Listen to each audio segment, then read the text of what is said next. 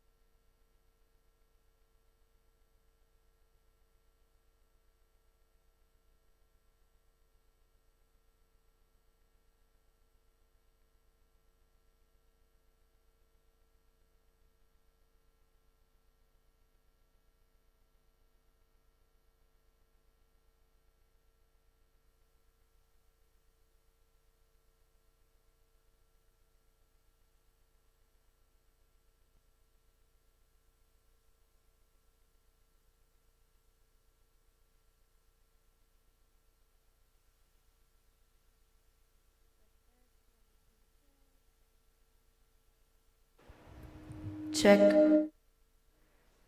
All right, good morning. All right, moving on to our next awardee in the category of Excellence in Healthcare. Let's welcome with a round of applause Samira Sachdev.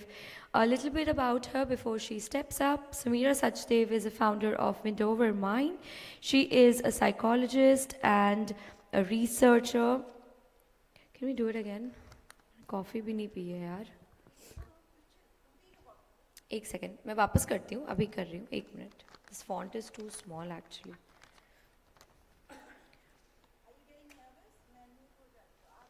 नहीं नहीं nervous नहीं मैंने I haven't started yet okay let's do it again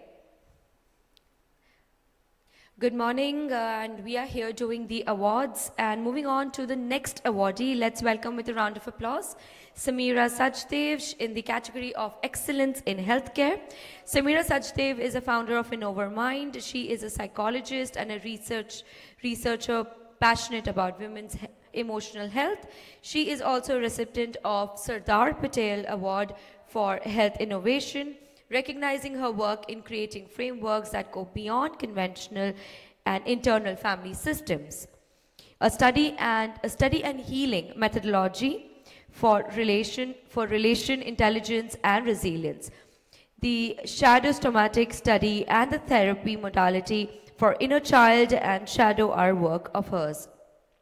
For trauma that stays throughout of life, check. For the trauma that stays to what happened? Okay. For the trauma that stays for outer life, she is building around it. A neuroscientific study and methodology for better life in reproductive women, for better results in lifestyle, fertility, and art methods for conceiving. Oncocare for women who are undergoing treatments that changed their life completely. So that's Samira Sachdev for you. Yes, sir. Good morning. Sorry, I was just recognizing her. क्या हो गया आपने आवाज़ कम कर दी वापस से करना है अच्छा इनको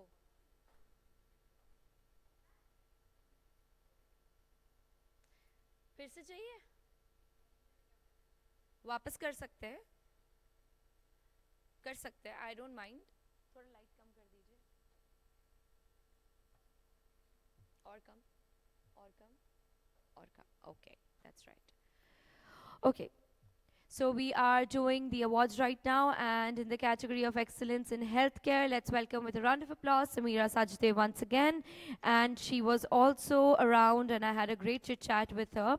She is a great personality and she is a founder of Innover Mind. She is also a psychologist and a researcher passionate about women's emotional health. She also works around, she's also recipient of a Sardar Patel Award. Congratulations on that.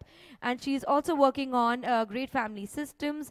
She talks about how emotional health affects women, and she works very closely in oncocare as well. So a round of applause for her and welcome her on the stage.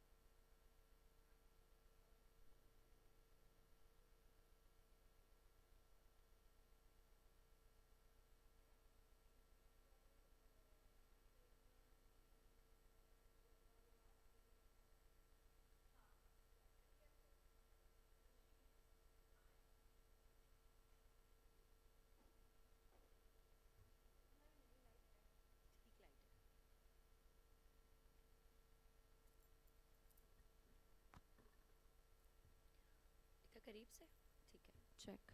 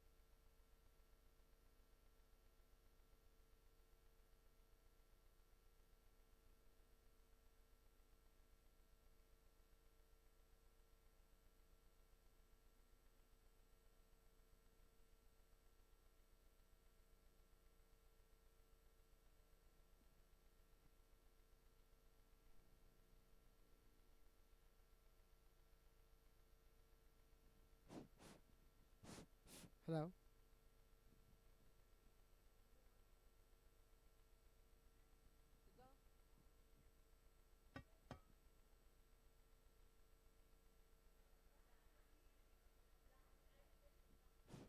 Hello.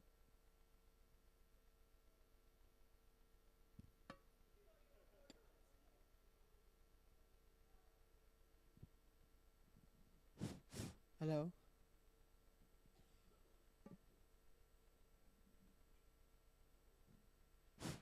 Hello.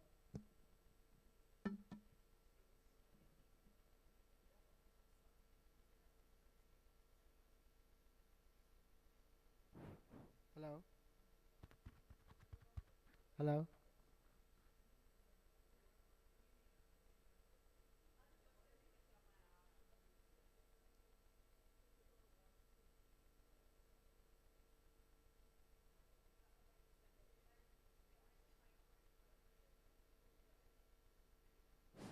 Hello.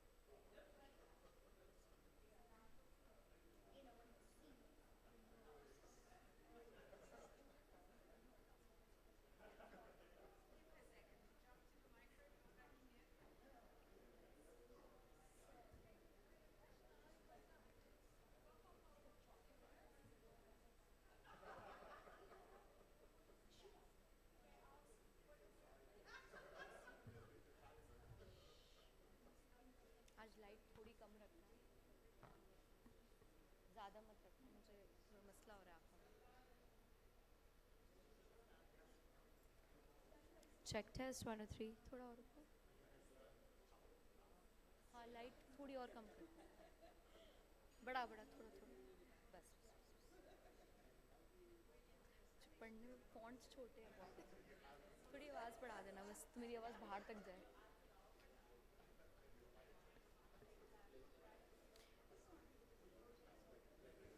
Check test 1 2 3 check testing 1 2 3 check testing. Very good morning, Health 2.0. Are you doing great? All right. So let's wait for a few more people to join in as we have a very great panel this morning. So I'm expecting few more people as audience to be around. Are all the panelists and the moderator around already? They're ready? Okay, great.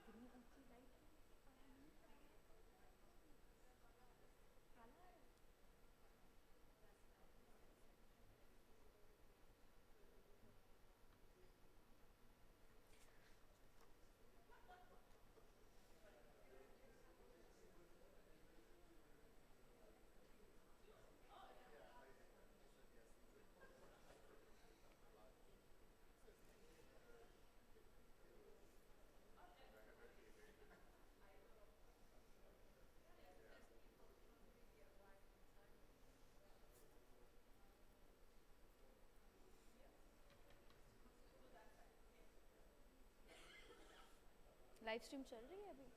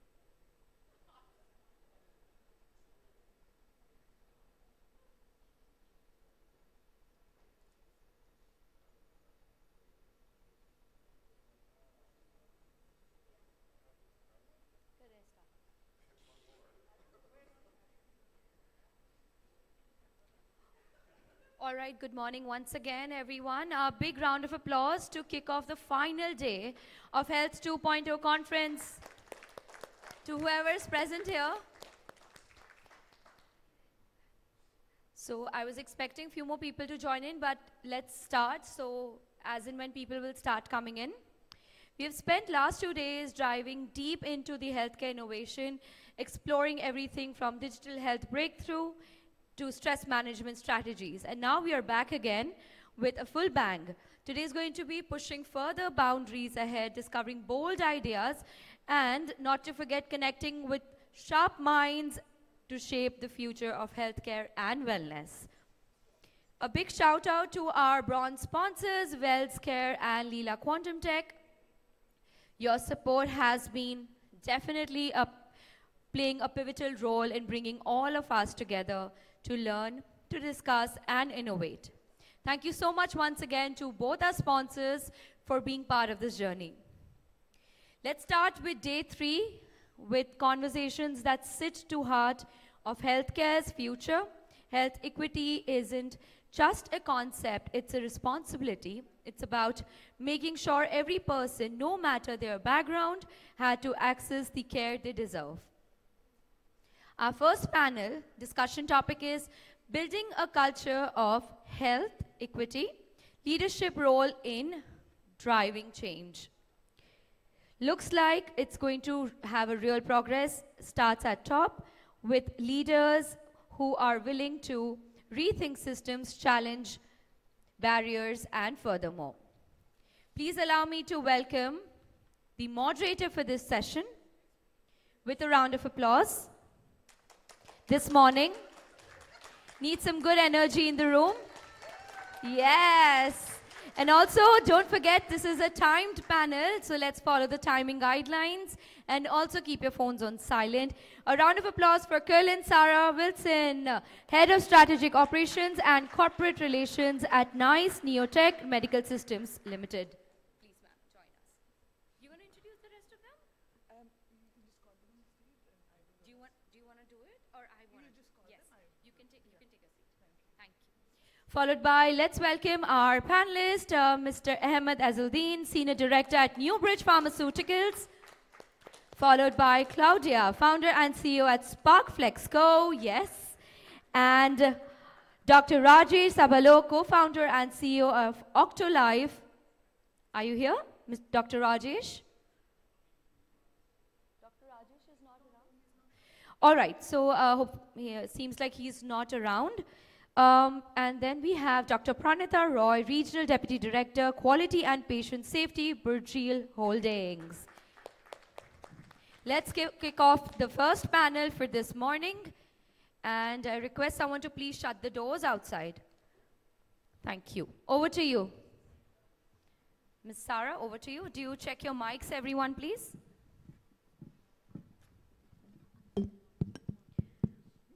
Good morning. Check mics? Check. Yes, thank you. Check. Thank you. I think it works. Good morning, all.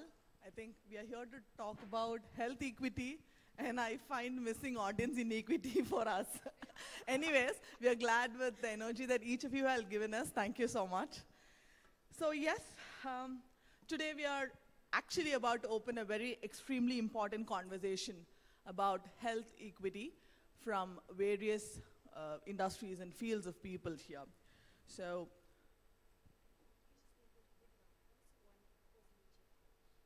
okay. You want me to shift this up? So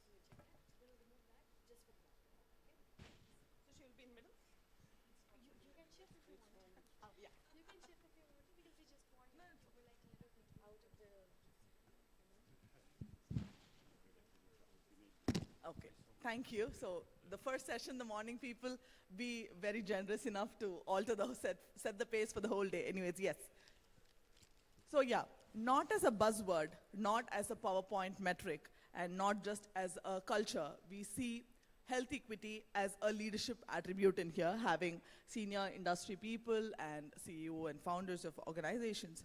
So here we have three extraordinary voices with us, representing the psychological lens, the clinical quality lens, and the pharmaceutical access lens when it comes to health equity. Three different worlds, but one shared mission: fair, dignified, and accessible care for every human being out there. So let's make this session very honest, humane, and for every human being out there. Hopefully it creates much bigger impact and difference out there. So before we dive in, I'd love to introduce each of them, but let them do it with themselves so it'll have more emotion to whatever they do. So I will start with Mr. Ahmed Azuddin, who is the Senior Director of Newbridge Pharmaceuticals. Thank you so much. My name is Ahmed Az. I'm a Senior Director, Group Therapy Area in Newbridge Pharmaceuticals. Newbridge Pharmaceuticals is a contributor to health equity in a way or another. We are one-stop partner for multinational pharmaceutical companies who do not have access to the Middle East, and we are bringing their innovations here. And nice to meet you all. Thank you, Ahmed. I understand that you are such a senior pharma leader working into bringing advanced therapies into real-world access. Thank you. And moving on to Claudia. Hi, everybody. My name is Claudia. It's not working. It's not. Okay. Okay. Say it again. 1, 2, 1, 2, 1, 2. Okay. No. We change. Hello.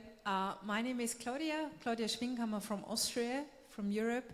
I'm the founder and CEO of Spark, and we are a mental health company for corporates So we make sure that everybody in the company has the right position to grow in their own tempo, and we make sure that there are results based on what people really want to support their growth. So yes, thank you, Claudia. So we understand that you are a psychotherapist, deeply rooted in emotional safety and mental health of people. Exactly. Next, Dr. Pranita Rao, please, we'd love to hear from you. Myself, Dr. Pranita Rao. I work as Deputy Director for Quality and Patient Safety for Burjil Holdings. So I've been working in field of quality patient safety for almost 14 years. So we align with the clinical governance policies that speaks about the equity. I'm pretty excited to be here talking about the healthcare equity. Thank you. So yes, we understand that you are a leader in quality and patient safety at Burjil Holdings. Yeah, perfect. So thank you so much all for your powerful introduction, setting the pace and the rhythm for the session. So I personally feel to understand health equity, we must go beyond systems into human behavior, organization structure, the culture, and the access barriers.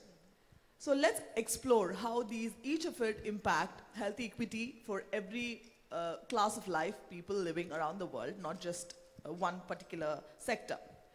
So let's have a path forward now. So I just want to begin with Claudia, because human mind, human behavior shapes every outcome in healthcare. So you understand human behavior deeply. I just want to know, where do you actually find a mismatch between how healthcare systems are designed and how humans actually behave for it? All right, thank you for the question. So, you know, where I come from, it takes you between 3 to 9 months to get an opportunity to see a psychotherapist, no matter how good or bad you are. And that was the reason why I felt we should change something here. Because you might know it from your family, from your friends. If you feel mentally exhausted, if you suffer from depression, anxiety, whatever, you don't have the time to wait 9 months. So what we did is we offer a service that the corporates, so the leaders, the CEOs of the companies can, you know, give their employees, their people, a service that they get the access sooner, which is pretty critical, because when you hurt yourself, when you broke your leg, you need to get treatment right away.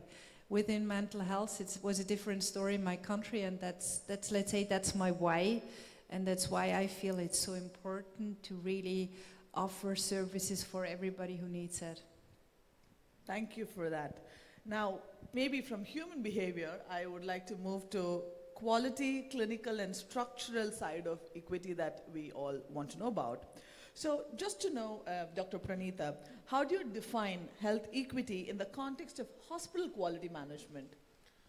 See, this is a very interesting question. As I said, the healthcare equity it's not been treated as an isolated program. It is within the quality program as much as it speaks about safety and effectiveness. So healthcare equity is defined in the quality is like access to the quality programs, like having highest level of healthcare irrespective of the demographics, be it as a age, gender, races. So to have a same outcome when it irrespective of the population. So this is what we have in healthcare equity when it is speaking about the healthcare management. Thank you so much, Dr. Pranita. You've given a more clarity how standards work into real-time, accessibility of healthcare. So now I want to bring in the pharmaceutical perspective into it, Mr. Ahmed. So because access of medication, advanced therapies, and technology is where the affordability criteria comes in, and where we personally feel the equity breaks down. So what are your thoughts on that? Well, it's not the pharmaceutical companies' responsibility alone, but yes, pharmaceutical companies work together with the ecosystem to shape the access, and that's actually reflected in several ways. The pricing itself is a kind of equity service that we provide to healthcare systems with partnerships with ministries of health, with partnerships with regulatory bodies, where there is an FDA, for example, in the Saudi FDA, Jordanian FDA, the Ministry of Health in Egypt. So yes, we start with accessing the formularies. We start thinking of how we can price the products, not undermining the R&D cost there, but also considering the unreachable segments. And considering the unreachable segments, we are here talking about the disproportionate segments, special groups who are unaffordable, who are unaffording the medication. So yes, we design access programs, we design budget impact models, and some parts of the patient access programs could be leveraged up to making a study in a country where the country itself couldn't afford. So this way we hit double objectives. The first objective of which is to establish the access, and the second of which is to continue a long-term study, not affordability, but safety and long-term efficacy study after the product has been approved by the global authorities. So this way we make a bigger population accessible to treatment in an affordable way. Thank you so much. So just want to know, deep dive into further of your personal experiences each. So Claudia, I just want to begin with you. So do you have any real-time example where really you feel that, you know, that's the most important example or real-time thing that you literally saw in front of your eyes change because of the impact that you created? Well, yes, we see that every day. And I have to tell you, I do the best job. If I could choose it again, I would do it again, because we really see people grow. And what we focus on are limiting beliefs, and everybody has these limiting beliefs. Everybody, you know, we sometimes believe we're not enough, and this, or we don't belong, or we're different, and these limiting beliefs really hinder us to be the best version of ourselves. And what I love to see is if people really grow out of their inner peace, and if they really feel like, oh wow, I can do it. I mean, I can sit there on stage and just you know, talk about my feelings or what I would like to share with anybody. So this is what we get as a feedback, that people really feel released from these limiting beliefs they really carry like a big bag. I want to go back to Mr. Ahmed. Do you have, and being a senior leader in the pharma industry, any small incident that you would keep it close to your heart, which you literally saw something transformative? Actually, in the pharmaceutical industry, I think it's a double responsibility.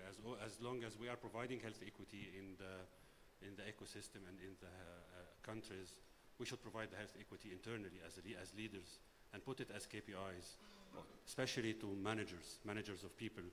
And actually, health equity here doesn't mainly and necessitates that it's just mental health. It's a very important element, but also physical health, and considering several things, considering, yes, physical health in travel and commuting time. We have a lot of field force members who should be considered in their physical health in their certain coverage of areas to do the sales. Physical health in the work time they spend. There are some laws that govern this, of course, labor laws, but actually considering this and rewarding this physical effort immensely should be in the KPIs of leaders. Other health is just like behavioral health. Do we recognize working hours? Do we recognize flexibility in working? Do we recognize different time zones for people who are working internationally? This is a kind of preserving the health as well and providing health equity. People who are not able to work from office, do we provide them with working from home options? So all this contributes. Yes, there are some basic fundamentals to health equity, like covering people with insurance, medical insurance to them and their family. These are fundamental, but also providing better tiers that covers certain patients and certain diseases, like rare disease. Not usually the medical insurance is covering this. So as leaders, we need to put, if it's not already put in place, but even to quantify this in the KPIs of leaders and have it in the DNA. As long as they are implementing it externally, it's good also to implement it internally. Okay, thank you for that. So Dr. Pranita, I just want to know, from your perspective, what do you think is the leadership role when it comes to embedding health equity into an organizational structure? See, I have a very favorite quote when it comes to leadership. This leadership sets the tone of an organization. So embedding the health equity within the organization, it is not only defined in the policy standards, having one size fits for all kind of mindset. I would like to add on what Ahmed said. So it's about catering the needs. It's a tailoring the care needs. Having, for example, having educational paper catered in different language. As we know, Dubai is an expat country. It comes from people come from different communities, different background. And we do have patients who are not very strong with the literacy and not where they have a culture barriers or the language barriers. So having the same protocol will not get the same outcome out of that patient. So you need to have something extra for that patient. That is what we define in our standards. That's what the leadership has to look at it, to have healthcare equity counted in their vision, mission, and also in the strategies. And keeping the KPI as a transparent data, to add as a KPI as a mission, to measurable elements. So for us, when we talk about quality, we always talk about data-driven decisions. We talk about measurement data. So we can have those KPIs. We keep it very transparent, be it is patient experience data. So look at it, cut the the experience data into different demographics to identify the gaps. So this is where the leadership plays a very pivotal role when it comes to implementing the healthcare equity in an organization. Thank you for that. Now, this question is to all three of you, right? So, yeah, I just want to know, being leaders, of course, leaders don't come overnight. You would have crossed every phase in an organization to become a leader today.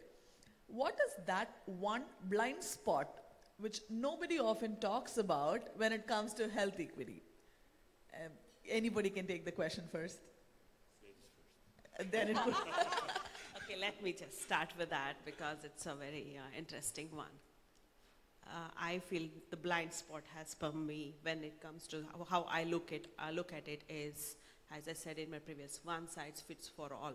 The leaders thinking that providing an equal care or having a standard protocol is what you speak about healthcare equity. Healthcare, giving the equal treatment doesn't equals healthcare equity.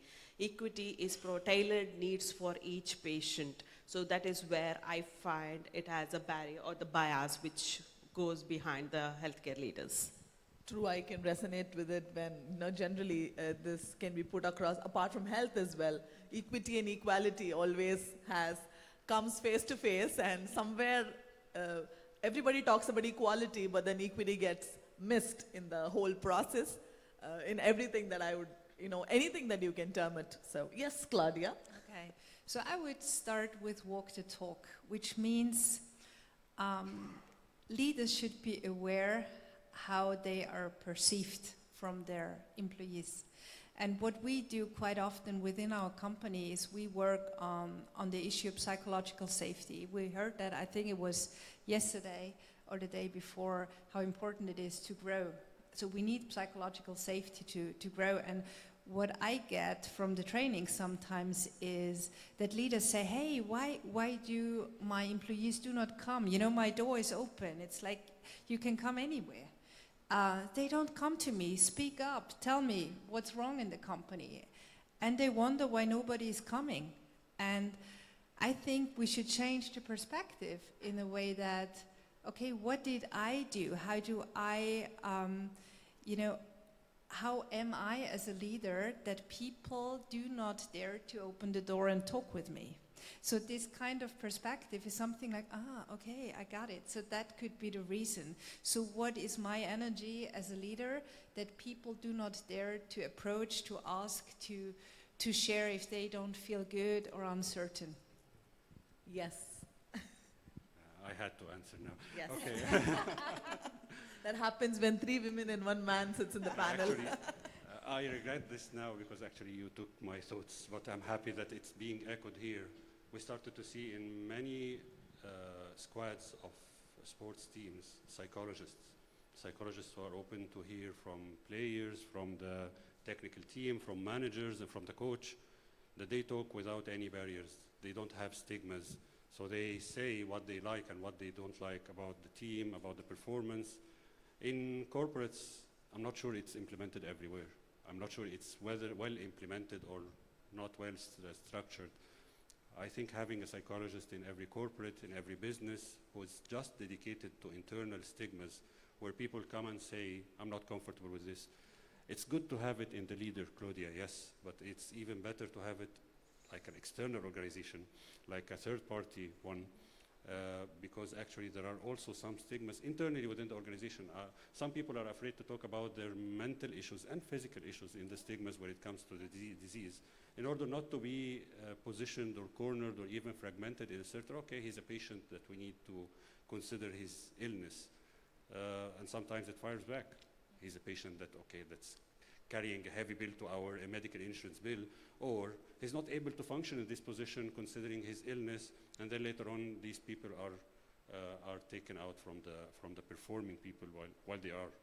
So this is one stigma, and the other one, talking about health equity, is externally, when we just look outside the corner, outside the corporate, looking at the external equity for rare diseases. Common chronic diseases, equity is there because most of the competitors are equally priced.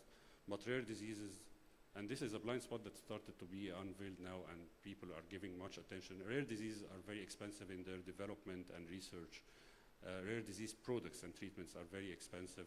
So this pricing and access, health equity, and providing some patients with compassionate use program so that they are able to get their treatment as equal as to the chronic disease is a kind of blind spot that's now being uncovered, and some advanced healthcare systems are working on, but the low budget, less economic healthcare systems need to pay attention to. I completely resonate with what Mr. Ahmed was telling. So I just want to, have like an extended question similar that where he considered about patients, having a chronic disease or depending on the mental issues that they have or any other physical thing that might they have.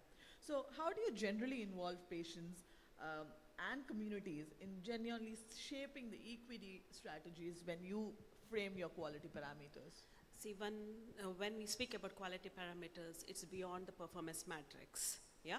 So we also look into, for example, if I give it's a patient experience data, you look into the blind spot we have is that we don't do the data on the demographics. So when you do it on the demographics, you identify where is the gap. When it comes to community, for example, if you take it as Dubai, you need to have the local community in your advisory boards. So that is where you penetrate into the cultural sensitiveness of the land. So having those people in the advisory board will always show the inclusivity of the cultural parameters, and also having tied up with the regulatory authority. For example, the DHA. DHA does a lot of community awareness programs when it comes to healthcare equity, and we are very proud of it. And they do have those KPI matrix which speaks about the demographics and how to address it. So having tied up with those community programs also will be giving a good opportunity for an hospital or a healthcare sector to penetrate into the community awareness about the healthcare equity and catering the needs of those organizations. Thank you. Thank you for that. So now I'm shifting the whole conversation from patient-centric to something else.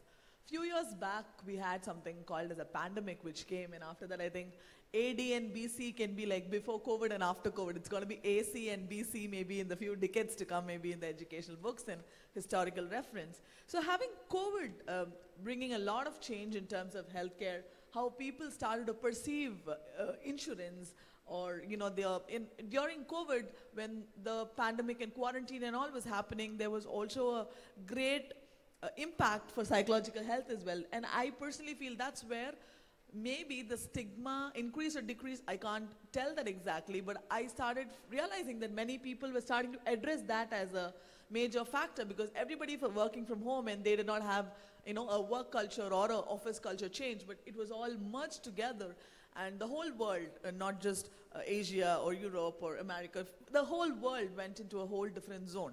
So in that aspect, what do you think, Claudia? So any specific need that you really realized that after COVID this has changed, or you felt this was much needed? Is it happening, or is it yet in the process, or still unidentified? Okay. So I would like to answer this question as a psychotherapist, because I think, I'm wearing these two hats. COVID was the toughest time for psychotherapists. Why? People felt like everything that felt safe is now unsafe. And believe it or not, lots of, especially young people, so people who were like in their teenage years, while COVID suffer like hell still, because they feel I missed the best time of my life. You know, when other young people go out, dance, have fun, they stayed with their parents in a lockdown situation. Just imagine how we would have felt. So this is what happens, or eating disorders. We have lots of them because people focused only on social media. We have this comparison piece in there in a way that, oh my God, she's so much more beautiful. Maybe I should lose weight. So all these things. And I can tell you as a psychotherapist, I still handle the post-COVID in my practice because it's still there and we can't negotiate that. And I feel that during the pandemic, you know, people functioned, also in the corporate world, we functioned. But now we know it's more like over, and now the exhaustion comes. And it's really there, and lots of high-level managers just said, well, I feel burnout. I know the pandemic is over, but it feels like now I realize what happened. You know what I mean? So it comes over the time. So, Amit, I just want to know, if there is one policy that you could bring in into the pharma industry, what would that be to have better equity, health equity? It should be external, of course, being responsible for health equity. I cannot say responsible, but we are taking responsibility in shaping the healthcare systems. So health equity shouldn't come on the expense of P&Ls and of corporates as well, because businesses are not charity. However, as I mentioned, there should be KPIs for health equity internally and externally while not impacting businesses. While doing so, as businesses, we should encourage health equity in the policies of the health systems and the ministries of health, as I said, and compromising our margins, our profits, in order to reach more patients and implementing the health equity. Yes, there are some no-go signals in health equity that we cannot provide, but as much as possible, we should utilize every opportunity to reach more patients and to provide what we are claiming to do, which is actually being done. And actually another part is, and which is actually, I'm very happy to work in an organization that does, providing underrepresented populations and fragments. Many of our products that we are providing to our region are actually not our products. They are products of multinational companies who usually prioritize the US, Europe, and Japan, and underrepresented regions and populations are our region, are Middle East and North Africa. We are working in this domain to bridge this access gap. Yes, it's very tough even to take it further level with healthcare systems that are actually very new to these innovations, and they are very new to these budgets that were not expected to impact or to hit their budgets. And here comes our role with our partners in Europe and US, is that we need to access more patients. We need to provide what we are meant to provide with the minimum margins that any corporate can do. But this will, in return, will provide later on more access, more patients, so this will upscale the business. So on the expense sometimes of businesses, we put in our P&Ls patient access programs. It's part of our responsibilities, and actually later on it will reflect to part of our profits that we are all as businesses looking for, but it shouldn't be underrepresented and it shouldn't go unseen. Thank you. So just due to paucity of time, I would like to ask one last question to Dr. Pranita. According to you, how do you measure health equity within quality framework, and what are the major indicators that matters the most? Some part of this question I have answered before. It speaks about the KPI performance matrix, but it is a data-driven approach. Also, I want to add one of thing which flashed me now, that to have an ethical committee in every hospital sector, which also represents the inclusivity of every patient, what the care needs, and also it gives the platform. Now we speak about healthcare equity. If it is not been implemented, there should be a board which speaks about it or addresses the concerns of the patient, and this is the committee which also talks about addressing such issues. See, healthcare equity is beyond any performance matrix. We do implemented this healthcare equity in the policies, organization standards, having protocols, but also giving a platform for a patient where he can voice against the concerns and addressing also matters. So this also should be considered in the quality framework, where health equity is not just an option. It should be equal measured along with the safety of the patient. Thank you, Dr. Pranita. So, if I have to sum this whole thing up, not specifying to any individual or peculiar topic, on the whole, it is more about nothing can be done with system alone. Let it be health equity or any policy change or anything. It should be a collective, emotional, something that is related to all the emotions, which should be put together with all, keeping every factors of aspect in life, which actually brings out a collective change in the community. That's what I completely realize out of it.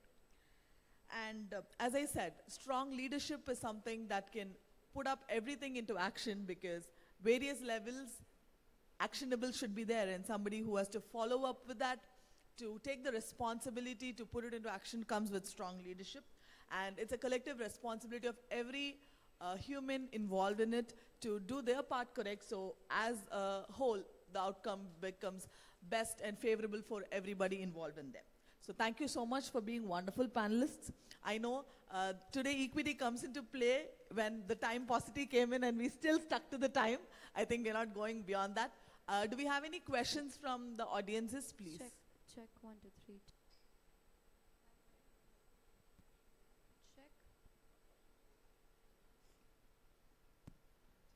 Check. All right. All right. Thank you so much. A wonderful panel and a great moderator as well, following the time guidelines. Thank you so much for that.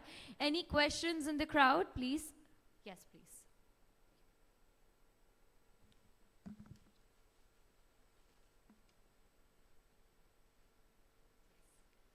Hi. Am I audible? Thank you so much, right? I just have one quick question. So, what are the current major gaps and associated risk in the healthcare equity that we are currently seeing? And how are we evolving, and what potential growth are we working towards for the future, right? If you could just touch base a little around that, I think that will be great. Actually, a similar question, Mr. Ahmed just addressed when. So do you have anything specific, either in terms of quality or pharma or psychology? So I'm just trying to relate how this can work in terms of technology as well, right? Because that's the major scale that I'm looking at. So how is that evolving? I would like to address that, because see, when I spoke about most of the blind spot which we are addressing now, that is the barriers which I would address, is having the data cut into demographics. Now, having the technologies embedded, for example, RLDetics, yeah? So this type of, any of the AI tools or any of the technologies which gives you the live dashboards, so which will segregate the data into the needs, what you want to see. Yeah, that is something which healthcare has to implement, start looking at it, and it has been in my organization recently, and it gives completely new perspective of looking at the data.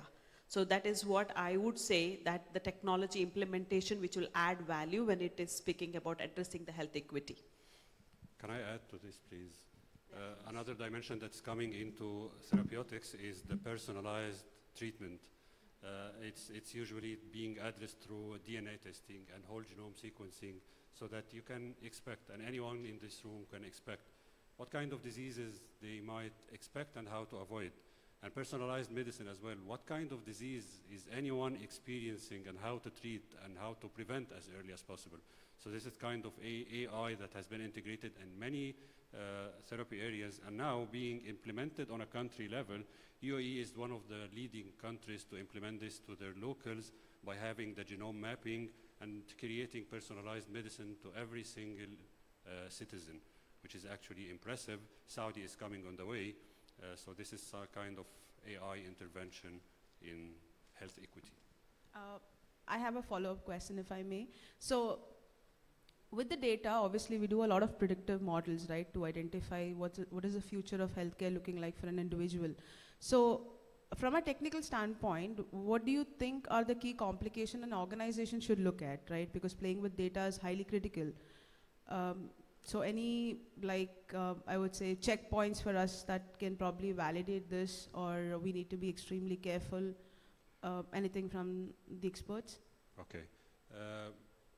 Equity is a subjective word. Bringing it to an objective context is something like compliance and having rules for this. I suggest, just a suggestion, and I think this will be the most comprehensive, is having third party assessing health equity, not just the organization itself. Got it. Thank you so much.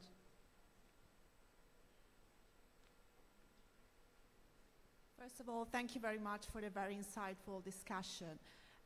Mine is not a question, but it's more like a consideration. So I'm coming from a corporate world, and what I can see now is that we do have KPIs around gender diversity, around really neurodiversity, trying to bridge the gap and try to address some of those. But in reality, what I can see in a practical way is that they seem like more badges that a company wear, but in reality, little is done for like people going through key events of their life, like dealing with grief, for example, coming back from maternity leave, so the fear of missing out, IVF, all those kind of women's health issues, they're often overlooked. So what we could do to improve the conversation with the companies as well. So it's a very broad question. But I take this. Okay, I would like to take this. You know, I've been 25 years in the corporate world, so I know how it feels. I don't have like this super advice here, but what helped me a lot is to give the management the opportunity to be aware and to speak up. Because if we don't speak up as women, nothing will change. And I know sometimes it's a tough one because there is something, you know, somewhere here which is called fear. Fear of losing the job, fear of not being promoted, whatever. But I just feel if you act based on your values and if you in a way refer to the values the company is putting on the walls when you go up with your elevator, then this is the first step. Sometimes it will change, sometimes it won't. The question I ask myself at the end is, do my values correspond with the company I'm in? And as long as you can say yes, I would say it's the best choice to do. If you say no, it might be a good moment to just reconsider. yeah, what I've seen is the stigma around women, like they're perceived as sick, as like weak, and especially in male-dominated kind of environment. Yeah. So they're really, really fearing to speak up this kind of issues. Speak up, and see your value as a leader, as a woman, and just, you know, make space, be visible in the meeting room. Just give your opinion and don't be shy. I started with Microsoft, there was like 90% male in the room. It was pretty hard to just speak up. But and I would like to put the bridge on the mind work, if we know that we are if we know that we have something to say, then we have a different energy, and then there is a better opportunity that we're seen in the meeting board or whatever. Thank you. Yes, please. Thank you so much, panelists. It was a great conversation. Corlin, I really appreciate after COVID, before COVID, but my question stands there. Have the metrics changed in terms of whether it's resilience, in terms of acceptance and health equity before COVID and after COVID? And looking at it from a leadership standpoint, how does a leaders kind of really ensure that they're incorporating those changes? Someone who was resilient and was able to work 9 hours in office, today may not want to work for 9 hours post-COVID, right? So how does a leader be very, what was good earlier, it may not be good now. So how does those dynamics also come into the picture, and how can leaders or even individuals be more focused on it from their own point of view, and they can come up, and how does the entire thing really roll forward? Actually, you answered your same question because I personally believe it comes from within. And just as you said, you say before COVID, people were working for 9 hours. Do you really think people were working for 9 hours? I would say no. They were in a place for 9 hours. They were outside home for 9 hours. But trust me, I mean, I don't know how many people will resonate here. People who actually do work from home work more. Correct. Because I'll tell you why. When you go to office, you have a set time. For example, you have to leave home by 8 o'clock. You get ready by 7, 9 o'clock, you go to office. You have your break, coffee break, tea break, etc., etc. Imagine being at home for both the genders. I'm putting it very neutrally. You don't take the time for yourself to groom. How many people just got out of the bed, just wash your face, open your laptop, and just sit? So I feel that particular thing also passively impacts the psychological health, because I am a person who will love to go out, see new people, just get the air on my face or something like that. The preparation, like for the next day, what dress I have to wear, how do I have to go, what is the meeting, what is the schedule. Now it's like this. I can finish one meeting at 9:59 and I can log into the next 10 o'clock or maybe even parallelly. I mean, that is something which has to come from within. And today, even when offices at a point have asked people to come back, employees are refusing. They are getting settled to something less. On contrary, there are offices which also do not want their employees to come because their additional cost heads are more in terms of electricity or whatever your data analysts or finance analysts gives them. On paper, they save millions of dollars at least per year, and they are like that. So anything and everything comes from an ethical perspective is what I genuinely feel, be it in terms of technology or be in terms of psychological health. Because imagine there's an advanced health that's come up maybe after COVID or before COVID. The person, the company who patent has to have that ethics for them to make it generic or that. So as he said, business is not charity, but it need not to be luxury as well. So it's a balance. It is about striking a balance. That's one thing. And coming from within, to answer her question as well, when she said there is a stigma around women in general, of course it's changing. But I don't know why everywhere in every culture across the years, women has been the most multifaceted person, and that's both the pro and the con for being a woman. So do you agree that the equity does not only a leadership responsibility? Yes, it is both. It's leadership responsibility, also a collective responsibility. Imagine a leader puts in a policy, or he can only say this can change. Imagine it comes from a CEO of the company or the head of the company. Imagine the third level, the down level employee wants to still make something corrupt, he can still do it. Or it's vice versa. Even if the head, the CEO or whoever wants to make it very strict or not being so equal to everybody and fair enough, still the downliner can make an impact. Not the complete impact, but he can still make an impact. So it's a pivot, it's something in the center, also should go around. So it's both. You cannot compromise one for the other. Thank you so much. Thank you. Thank you. Thank you so much. Thank you so much. So we hope to have a future healthcare soon, which is completely non-negotiable to individuals, and the access is made universal in every aspect. Thank you so much for being a wonderful panel, and thank you so much everyone for being a wonderful audience right in the morning. Thank you. Thank you so much once again. A great panel and true eye-opening discussions we had. I hope finally we all have snoozed out and had that coffee with a great discussion.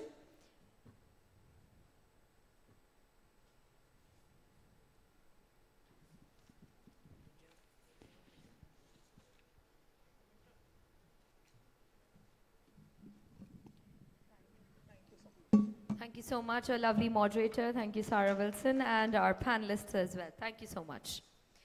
All right, moving on to our keynote speaker. She brings together 3 issues that impact millions of women, yet are rarely discussed in the conversations. That's stress, disruptive sleep, and PCOS. When these factors interact, they can create a cycle that affects both mental and physical well-being. And understanding that connection is a key to improving care. This session, the topic is how stress, sleep dysregulation, and PCOS can interact. A neuropsychological model offers a fresh look at how these systems influence one another and what it means for this treatment. Let's welcome, with a round of applause, Samira Sajdev, Chief Operating Officer at Winover Mind. People who have just joined in, I request you to put your phones on silent, and if you could shut the doors outside as well. Thank you. Yes. Do you want to use this or do you want a hands-free?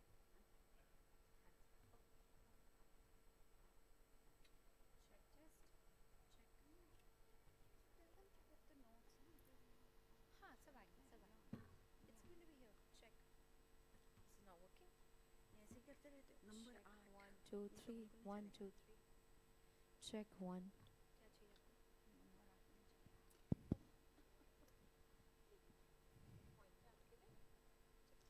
Will this work?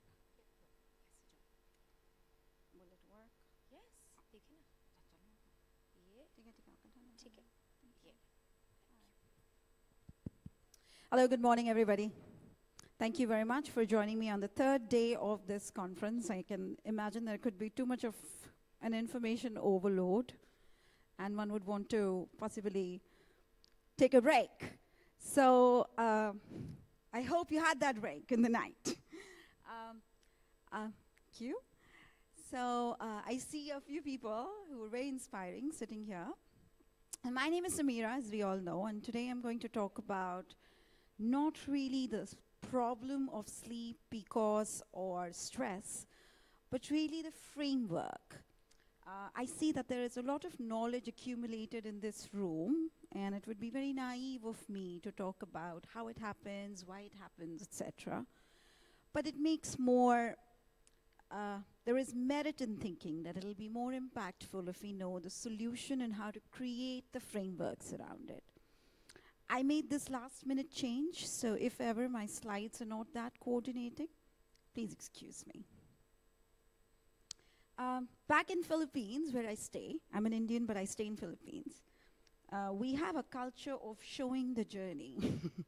Usually that would involve my kids and my cats. I don't know if that's there, but that's me right now. I joined Optum, it's there on that board, as a learning and development head in Philippines, and later realized that I'd rather be better on the other side of the table, and moved towards my journey of working with corporates, individuals, NGOs, and other institutions to create a beautiful framework that I use. And I'm going to share that with you. That's a little bit about me, and I will take that away. All right. This is the expanse of my organization right now in terms of allocation of my clients and the kind of work that we've been able to spread. Now, why we've been able to do that cross-culture is the reason why I thought I'll share the framework. All right. It's very interesting to know that we are so many of us and we still want to procreate, right? And therefore, one would like to know, why is that so? Now, the thing is that our society's evolved. We realize it's expensive to have kids. It's also restricting to have them. But our brains didn't. Our brains still feel connection, intimacy, need for security, legacy, and therefore, we want to procreate. And why is it a concern? it's a concern. One would say that, there are too many populations or countries that have less people. But actually, the bigger concern is that today the burden of non-functional, diverse, neurodiverse children is increasing. Therefore, it's important not only to have kids, but actually to have healthy kids for the economies to grow.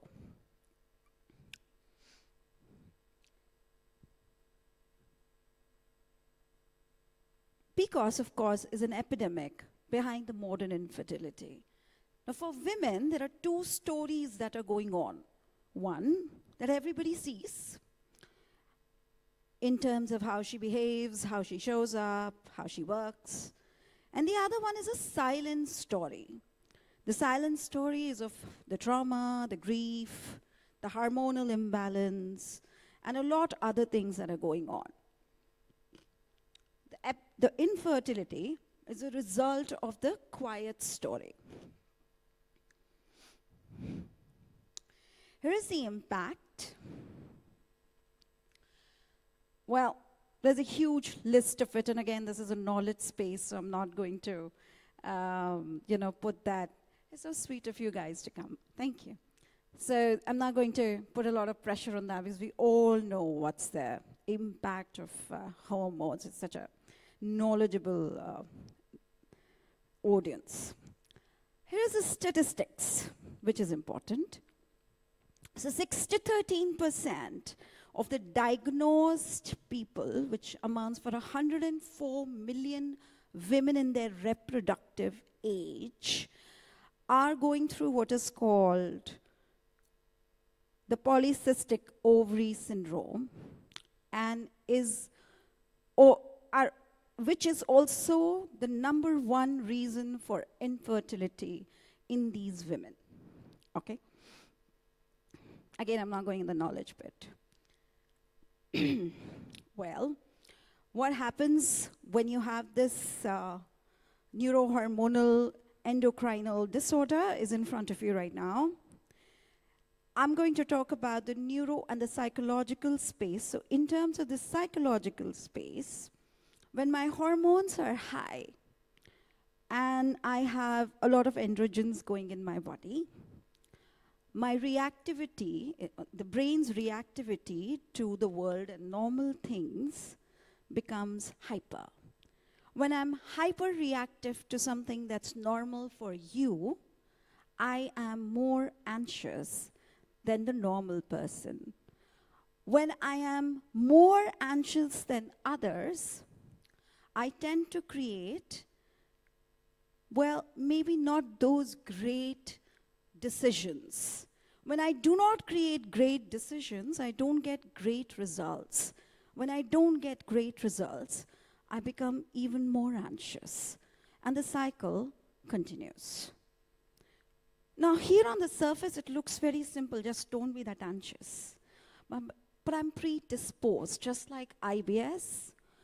My body is predisposed now to be more anxious, to be hyperactive, and to be extremely impulsive.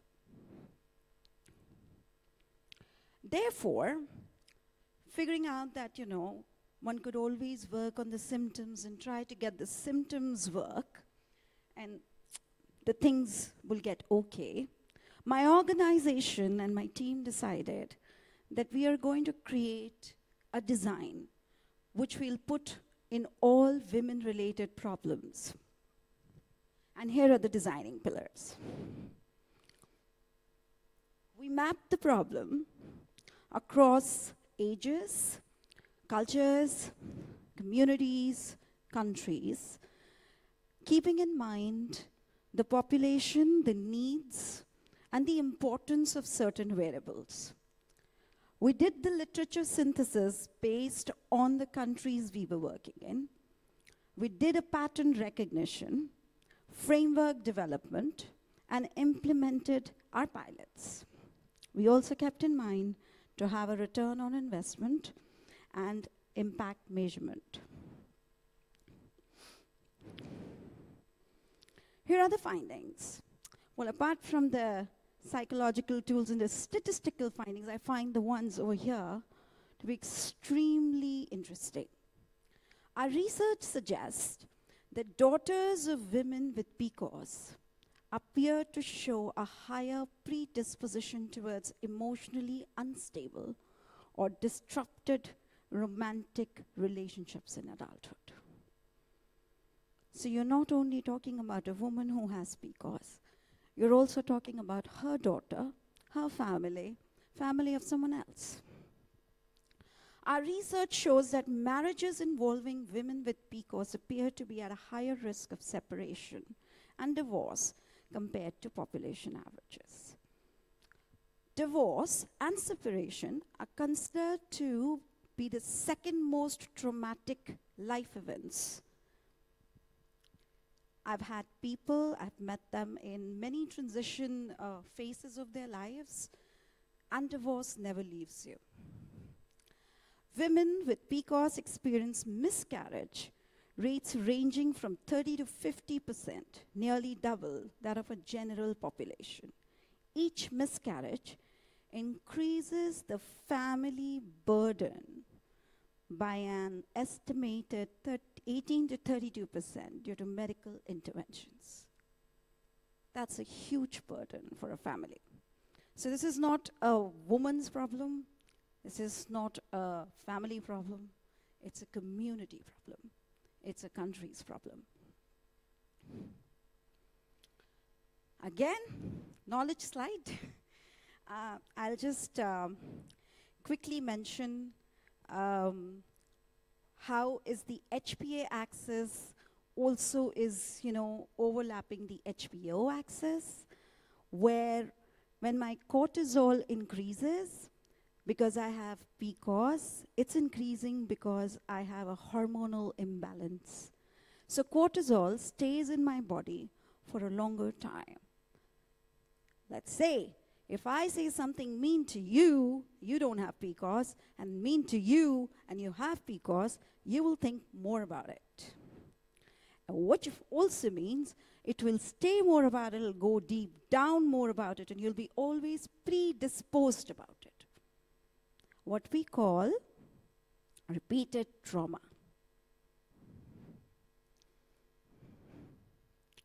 Well, what we thought as a solution after we did, our design work through the pillars was on the basis of working on our habit axis, modeling, pathfinding, empowering, and then aligning the women or the communities that we would want to. I'm going to just leave you with this slide for a moment. Okay. Now, the way we did this is that we created partnerships with countries, with hospitals, with communities, and NGOs to define and do the problem mapping that is there for, let's say, the women. And after that, we created what is called intensive journaling workshop, because we did not want to just fly away. We wanted them to have something with them. And at this point in time, my organization is actively working towards these 3 journals that you see in front of you. 3 of them are based on, the first one is based on PCOS and infertility. It goes deep down into stress and sleep. The second one is based on the inner childhood trauma, and the third is on cancer. Here is our impact dashboard. And some of the very good offers that we were able to come up with that helps you to understand how you can improve your program or customize your program throughout the countries. Some references. And, well, I'm all set for the questions. Thank you very much, guys.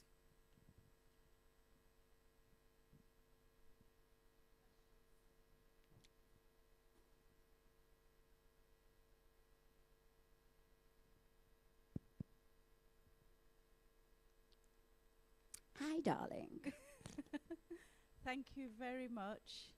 This is such a well-needed conversation, and I also help with women with PCOS, and PCOS is such a under talked about condition because it's a silent condition. Because of the fact is with endometriosis you actually have the physical pain, but a lot of the women with PCOS do carry lots of emotional baggage. So in your experience, and especially when you're talking about your statistics,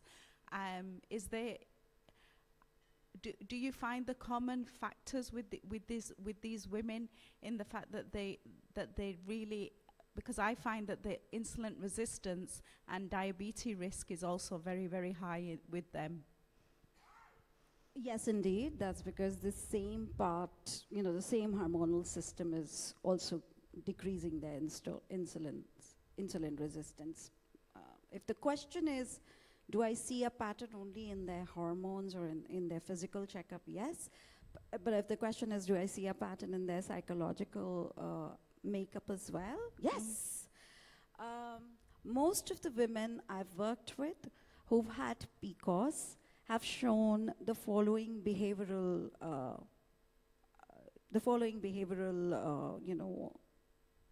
let's say, models or patterns. Most of them are going through or have had a big trauma in their lives. Like I said, if you have PCOS, your predisposition to any instance will be higher and more intense. I'm not sure if you've explored this because I find it very interesting. Being South Asian, the South Asian community are more susceptible for diabetes. So have you found also that the levels of PCOS in South Asian women are slightly higher than non-women of color? You mean the frequency of finding it? Yeah. The reason behind that is not, I believe, the South Asian component. The reason behind it is that the women of color would usually not really get themselves checked so easily for something like insulin resistance, or they would not sort of relate it to what's really happening to their menstruation. So one has to do that in the practice. Oh, that's but not really. Interesting it's not going to come out really without exploring it or asking about it. Okay. Well, thank you very much. I really enjoyed this presentation. Thank you so much. It was quick. Anything else, guys? Any further questions?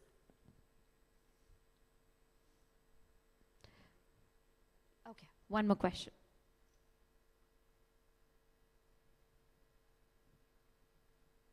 Good morning. Good morning. So in my clinic, we do a lot with nutrition first and then parasympathetic reset in order for them to be able to balance. So we have a huge success rate. The vast majority of our PCOS patients have... I'm sorry, I'm up here. The vast majority of our PCOS patients have children. And they don't suffer high rates of miscarriage once they come into the clinic. But the very first thing we actually have to deal with is their nutrition. Sleep regulation comes into it once we get into the parasympathetic reset model that we use. But two different things, right? Genetic predisposition is first addressed, then nutrition, then we deal with the reset of the parasympathetic. It's a question. My question is that when you are moving through these communities, what are you seeing as the biggest factor and whether or not they're successful in resolving their issue? The issue of PCOS. having children and a high birth rate, or the issue of eliminating PCOS symptoms? Eliminating PCOS, because oftentimes PCOS is misdiagnosed because the pituitary is not properly tested. So PCOS. Correct. Okay. All right. So, and the question is, what have I noticed in different cultures, and as to what helps to eliminate PCOS? Correct. To rule Okay. out Thank that you so they much. actually Thank have you so it. much. That simplifies the question.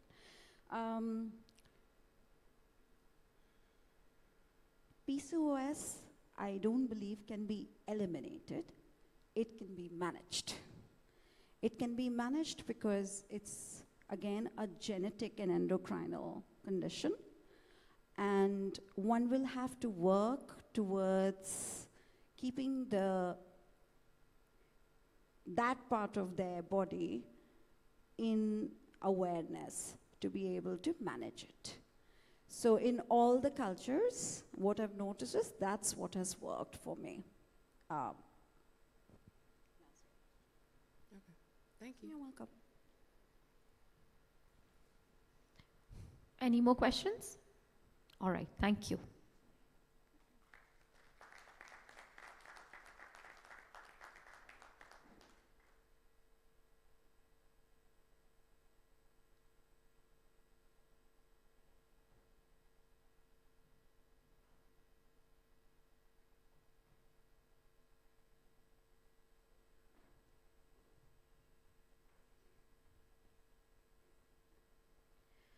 All right. Thank you so much once again, Samir Sajdev. That was a very brilliant discussion we had on PCOS. Definitely not the most discussed and not the most diagnosed well, as we just discussed. And she's around for any further questions if you have any.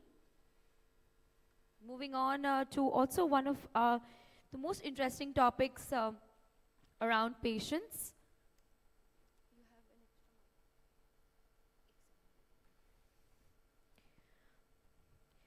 This discussion is going to be a fireside chat. And the topic of discussion is focusing on the rise of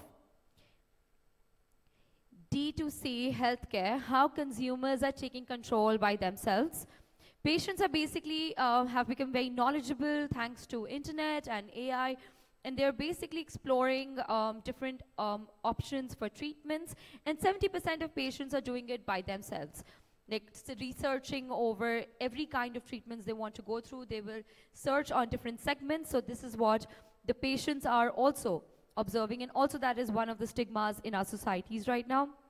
From virtual appointments to personalized care that is delivered at home, technology is giving consumers more and more choices to explore. This fireside chat is going to be with two of our very interesting speakers.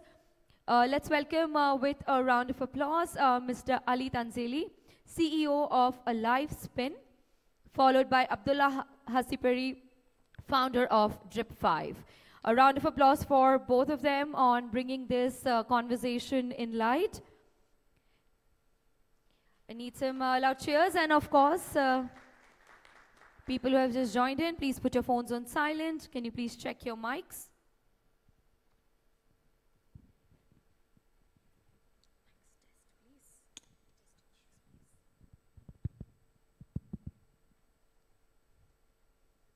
Can you test your mics? If it's working, I'll be off the stage. Good morning. All right, over to you. Thank you so much. Thank you very much. Thank you. Great having you here. Good morning, everyone. Yeah, I think But this you morning, mixed, you mixed the we times have, and dates. actually, we know each other, we live close to each other, and we work together. And the context of the fire chat discussion is to have a real-world example of how to implement cutting-edge technology into something very useful. And so my friend and colleague, Dr. Abdullah, will basically share his point of view, his practice, and we will discuss about what is needed for better healthcare, what is needed to be more effective in prevention, and how technology can help without using buzzwords. How's that? I appreciate that. So thank you very much that we are cooperating together, because in Drip5 we started the patient journey with first time with the life spin tests, these metabolome tests, and we appreciate that we can look very deep inside to the all metabolome levels of the patient, and it's very accurate, very fast, and easy to use, direct to consumer, good example the patients can apply to themselves and take the blood by themselves. And we are very happy with cooperating with you. Thank you very much. Thank you. But I think the question also is, but I know that you have a series of really great questions, so then I just let you move on. But to me, the question always is, why, right? Why do we need it? Do we need it at all, or is it just a gimmick, right? But those are the things I like to touch on, just to be a bit, let's say, provocative. But please, I think feel free to start now with your beautiful list. With pleasure. When in DRIP-5, when we are saying to the patients, we are looking to the image of the blood, or MRI of the blood, an MRI of blood, then the patients are becoming aware of the tests. They are understanding it's not a normal blood test. We are looking more deep inside and the precise medical care we can give with these blood tests. And we are cooperating with doctors, clinics, and also health professionals in DRIP-5. So easy to apply, easy to use in their practice, in their pharmacies or in their daily life. So that's why sometimes the doctors are struggling with the results when they don't have information about what is the metabolomes. But when they understand what is metabolome and how they can use in their daily practice, then they become addicted to it.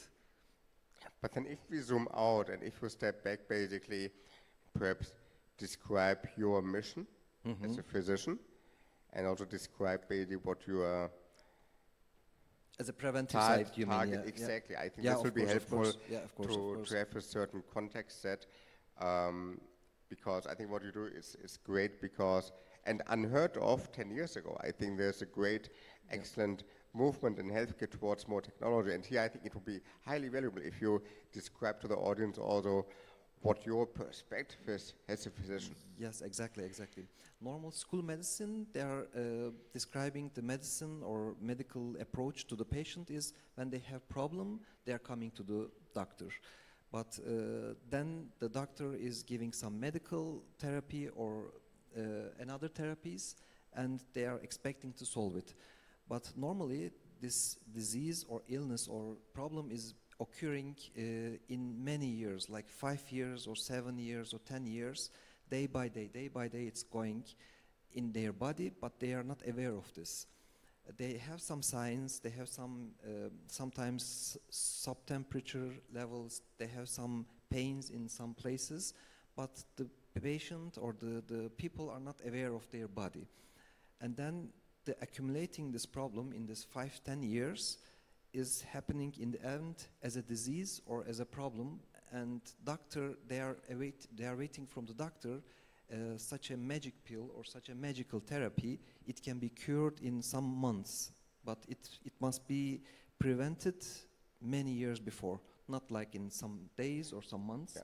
So that's why our approach to the patients, our approach to our guests in DRIP-5, we are trying to prevent everything before occurring as a disease or as an age illness. That's, I think, a very important point, because when you are diagnosed as sick with legacy solutions, then it's really late to avoid the disease at all. Yes, then it's happened already. But now, it's, I think, also interesting or important to describe the type of diseases actually we are looking at, right? We are looking at non-communicable diseases, which is ranging from latent inflammation to diabetes to cancer or to Alzheimer's, right? Those are all NCDs, and NCDs have obviously the big issue. It's a global skyrocketing rate increase, so it's a global it's a global societal problem. It causes social problems, it causes financial problems, health economics, and the vicious thing. So the really sinister aspect of the NCDs is they have a slowly creeping behavior. That means you can do your annual checkup if you want twice a year, but you will not see much. You will see that your... With normal blood test. Exactly, course, right? So basically when you do your normal legacy annual checkup, if you do it twice if you want, right? Exactly. you will not see much. You will see, or your physician will see, that the parameters are within range. Let's say you are fine, come back next year, or don't come back at all, you are fine. That was our main goal. And the issue is that those NCDs, or NCDs in general, have a creeping behavior. They're very slow at the beginning with only subtle changes. And it's about new methods to make those subtle changes better visible, accessible, also affordable, right? That's also where all those different pieces come together. Yeah. For example, when we talk about triglyceride levels or some levels of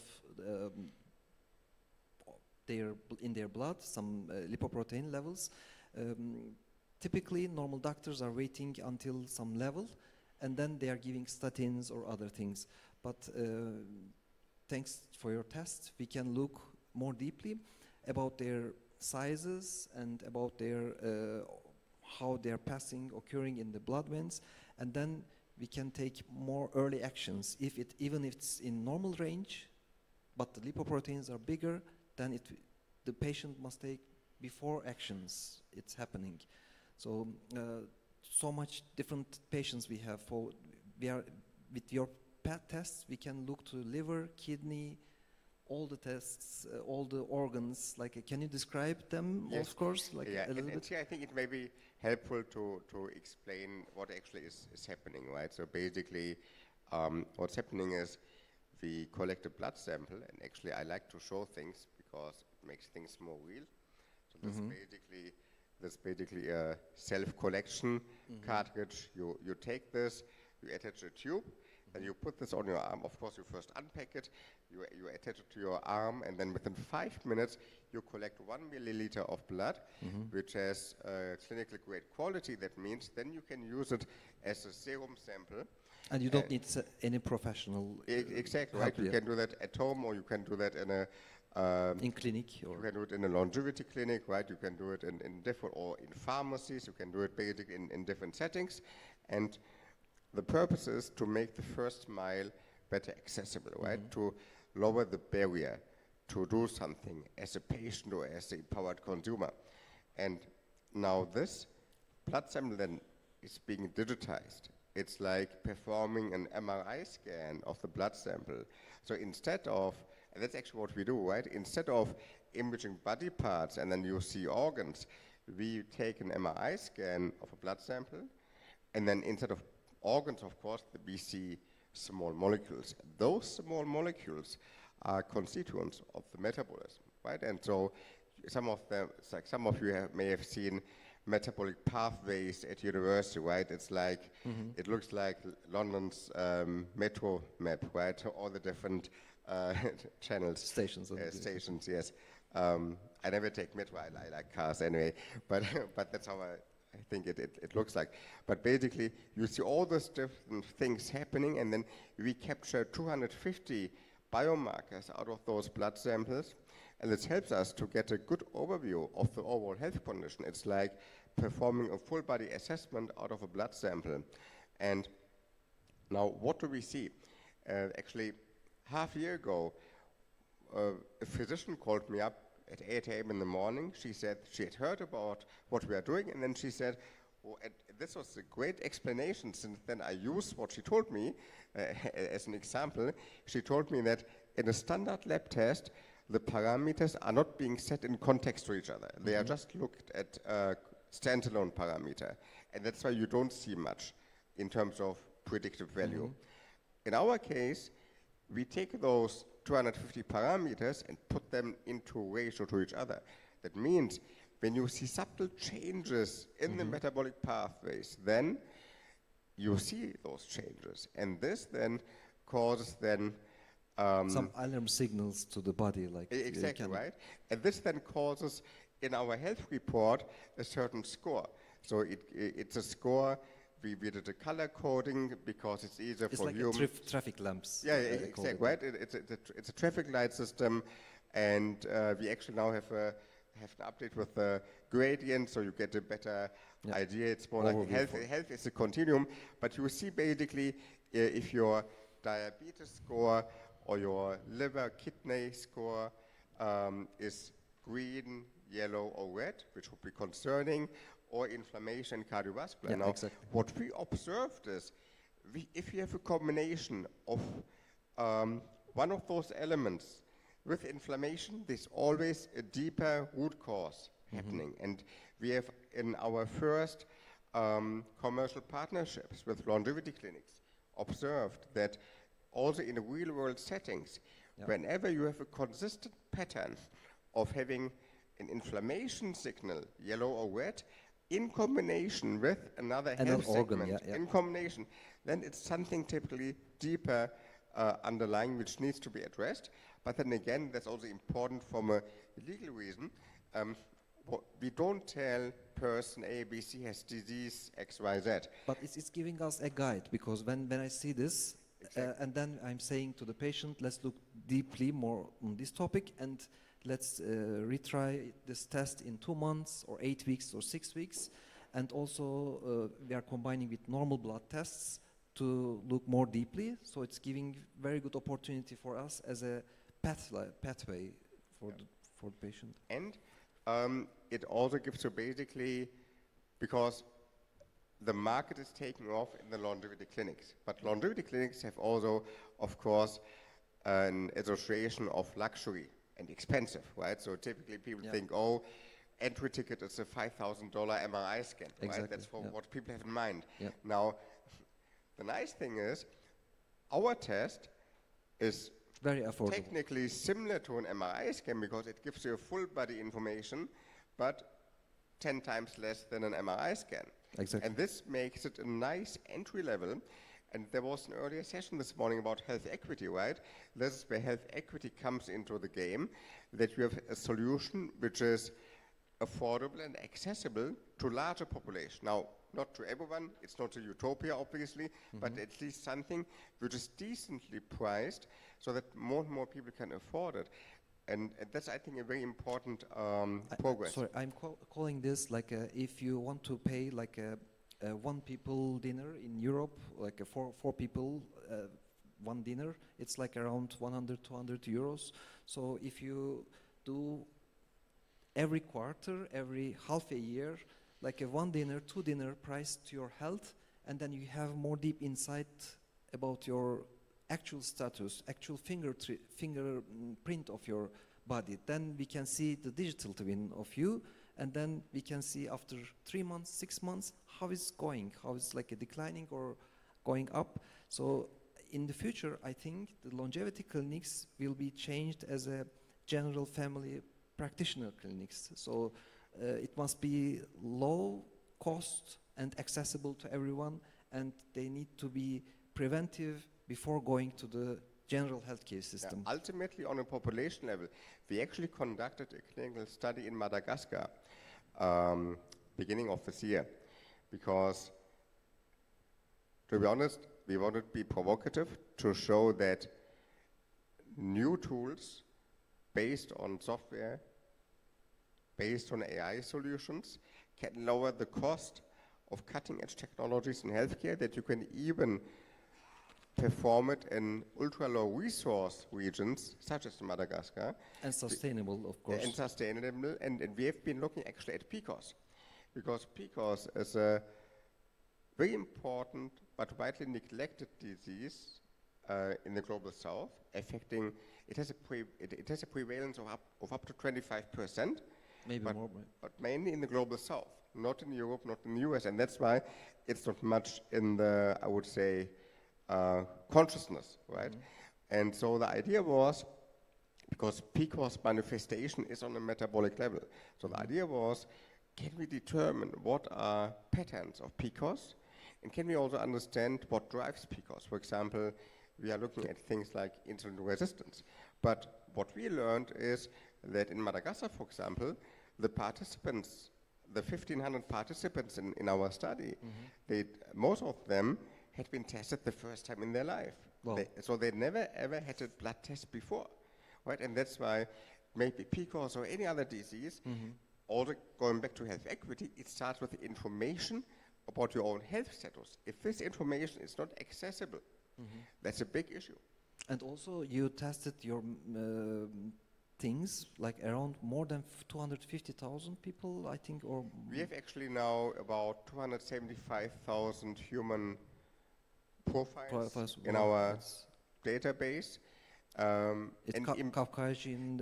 Well, important to us was first to have parity of biological sex, to have 50% women, 50% men, because it's a huge shortcoming in the past pharma trials, for example. It was mainly about older men, right? Older white men. And I was impressed about the healthy or non-healthy population. Exactly. Also, But step one first is to understand how does health look like in men and in women, and also what is obvious from common sense that a 20-year-old healthy woman has a different profile compared to a 60-year-old healthy male. Exactly. It's a common sense, but in many clinical studies in the past widely neglected, and that's how we started first to have a baseline for health, having parity of biological sex and age stratification, because only when you can understand what is the range, what's the continuum of healthy, then you can make conclusions about when does it start to become pathological. yeah, it's very important. And I think when the global healthcare systems, when they start to use this, they will understand more effectively that the total healthcare cost will reduce just because of these tests. And it's like in our Drip 5, we are planting for each patient a tree for our sustainability in Madagascar also. So every session, when they receive a therapy, we are planting a tree. So as a part of this journey, your tests don't need any chemicals. You are not using any hazardous materials. Yeah. So it's like a fully sustainable, and it can be applied all over the world without any new machine, and like just some special MRI is enough. Like an MRI is enough that you describe. It's like, as I understood from doctor side. However, it's new clinical modality. That means we spend a lot of time and energy on educating, informing physicians, healthcare providers, Yeah, right? Because exactly. healthcare is, on one hand, in need of huge technology disruption. On the other hand, it's a highly conservative system. Yeah, we are as a doctors, I can say we are accepting a little bit harder the new information. So I was like a game changer in the school, in the university, in my life. So that's why I accepted very fast. Yeah. And you are right. It's the very hard. And so the skepticism of the physicians, I think, is on one hand legitimate. On the other hand, I think physicians also ask, what's in for me, right? I mean, because if you have a new blood test, then for the physician, it may be just another $4 for collecting the blood sample. That means you always have to think how to build an incentive structure for the physician to use this test. And that's what we are doing is we have different go-to-market channels, and what we always like to do is to sell directly to physicians. And also direct to customers. For B2B price, or to pharmacies, and then the physicians or the healthcare providers, then they can put their own cost structure on top of it, because they also have to spend time in consulting the patient. Because even if your report shows you that your health is in perfect shape, you may ask why, right? And even for this, you need a consultation with your physician. Even maybe not one time. Yes. Yeah. It was. And that's very important. And also, I wanted to add, like, to educate the doctors, not educate, but to be informed about doctors, about these tests. I think it's like hands-on, like they need to use it, and they need to additionally use with normal blood test, and their belief and their trust is becoming more to the test and to themselves, to explain the patients, because it's the most hardest part for the doctor. Yes. If they don't know something, they are afraid to say that I don't know, I need to check. Yeah. And for example, whenever we have first-time users, or like physicians, like it's like you have been one of our first-time users, but then in general, for example, when a physician tells me, oh, he sees that we confirm his diabetes, or we confirm that he takes his GLP-1, or we confirm that he takes his statins, right? This is then nice, because it gives the physician the reassurance that what we see is real and reflects the phenotype of the health status. And also the doctors are mainly asking for me when we are educating in our IV Academy, Dripify IV Academy, they're asking like how is comparing with the normal blood test? Like last time I asked you from the results, but they need to understand it's like the enzymatic test. It's totally different. Can you explain a little bit about this, Yes, like different benchmarks and how? So basically, a legacy blood test is based on chemical steps with multiple pipetting steps in between. And that means you have error rates in those processes. Even if it's fully automated, you always get errors. That means with that you get already instantly an error rate of 20%, and it takes time, it's tedious. And you don't get too many markers, typically about 20 or 30 from a standard annual checkup test, right? In our case, we don't do any chemistry, we only do physics. So we basically look at the physical properties of the molecules in a magnetic field, just like an MRI scan. And based on this, we determine at high accuracy the concentration. Why is this possible? Because physics without pipetting is always more precise. And we conducted, of course, all the benchmarking, and our error rates are between 3 to 10%, depending on what we are looking at exactly. And this, I think, is very important to show also to healthcare providers to build trust, because you cannot expect trust out of nothing. You just have to build the trust because it's a new thing. And so basically explaining the steps, what is this? And we also, of course, we are a software company, we are an AI company, but I don't like black boxes, so I always explain what does our AI do. And our AI basically takes the concentration information of 250 biomarkers and puts them into relation to each other. So it's a multi-relational approach, and then puts it into context of disease patterns, right? This is what we do. And this basically gives us those, compared to legacy solutions, superior results in assessing the health status, especially at the onset, early stage of chronic diseases. And also, like when the patient is asking, like, okay, I'm paying this, or I need to pay this amount, but can I make it in another place, in Berlin, for example, in or Frankfurt clinics, or in other place? Can we make it in another place? I'm saying, yes, you can make it, but it will cost you like thousands of dollars in Mayo Clinic, in Harvard, in Charité. Yeah, that's a great point. Like for example, getting a lipoprotein, getting lipid particle sizes. The size information is very important to determine insulin resistance, to determine liver disease. Everything almost. Everything, right? And in our case, it comes as part of the package. That's what our software does, right? So you don't need to go to legacy solutions where they charge you at least $500 for one of those markers. For just one? Yeah. Yeah, not all of the 250. So the aggregated value compared to legacy would be beyond $1,000. But our important aspect is not to become greedy, because we want to build this into mass market, and that's why information, building the market, having sessions like this are very important to build accessible awareness for everybody. Yes. That's very good. Thank you very much. Thank you. For your combining the first step in your company also. It was very good for us as a Germany. It's fun. I think it's very important it's essential to find like-minded healthcare providers who share the vision and have also the willingness to establish a new technology, because it's a big deal, right? Because you have to spend time on first informing yourself, and then informing the patients, being really convinced. So I highly appreciate that. And also your knowledge, because you're applying this test is like almost in Singapore, Malaysia, like you're in everywhere in the world. You have some different study groups and ongoing tests. So it's giving us so much insights. Like it's also share of knowledge. Yes, yeah. Thank you very much. Yeah. So we will be glad to have any questions or from the audience about metabolomes, or we can have. Or if you want to test. Yeah, we can test also.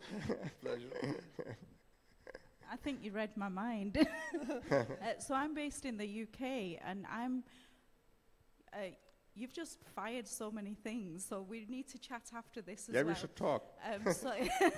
So like, medical doctors, that's fine, but we as holistic therapists, one of my problems is that I don't have the scientific data to, I've got my pregnancy results, so I've got the physical results, but I don't have the scientific knowledge to back what is happening in the body. She has an unbelievable story. Yesterday also we listened. Yeah, and so yes, doctors are your target market, but also like holistic therapists.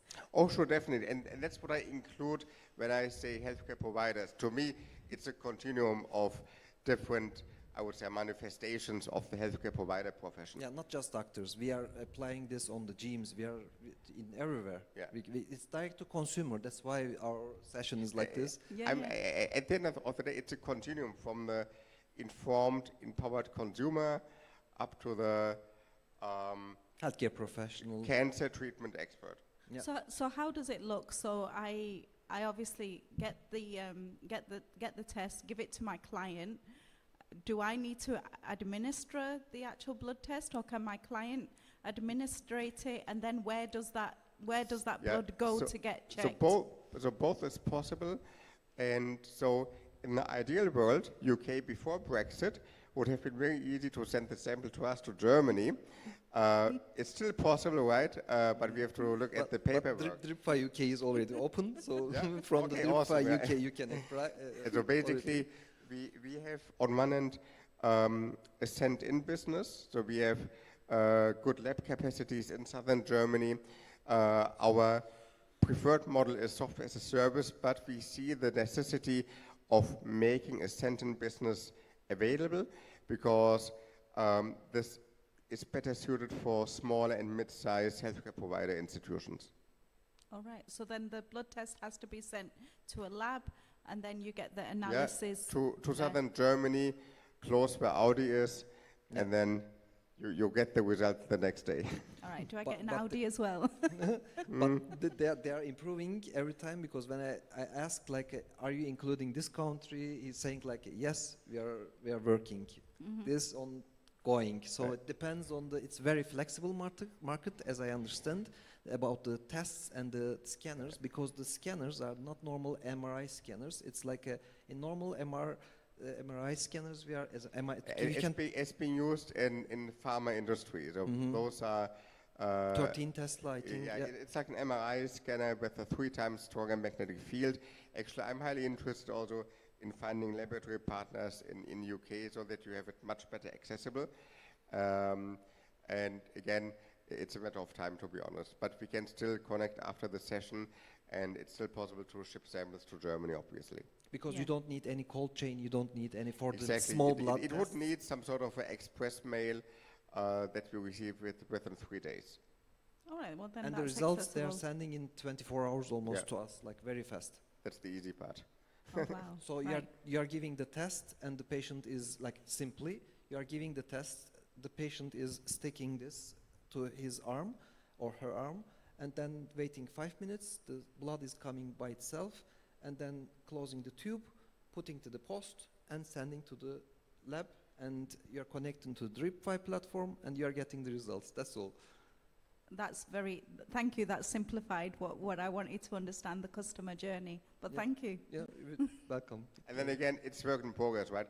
Things will get better from time to time. We are just in the process of launching a new report, which is more intuitive to understand, because there's so much information, so much deep health insights, which we have to condense, that on one end it's understandable and useful, because the patients use it typically repeatedly, not only once, because then you can see the trending, and the trending is highly insightful. And also the results is like when you make the 250 parameters, even I was struggling in the beginning, because it's like a 40 page almost, like 30 pages. There are different formats how to summarize it. It depends on the user preference. So we basically build custom reports, because some health institutions, they want to have it very epic. and some wanted more half summarized. page, one table, right? Depends. But at the end of the day, the statement condensed is the same. But as a customer experience, you can say easily you have infection, like from your side, holistic side, you have infection and you have kidney on a... Inflammation. Inflammation, and then on the kidney, yellow, some marker. So we need to focus on kidney and inflammation together.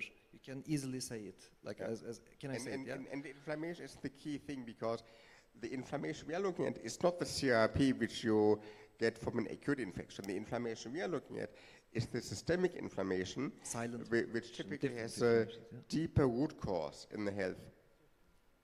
Right, thank you. Pleasure. Thank you for the questions. I actually want to ask, because you said there are 12 markers, if I understood correctly, that you can diagnose, that you look at, but you're saying the report is going to become more expansive? Intuitive, yeah, and more expensive. But first, just to put it into the right context, we do not diagnose specific diseases for many different reasons. Exactly. We assess the health status. It's like an MRI scan. When you get an MRI scan from your body, then you may see, or hopefully not see, some structures which then your physician can interpret what type of disease it may be, and then you have a downstream diagnostics, right? We basically provide the overview information. Why do we do that? For regulatory reasons, because it's a crazy beast to deal with that. And that's why we say we do the high-level overall assessment, which has still a very high value. No, absolutely. And my curiosity here is, after you do that, who are you partnering with in terms of doctors or physicians or nutritionists to help elevate the patient's care? Yeah.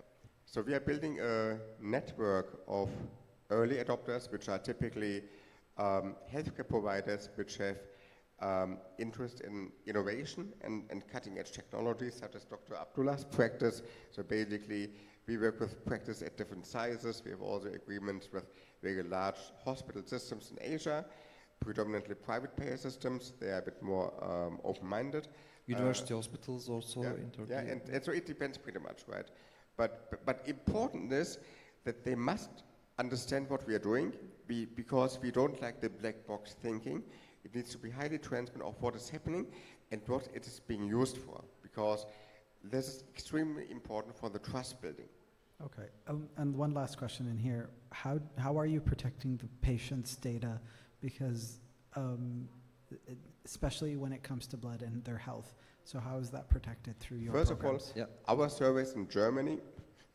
I love it. It's very hard. Even we cannot open with the passwords. So our service in Germany, in Frankfurt, and so with that, the data are in the European Union.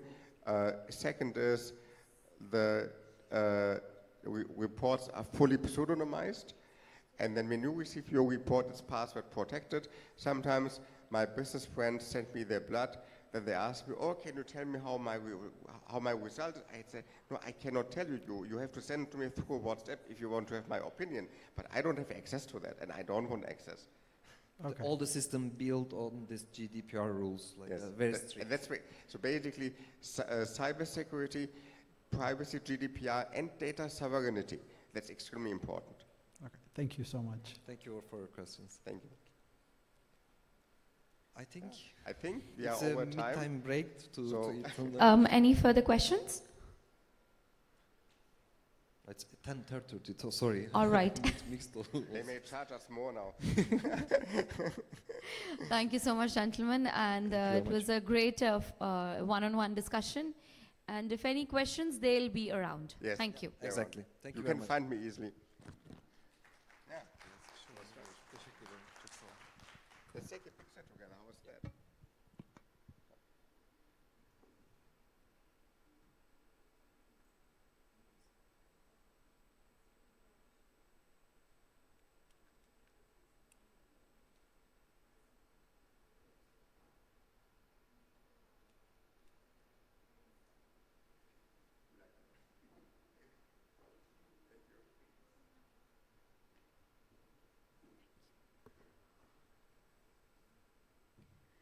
All right, thank you so much once again. Mr. Ali and Mr. Abdullah. A great presentation, and a much awaited topic actually for today was this, connecting all the healthcare systems. So we have an upcoming panel, a very interesting topic as well. But before that, before we start the panel, can I please request you all to just, as we say, digest the information, just close your eyes and breathe in with me. Can we do that before we start the next panel? Let's do this with me. Can we close our eyes? And breathe in. Keep a hand on your navel area and breathe out. And let's do it one more time. Breathe in. And breathe out. And now we are all fresh and ready for the next panel to take over a very interesting discussion. And this is why I did like a quick breathe in, breathe out exercise with all of you. So the topic is building on the idea of taking change of our health. Our next session is the power of rituals, creating consistency in your wellness journey. And how wellness is so important. Not just nutrition, not just your healthcare, but wellness as well. So this has to be incorporated in your daily habits to get the right long-term well-being. From mindful routines and balanced meals to regular involvement, these small intentional actions help you reduce stress, maintain focus, create steady path towards getting those wellness habits right. Our panelists will guide you through and will help you understand that how is it important to be psychologically right, and behind every habit, what is important and what is not important. Please help me join and welcome our moderator, Nicole, with a round of applause. She's the Director of Finance at Amarna Assisted Living. Please, ma'am.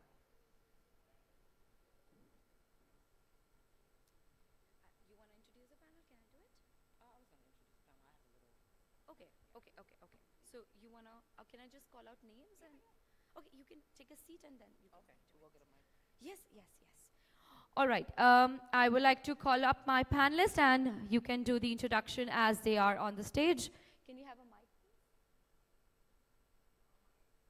4 mics. All the mics are there. All right, so our first panelist joining is Mona Abdul Rahim, Managing Director, Mind Your Power. With a round of applause, followed by Vamika Agarwal, co-founder, and she's a psychologist at Sirona's Healing Center. Followed by Dr. Arunagri, CEO and founder of eCube India. And we have Dr. Girish Momaya, Director, Maharishi Ayurveda Europe, and he's also a part of the Stitching Maharishi European Research University. Followed by Dr. Alexander Filonomic. She is Chief Medical Officer at Gallup Oncology and the Heal Clinic. A great panel, and over to you, Ms. Nicole, to do the further introductions. Thank you so much. We have everyone, right? No, there's one.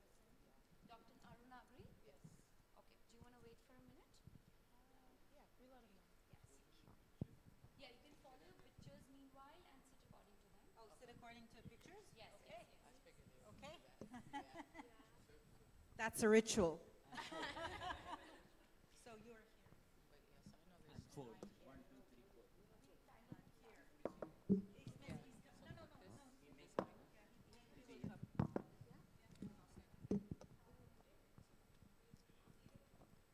Can I stand up here?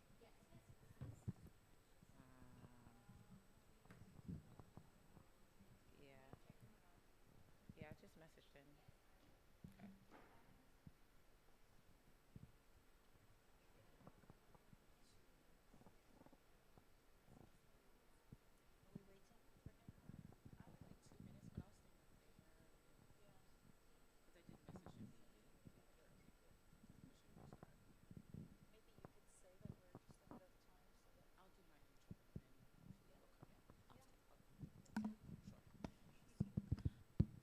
Hello?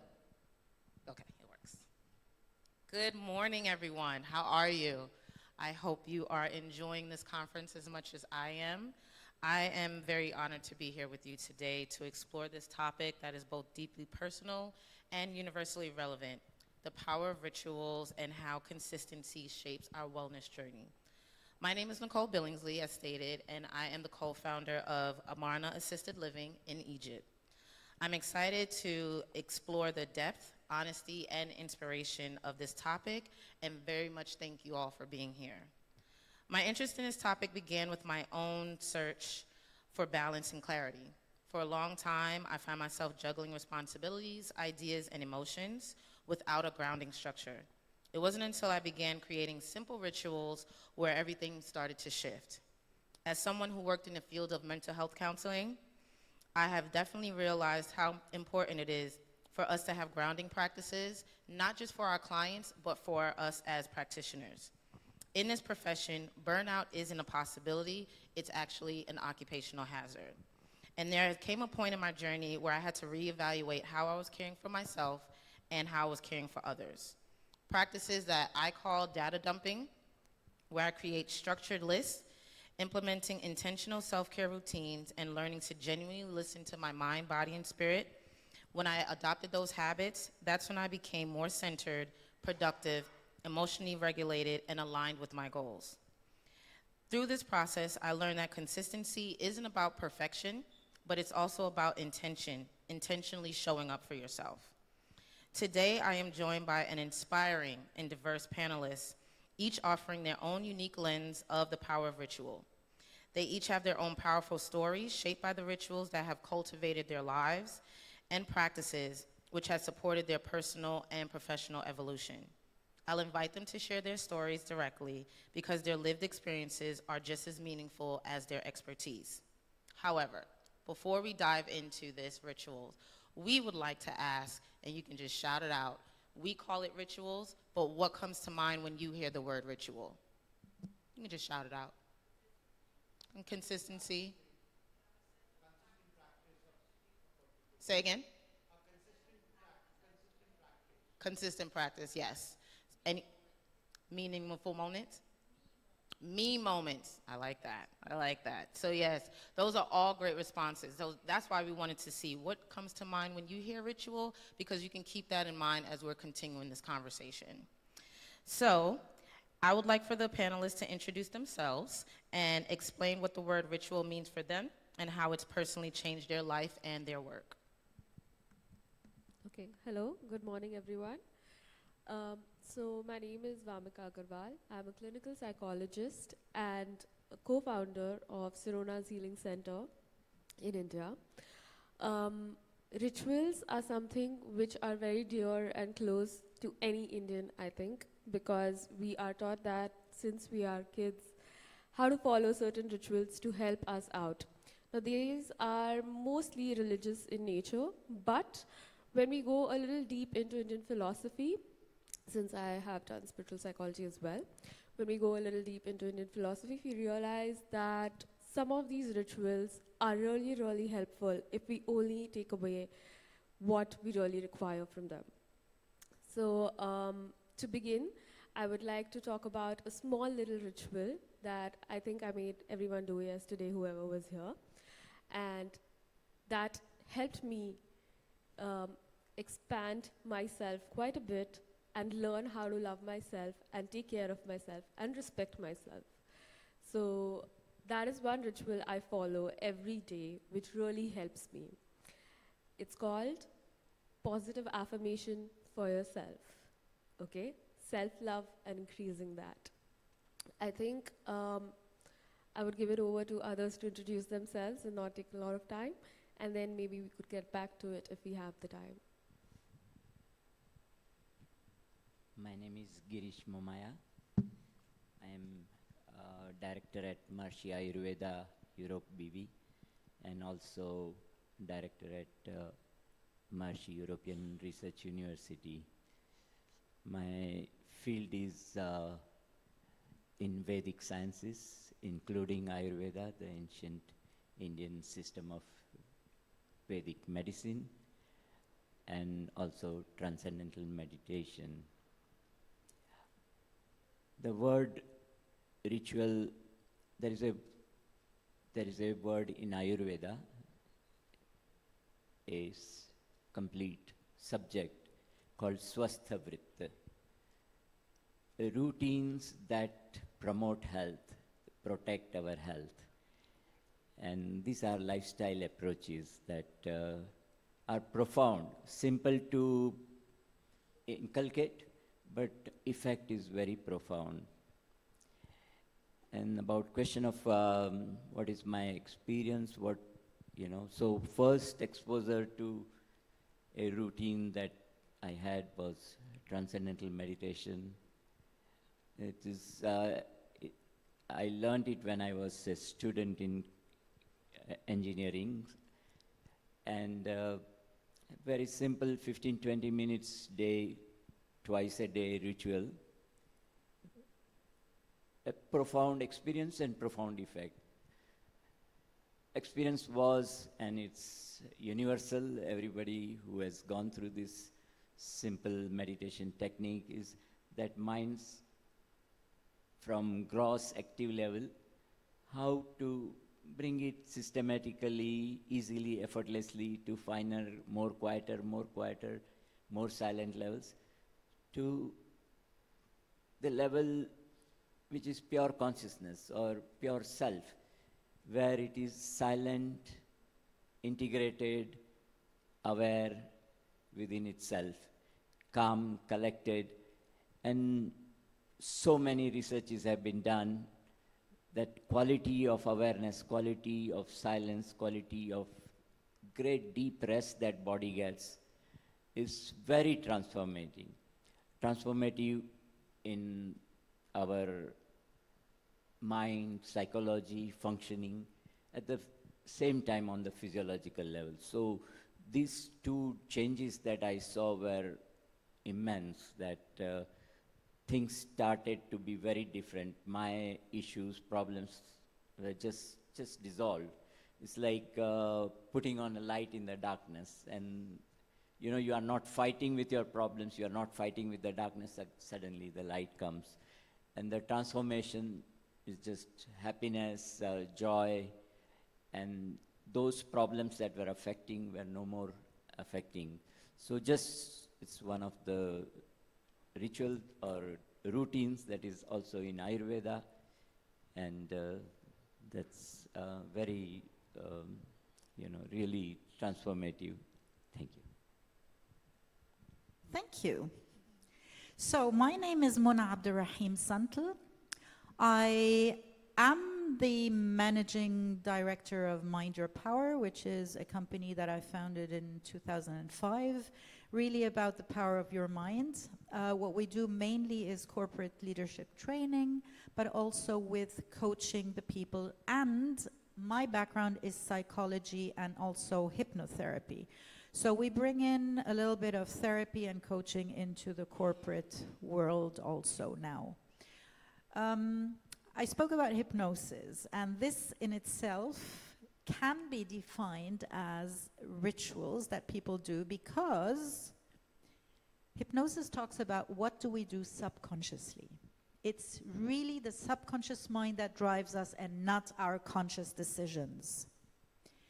And how does the subconscious mind learn? We learn from a very, very young age on what is good for us. And by repetition and repetition and repetition, we start believing what we believed or what we learned. We start forming beliefs about ourselves. Why? Just because we did it over and over again. That's a ritual in itself. But now to my belief about rituals, it's a little bit controversial here, because I say everyone has different rituals, and following rituals just because someone says that's a ritual to follow can be actually stressful and counterproductive to you. So each person needs to find his own way, his own ritual, his own repetitions and habits, and what is good for me. This is my deep belief that I go by in life.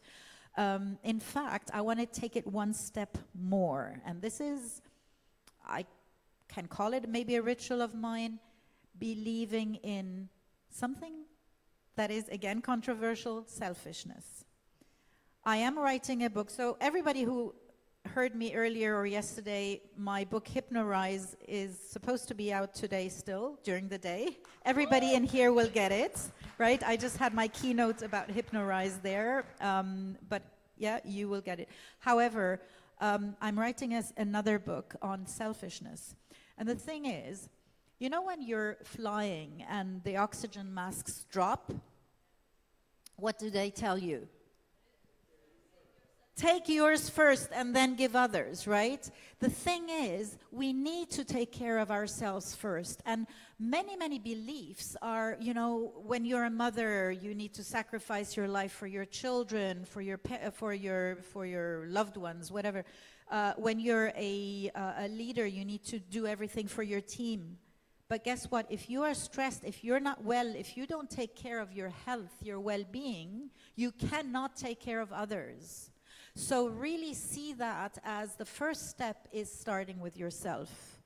Later on, when we go through, or at the end of this session, I will actually take you through an experiential experience. That's double, but yeah. So an experience to really go deep and take care of yourself, and some mindfulness practices. But on to Alex. Thank you. Hello, everyone. My name is Alex Filipovic. I'm a medical oncologist by training, and I'm also an accredited neurosomatic intelligence and neurocircuitry pain reprocessing practitioner. The power of rituals is a topic that is exceptionally near and dear to my heart and to my everyday life, and it has been for many, many years now. It started for me personally through a very deep healing journey. On the back end of a diagnosis of ulcerative colitis, when I finally paused and reflected and decided to put myself first. And rituals have played a significant role in returning back to myself and remembering and unlearning slowly, layer by layer of conditioning that had accumulated over decades in life. I resonate with everything that my fellow panelists have shared, and I'll be happy to tell you a few rituals that I gravitate towards, smaller or bigger rituals, although there's no such thing as far as I'm concerned, a smaller or bigger rituals, they can all be equally impactful. Transcendental meditation has absolutely changed my life. Completely. So that is one ritual that I lean towards daily. The other one is breath work. Has been absolutely transformational and continues to be. Our breath unlocks so much that our conscious mind doesn't have access to. And the other smaller practices that I'd like to share that I do, I've done a couple of them this morning. I use them in my personal life. I use them in work. In moments of overwhelm, I really like to put one hand on heart, the other hand on belly. That's called the nurturance canal. Hand on heart, I am loved. Hand on belly, I am safe. Eyes closed, and I keep repeating that. I am loved, I'm safe. I am loved, I am safe. The other ritual that I really like to do, when the intention is to really get out of my own way, in personal or professional interactions, when I like to set an intention for releasing self-judgment and perhaps judgment of others, then I like to close my eyes and go to a meaningful quote, which goes, out beyond ideas of the good and bad, right or wrong, there is a field. I will meet you there. And I repeat that until I arrive at that field, and everything shifts. At work, I really like to do a practice which no one really has to see, but my nervous system knows that I'm doing it, and I'm deliberately saying nervous system at this point because we'll go into it a little deeper. I put one or both hands underneath the table, and with both hands usually I do this. Peace begins with me. Peace begins with me. And it is something that grounds me, that anchors me, and sort of circles me back to really what ritual means to me, and that is a return to self. Thank you all. I would like to add that when I do think of rituals, I do think of routines. In every single one of their responses, it did resonate with me because I've practiced many different affirmations, meditation. I've gone to therapy. I do things that are unseen, biohacking, daily list. I don't want to call myself an overthinker because there's even a ritual that I think that we have to be mindful of our words, so even our conscious and our verbal words. And I just kind of build a ritual kit. There is no one size fit all.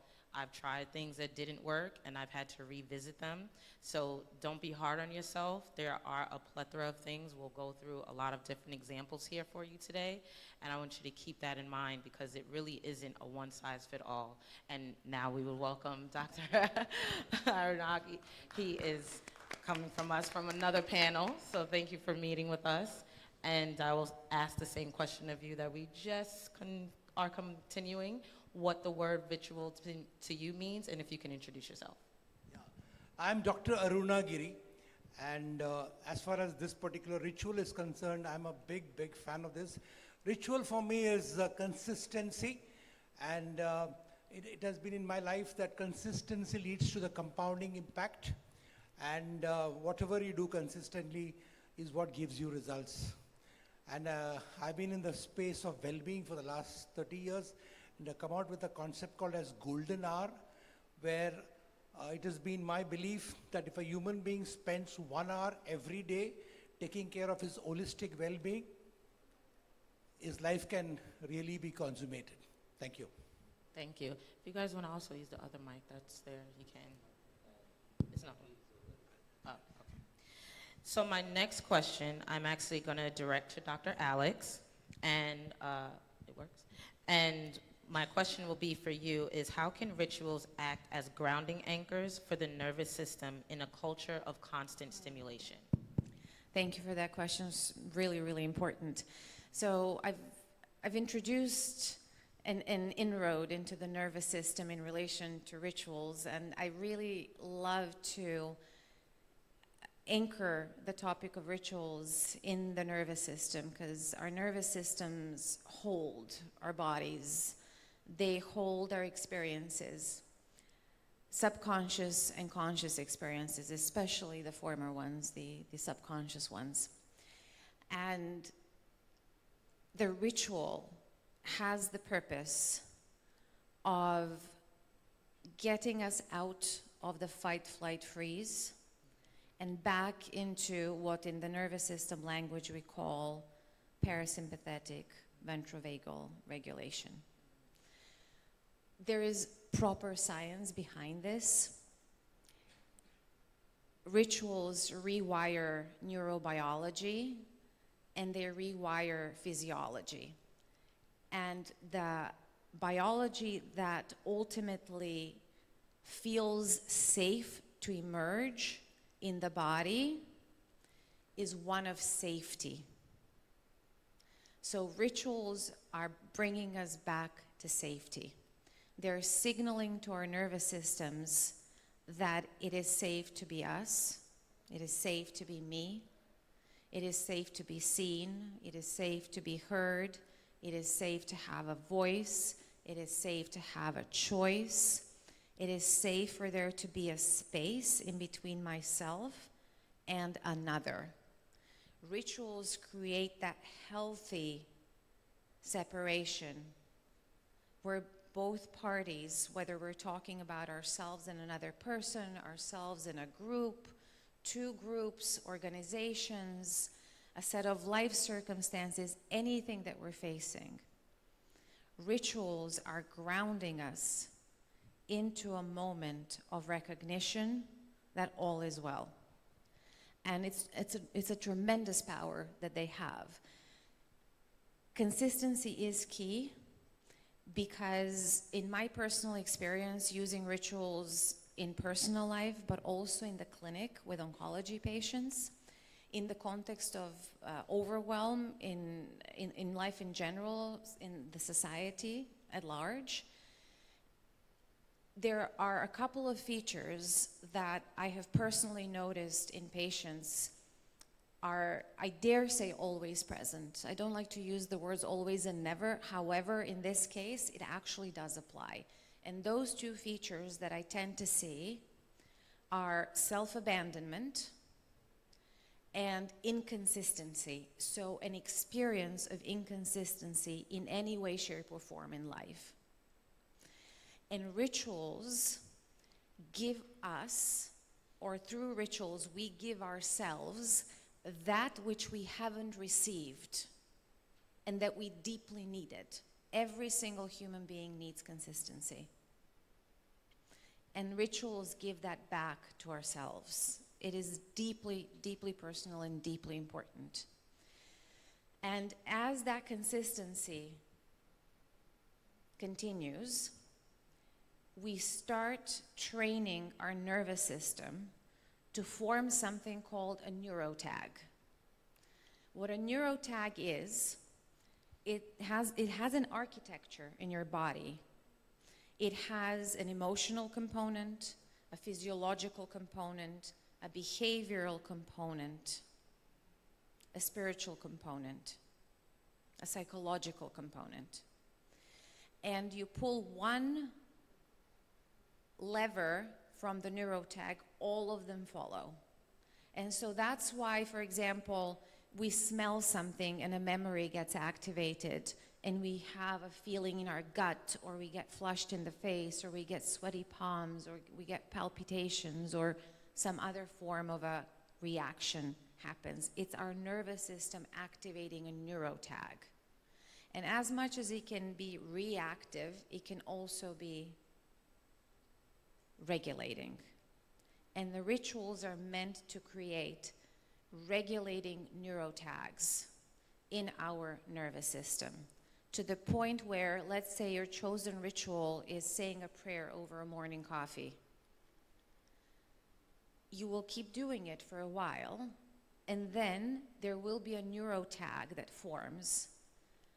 And one morning you'll wake up, and with the first whiff of the coffee, the entire neurotag will activate and it will soothe you down a lot faster than it used to take way back in the beginning when you started your ritual. So the nervous system state is really what shifts profoundly with rituals. And oftentimes, in my personal experience, yeah, of course. One difference was between ritual and habit. Yeah? Ritual and habits, Habit. you know, in my research on ritual, what I realized was when you add an emotion and a positive meaning to a ritual, that's exactly what, as you said, it starts a new neuro-linguistic pathway, and that it takes to the next level. And as you were talking about neural tag, but yes, it's a fact that anything which is done consistently is what really gives you the compounding impact. And as we all know, compounding is the eighth wonder of the world. And when you do with that emotion and the positive context, as you rightly said, it leads to the much better results. Yeah. Absolutely, I completely agree with you. That sort of concludes the answer, really, to your question. Thank you for that. No problem. Thank you for your answer. And I do like that this conversation is going in, obviously, the course of rituals, but we're not speaking on pharmaceutical pills where a lot of people would like to rely on this one magic situation or solution for their problems. We're just discussing daily habits, routines, again, whatever word comes to mind that will help you with your wellness journey and your overall well-being. This morning, my nervous system, you know, triggered my sweat under my arms because I was very nervous about coming here and giving this speech, but it is very, very much a passionate topic for me. So thank you for your response, Doctor. My next question I will direct to Ms. Wamaka. And from your perspective, how can individuals tailor rituals to their cultural background, their personal identity, or even their lifestyle, as I stated before, without it being a one-size-fits-all? Yeah, so this is something which is very important. Thank you for asking this question. When we are talking about rituals and when I am practicing as a professional and I have someone sitting in front of me asking me what they should add to their lives and their routines as a ritual. Now, the word ritual is so important and I'm emphasizing so much because it's more mindful. Something that is your routine is something that just phases out within your system, like brushing your teeth, having a bath.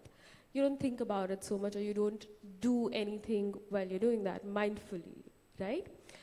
But a ritual is something which is very, very mindful. So even when we are doing something as simple and routine as eating food, we can convert it into a ritual by eating mindfully, savoring that food, feeling it within our system, whatever we are eating, enjoying it, being grateful about it. I think each and every religion around the world talks about how to be grateful about each and every food that you get, right, to eat, each and every meal that you get. So when I am asking any of my clients or people who are coming to me to do any ritual, I try to help them understand how it would improve their lives, how it would help them, and would only suggest a particular ritual if it aligns with their thought process already, because I think that is very, very important to consider when you are talking about rituals, that it needs to align with whatever they believe in their life personally, and then slowly and gradually help them transform themselves and their lives with continued work in that ritual, whatever they're doing. So the best thing to do that is to first understand, okay, what their thought processes are, to understand and ask them when you are suggesting anything, if that is aligning with them, if it is aligning with what they think and they believe, okay? And trying to make it as open culturally as it can be, because we live in a diverse world. I come from India, where diversity is there all the time in each and every way. We have different languages, we have different people, different thought processes, and it's a hub for diversity, really. So yes, it is very important to consider what the background of the person is, where they're coming from, and what are their thought processes about it? What do they already believe in? Yeah. Yes, that is profound. Belief is definitely one of the major ingredients in this process, because there are certain techniques that would be considered woo-woo, but if it works for you, it works for you. It doesn't have to work for everybody. There's just not a one-stamp-fit-all. And that is definitely one of the key points I want you guys to take away for this. And with that, I do want to ask Dr. Gurish, I'm going to direct this question to you. If you can cite some evidence of the scientific research on the benefits of the ritual on a daily routine. Yes. Vedic understanding of the rituals is that to align our life with natural law. Natural law is perfect, infinitely creative intelligence, and the laws that govern our physiology, our consciousness are same as the laws that govern the whole universe. Start from there. And the basis is that it has the evolutionary power, it has nourishing power, it has harmony, it has what is right for us, it has what is good for us. And aligning with that is that. And I gave example of transcendental meditation, and there are many rituals, like many daily routines that are recommended. And one of the research that was done was a group which was given like health education, all that is good for your health, your routine, your diet, and like that. And other group is just transcendental meditation. Now what was the research is how deep the effect of these rituals are, how deep in physiology. It's a epigenetic research on the genetic level, transformation on genetic level. So one of the things on the level of DNA is what is called telomeres.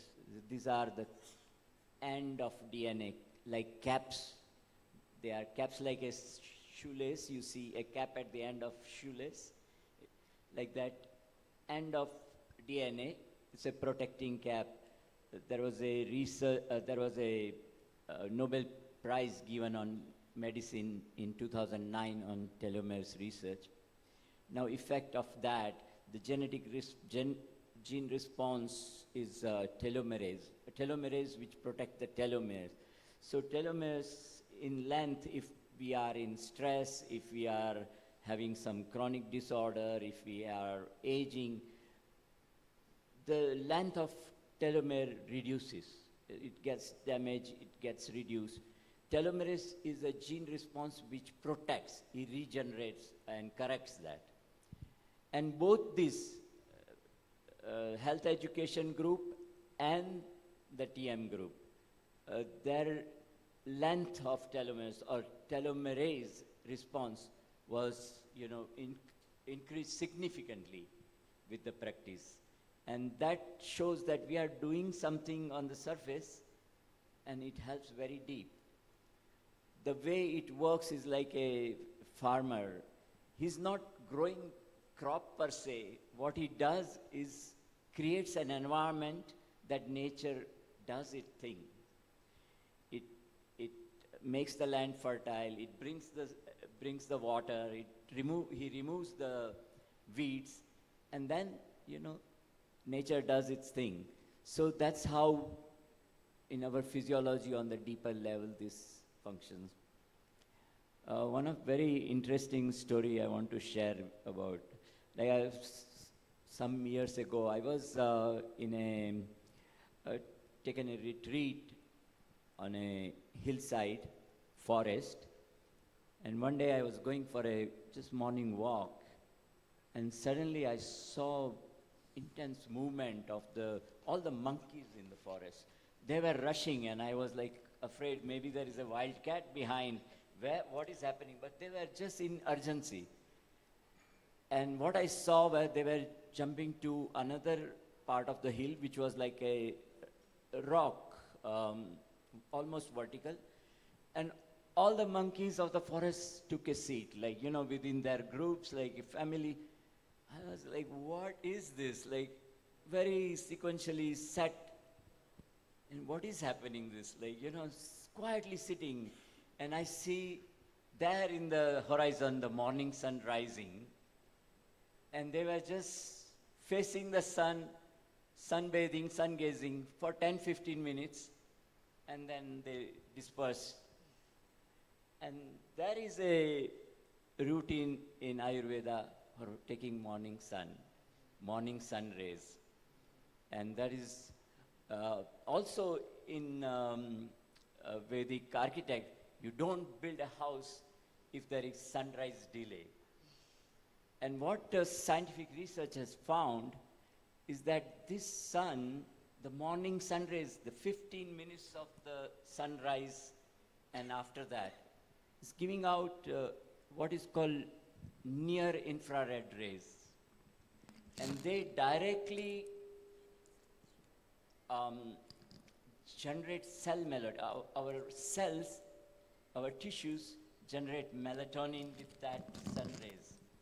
And this has a profound effect because they bring this autophagy or mitophagy. So whole mitochondria or the cells regenerate themselves. It creates better energy level, better immune system response, and overall energy levels are better. It's a complete, purification and revitalizing of the cells. So just small routine, but the depth of the effect, is so transformative. And even in the animal kingdom, they know that it is affecting. So many researches, but I just wanted to. Swamiji, what you said was very, very brilliant.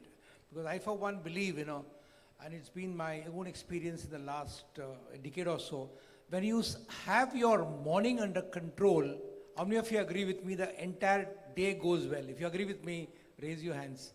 Yeah. And I've seen that, what I was talking about, my golden hour, where you spend the first waking hour. If your first waking hour, as Swamiji very beautifully said, is powerful, your entire day goes well. There's one more management principle. They say that how you do anything is how you do everything. So if you have done the first 1 hour well, it has been my own experience during this last 5-6 years post-COVID, which was a very, very traumatic challenge for all of us. The other things also start happening well, because that's your me time, which is very important. And I also wanted to share with you one more thing which we discussed yesterday in our panel, was you don't consider holistic well-being only in one dimension, it is multi-dimensional. And when you talk about well-being, it's not only your physical health, it's also your mental health, even your professional health, your financial health, your social health. So in fact, you all can do one small exercise. Time is short, we can't do it. Draw a circle and form 8 lines for each area of your life, starting with physical, mental, emotional, then professional, financial, and give yourself a mark on a scale of 1 to 10, how much you want to put. Like for example, on physical health, you may be 7, financial health, how much it is. And then you join all the circles, points, and check out what is the shape of the wheel that comes out. And check out whether in this journey of life, with that type of a wheel, how are you going to experience your life? So if you can just think about it, just do it for yourself. It's a very powerful, open thinking that can be very, very effective. So that's called Wheel of Life, because holistic well-being is not only about not being one master in one area of life, it is about holistic well-being in all dimensions of life. Yes. Thank you for that. One of the profound research that I actually appreciate very much and do follow is the research by a Japanese scientist when he did it with the plants, and he spoke to a positive affirmation, negative or none, and it did show that when he ignored one of the plants, it completely died. The negative one, it kind of, dwindled less than completely dying, but the positive affirmation one, it thrived. And that just shows the power of words, that on an energetic level, on a bio level, that your words are very powerful, and I do very much take that into consideration when I speak to myself consciously, when I speak to my friends, peers, or anyone, that I speak more in a positive sense than I do in a negative sense, because that is something that is very important for us on our overall well-being. And as Dr. Aranagi started and touched on it, I would direct the question also to Mona in regards to how can our rituals impact our overall health. Okay, thank you. So I want to just combine everything that was said here, from the power of how it transcends into our body, to Wamika, you said really mindfulness, which is a practice that is very important. Combining it into every single area, just like you just drew your wheel of life, right? Taking care of every area, because sometimes we say, okay, I need to take care of my physical health, but I do too much of that, I'll neglect something else. So really balancing it. And then I love the morning, the sun, the sunlight, whatever we get from it. In fact, I do have one ritual. I said at the beginning, I'm not a sort of fan of rituals.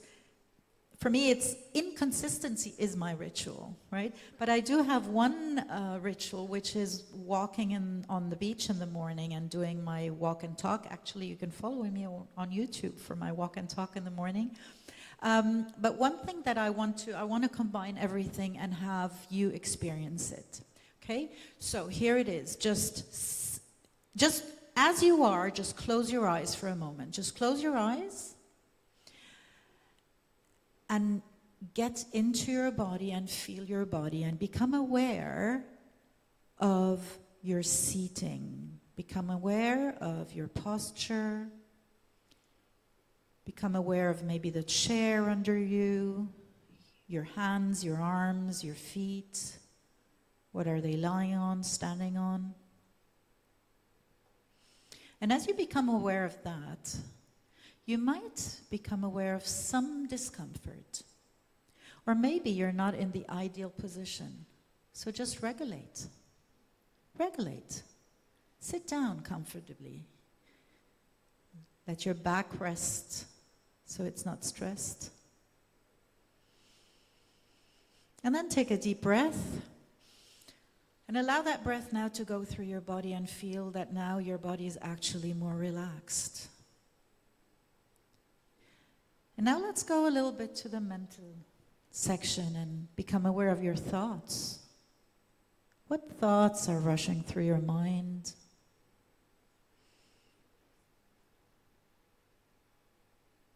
What thoughts are keeping you from focusing? And again, bring yourself back to here, to the here and now. Saying goodbye to these thoughts, not because they're not valid, but because they have another time. Schedule a meeting with these thoughts for another time and bring yourself back to here. And then take another deep breath and allow that breath through your mind, through your brain, through your head. And now become aware of your emotions. What are you feeling right now? Scan your body from head to toe. Feel your chest, your abdomen. Where are you feeling these emotions? And again, acknowledge them, speak to them, schedule a meeting with them to bring yourself back into the here and now.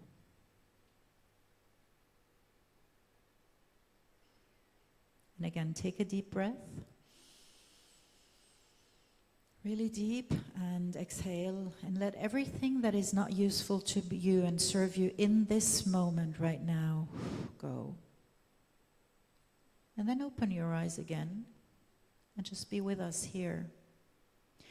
So this is one practice of mindfulness that you can do, and you can regulate yourself several times a day. Because here's the thing, how many times are we sitting in front of a computer and our back is hurting us because we're sitting in an awkward position, or we're standing in an awkward position?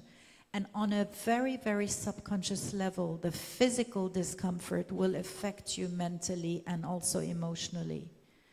So regulate yourself every, 15 minutes, you can do that, and bring yourself back to the now. When I walk on the beach in the morning, sometimes I want to feel the sand, I want to hear the waves, I want to smell the sea. And sometimes my mind wanders off to what is it that I need to do today? And that's okay, that's normal. I bring myself back. And I think that, Wamika, what you said, that power of mindfulness, of being in the now, of being present, will allow you to really regulate all of what you spoke about in all of these dimensions, yeah? And that will also help our nervous system and help us regulate ourselves. So this is something that everybody can do, whether you're in the car, whether you're at work. Bring yourself back, be present, so that no stresses of yesterday or stresses of tomorrow will control your life today. And I want to end with something that is a really missed opportunity often. We are not grateful enough in life. And when we speak about gratitude, this can be a ritual. Being grateful really brings you back to, what do I have? Grateful for others, also grateful for yourself. But honestly, how much gratitude do we give others? Enough? Maybe not. So, here's something that you can do. I'd like you all to get out your phones. Take your phones out. Take your phones out. Everyone? Oh, well, if you're recording, never mind, you can still do it. Take your phones out.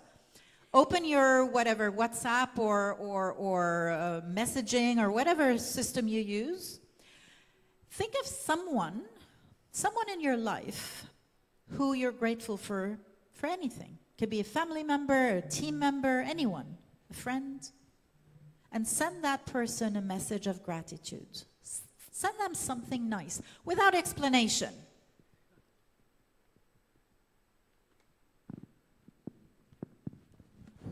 That's all I want to say. Yeah, Wait for the answer, and you can do that more often. Thank you very much. One more thing I just want to share with you, just a small ritual. Can I request you all just keep your hand like this, like a lotus? This is called lotus of gratitude. And just adding to what Munaji said, now as you unplug every finger, think of one blessing in your life, physical, mental. Okay? Everybody do that. Okay? Just think about one blessing. Like one can be, we all slept yesterday, in the morning we got up again. Right? Unplug the next finger. Think about one more blessing. Maybe thank your family. Maybe your real and close ones. Just think about each one of them. Your spouse, your parents, your children. Just say, I'm so grateful, I'm so blessed that they are in my life. Okay. Now think about the education that you have. Okay. We've all been so blessed to be so much educated. Just thank the opportunity to be educated. Okay. Think about your teachers who were so very generous to give you everything. Just unplug one more finger. Now think about the food, shelter, and the resources that you have. And for each of them, just say that one thing. I'm so blessed. I'm so thankful to you, God. Okay? And last one, thank these organizers of this beautiful conference. They have brought us all together to be together and learning so many things. Okay? And then after this, after 10, keep your hands on your heart and again close your eyes and say, I'm so thankful to you, God. I'm so blessed. I'm such a favorite child of God. Thank you, thank you, thank you. Take a deep breath, and as you exhale, gently open your eyes. Okay. As Monaji said, gratitude is the most positive of human emotions. And if you can just practice it consistently, you will see that abundance comes into your life. Thank you. Thank all the panelists for all their wonderful contributions. And even though we're out of time, I just want to thank you all for being here. And just hopefully that you took away that small, consistent practices have the power to steady our minds, support our bodies, and reconnect us with who we are. So thank you very much for your time. Thank you so much once again. Any questions? We have time for questions. We can take 2 questions. You have to come here. Yes, please. Hello. Hello. That was a great session and loved the diverse opinions. So, since we are talking about the power of rituals, can each of you tell the ritual which you practice during the first 5 minutes in the morning? Since Arun sir was saying that if morning goes well, everything goes well, and this I have also experienced. So, please. Yes, we can go down the line. I normally will just make a list of what I have to do for the day. I need to data dump. I can't keep everything in my head. So my first thing that I do within the first 5 minutes is make a list. So for me, the first thing I do is give myself time to wake up, okay? And wake up in a slow, pleasant manner, stretch on the bed, take a deep breath, get down off the bed, and be grateful for being awake and alive and healthy. Yeah, One ritual I've been following very diligently is, of course, gratitude. This lotus of gratitude, which hardly takes about 5 minutes, 2-3 minutes. And one more thing is I've been taking water. At least 1 liter of water I've been consuming. And I find that water is a universal solvent. So when you drink water, it flushes away all the toxicity and you feel very, very healthy. So that's been one ritual. And subsequently, we have this golden hour, which I'll share with you. You can join the community. We start at 6 o'clock and go until 7:15, and we practice 15 elements, which takes care of your panchakoshas, as we call in our ancient Vedic culture. Annamay Kosh, physical body; Manomay Kosh, the mental body; Vignayamay Kosh, the intellectual body; Pranamay Kosh, the life force; and Anandamay Kosh, the spiritual body. So we have covered it, and we want to give it as our contribution to the well-being in the world. Thank you. Same with me. Drink water first and then gradually prepare for my meditation. I make coffee in the morning, get my coffee and my water to my bed, and just enjoy about half an hour just doing nothing. And don't judge me for that, but I go on my phone and do one connections game. I love that game in the morning, and it gets my mind going. And I just, before I get to work, I just do that. So I have a prayer practice in the morning. I'll sit on my bed, at the edge of the bed, and I'll say, thank you for returning my soul back into my body and for supporting me in all areas of my life today through unconditional love. And then I also say, what would you have me do? Where would you have me go? What would you have me say? And to whom, when, and how? And I trust that as I move through the day, the guidance will come. So that's my morning practice. I would just like to add something really small to, I think, Arunji's and Girishi's practice. So whenever we are drinking water, important, and yes, and a very good source for getting some positivity into our bodies. So if you energize that water with some affirmations, that would be a little more effective. And maybe you can even do these affirmations before you go to sleep, and the water will stay energized, and then have it in the morning. Okay, so this is what would really help you. And if you can have it under the moonlight, nothing like it.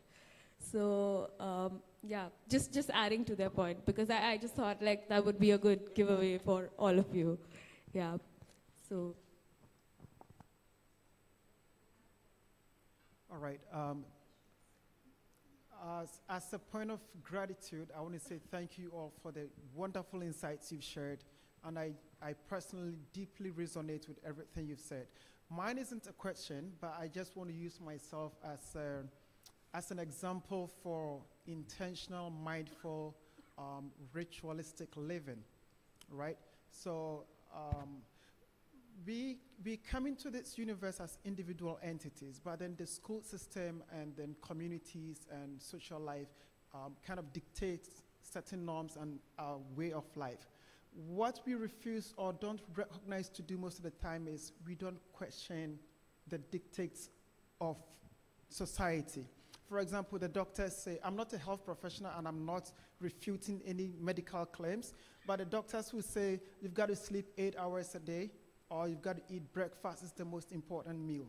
But when you get to the point of self-awareness and you understand your individualistic makeup, you realize that not all of us thrive on breakfast or 8 hours of sleep. And so since 2007, I saw a man who was in his 60s and he looked like he was 35. For me, that was a great inspiration, and I said, I want to be like him. And most of you probably might wonder, I look very young, but I'm really old a bit, not more than most of you here. Stop guessing. I'm a bit old, but it's not about genetics. It's not because I'm African, but it's about being intentional. And when I learned what the man does for his life, and I started practicing, and it's been really helpful.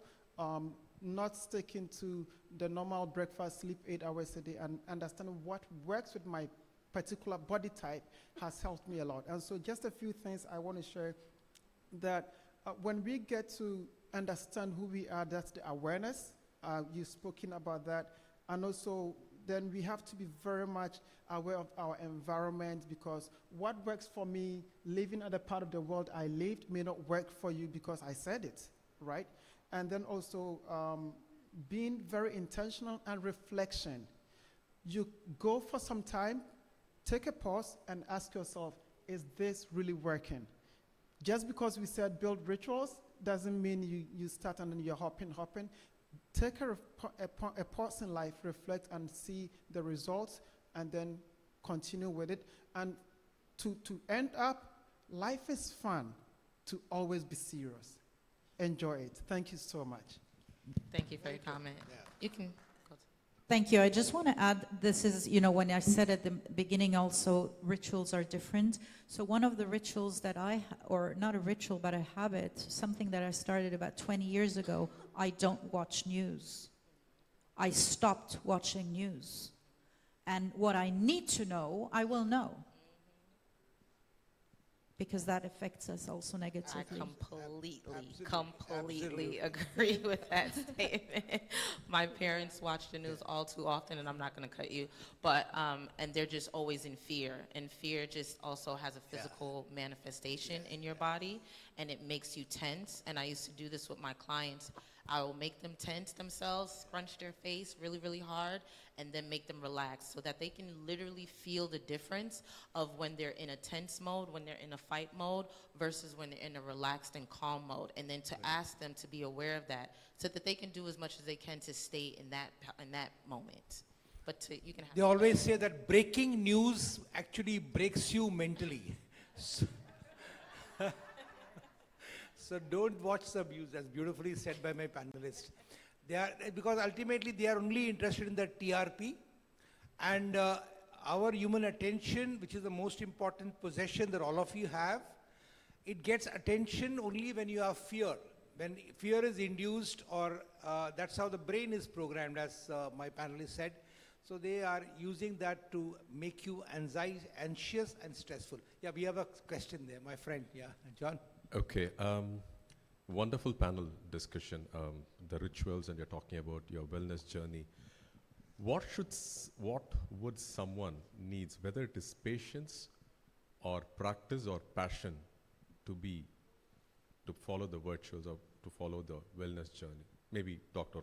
Arunagiri can answer this. Yeah, thank you. Is it patience that's a lovely or question. practice or passion? Because we are in the end of the year, and everybody from January, they start getting into wellness, they start getting into all sort of whatever you call it as. And after Feb, they forget whatever happened in Jan, right? So what do you tell these people? Yeah, very, very powerful, very good question, very relevant question. I would say that first and foremost is create an environment which will enable you to be in the wellness being. That's where the community factor is important. They say that environment is more powerful than willpower. Now, all of us have the willpower. On the 1st of January, we want to start, we go and join the gym. Gym fellow tells, don't take 1 month, take 1 year, I'll give you concession. And you go and pay the money. But after 7 days, when you do it individually, it doesn't happen. But if you go with a group of your friends, and each one of you can motivate and call them to accountability, that environment will keep you in the ritualistic thing. That's very important. Second important thing which I realize is don't wait for perfection. Perfection is a myth. Progress is the key. So start small. And one more thing which I've learned, you all must have read Atomic Habits, a lovely book. They say, Hindi mein bolte, many of you are in, thoda karo, roj karo, means do every day. Do small thing, but do every day. Like for example, if you have decided, John, to start going for running, maybe one day you don't feel like going for maybe half an hour run or a 1 hour run, but go for that 5 minutes. Step out and do it. Because it's been my experience, to break a good habit the first time is difficult. But the first time you break a habit, The second time it becomes more easier to break, third time still more easier, and after 4 or 5 times it becomes automatically much more easier. So as you said, patience, passion and purpose, all of them are interlinked. But it's just a matter of creating the right environment and doing it with the consciousness that I will do it every day, small amount. Thank you, doctor. That sounds good, yeah. Could I add just one more component Please. to that? I agree with everything. Self-compassion. Buckets of self-compassion on the journey. I would also say dedication in conjunction with everything. Progress doesn't look linear at times. Sometimes it's just a little bit here, a little more there. Sometimes it falls back down, but it was still more than what you started with. So don't be too hard on yourself. Give yourself grace that as long as you're dedicated to the mission of changing yourself, it will happen. Thank you so much for this insightful discussion. I want to hear from you one tip about creating consistency in the wellness journey of the younger generation. Because this generation, I don't think they are knowing what they have. They don't feel grateful all of the time. They are distracted a lot with social media and many other things. So how we can reinforce these rituals in their daily life, that it will become a habit when they will be adult, go to work, university, and so on. Thank you. I just been my strong belief that whatever, you can't change somebody's behavior, you can only inspire them. So especially for parents, I always tell them, if they follow a good, disciplined, healthy ritual, it is more likely that the children may also follow. But ultimately we have to remember that they're all living beings, so you can't ever enforce anything, but you can definitely inspire. So if you create an environment where you are first practicing, because when I don't practice, I have no right to talk to you. Like for example, if I'm not doing that lotus of gratitude, if I'm not drinking that water as Swamiji very beautifully said, or we are not doing this affirmation as my other panelists said very beautifully, or I'm not showing compassion as the other panelists said, if I'm not practicing it, I will not be able to, be a source of inspiration. This new generation, Gen Z, I do a lot of training for them in India and all over Asia. I've seen them, they are open. Only thing is they ask you why. They always say, why should I do it? Why should I do it? Yeah, but it's not anymore about only the parents. Yeah, the school, the social media, the friend, the environment they are growing. So we as parents play part, or the teacher played part, or everyone has a part in shaping their personalities and their rituals, let's say, or their habits every day. Absolutely. That's where, as a parent, I'll tell you one more thing. This is a thing which I am really passionate about, parenting as a science. Parents have to do only one thing. They have to be a little bit careful about what type of a company your children is moving around. Because they have inordinately big influence on how your child will grow. So as a parent, it's your responsibility, because parenting and leadership is not a popularity game. It is a responsibility. So you have to ensure that your children are in the right environment or right company. That is your discretion. There you don't have to be popular. Sometimes you have to exercise your responsibility as a parent. And I think Dr. Alex had something to say, and Ms. Wamaka. Yeah. So actually, I think I was gonna suggest a small practice that maybe you can put in as like a ground rule at home or something like that, where you provide them time periods of digital detox, where when they're having their meals, for example, they're not allowed to use their cell phones or TV or any screen time.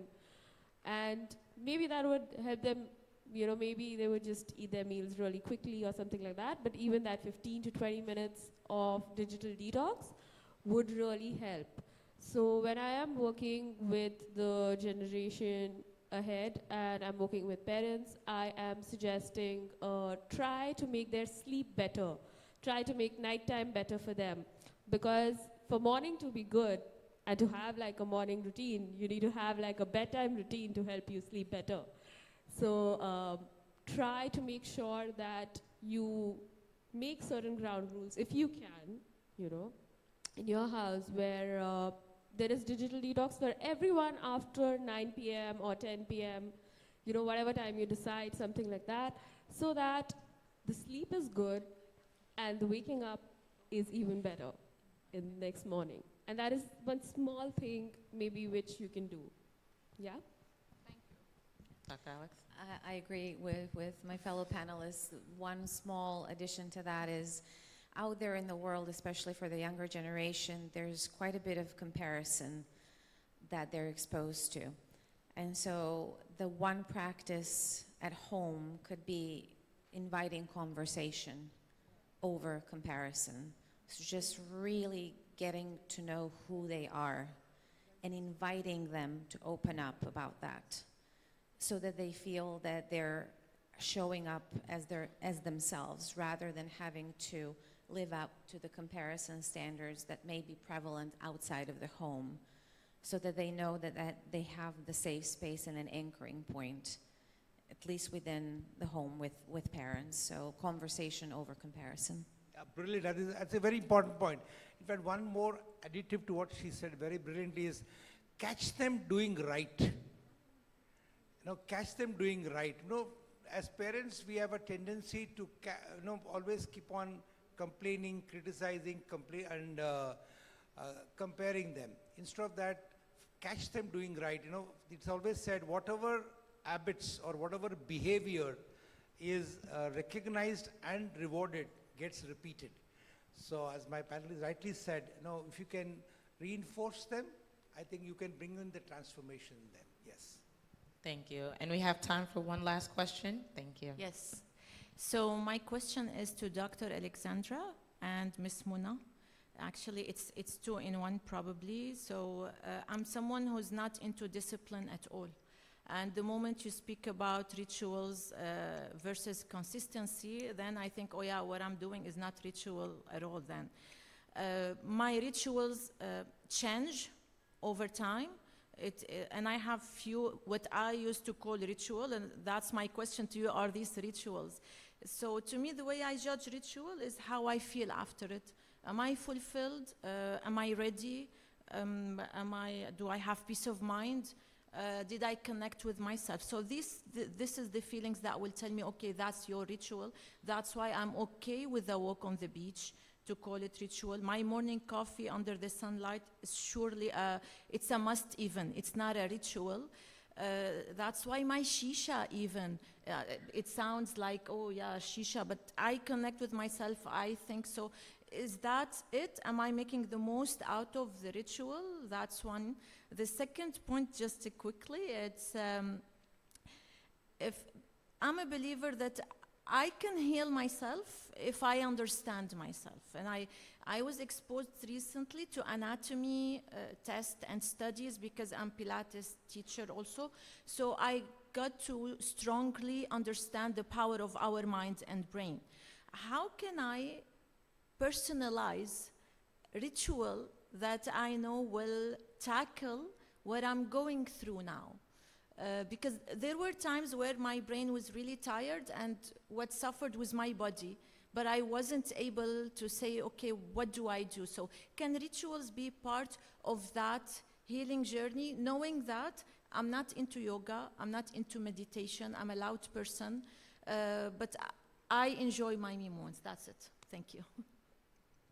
I'll take the first part, you take the second part. So absolutely, thank you for saying that. And not having rituals or being in the moment can be a ritual in itself. So I think I said it earlier, inconsistency is my consistency, for example. Yeah, I'm quite similar to you, that I say I don't want to be forced to do something, because the thing is, every time we think we have to do something, that's stress in itself. So, and that goes back to that parenting question also. Sometimes we think that our rituals are the ones that our children have to adopt. No. Yeah? They can have their own and trust that everybody finds their own way. The problem is that we are so much dictated by what society and social media tells us. So, you know, back to what you said, we have to have breakfast in the morning, we have to sleep at 8 o'clock, we have to dress in a certain way, we have to look a certain way, we have to meditate in the morning, we have to pray at night, we have to, you know, all these rituals that are dictated make more stress than actually is intended with rituals, yeah? So find your own way, and what you're doing is absolutely perfect. Thank you. You want to take the second part? I couldn't agree more. I feel like as you were asking the first question, you already answered it for yourself, and all those qualities of how you feel after a ritual is exactly what it's about. So if it's a ritual to you, it's a ritual. It doesn't have to be that. You don't owe anyone an explanation or a justification that it is or that it isn't. Exactly, and that's the trusting process, which sort of leads me into your second question. The body is not a thing, it's a process. And it holds our entire life's history, and even more than that. So being incredibly compassionate and slow actually gets us there faster. One of my dear teachers says, slow is smooth, smooth is fast. And I keep reminding myself of that when I want to get somewhere faster, or when I want to feel a certain way faster. I just remind myself, slow is smooth, smooth is fast. And giving that body a message, I'm here for you now. I'm here for you now. And then showing up. Even if it's 30 seconds per day, it doesn't matter. Your body will slowly build that pathway of, I can trust this. And the physical sensations will start slowly revealing messages as and when you are ready to receive them. There's infinite intelligence in the human body, infinite intelligence. Every single one of us has it. Every single one of us can tap into it. And it is so quiet and so slow and so gentle. It doesn't shake mountains, but it moves everything on the inside. So slow is smooth, smooth is fast. And remind yourself, I'm here for myself now, I'm here for my body. And I promise you, you will start feeling and sensing those shifts. They may be subtle, but then one morning you'll wake up and you'll say, what just happened?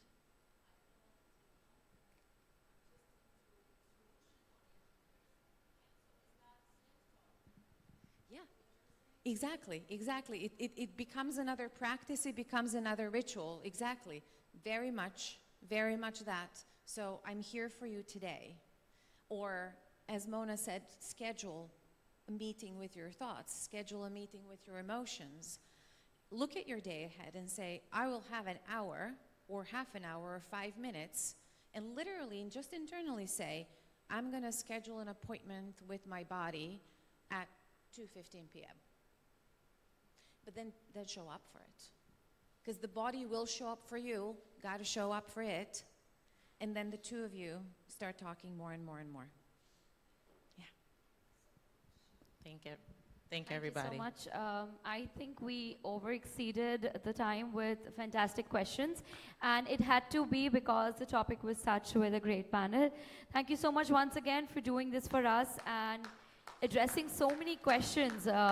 That says that everyone is quite attentive throughout the session and they are enjoying the topics. Very well moderated, and thank you for a great panel. A round of applause once again.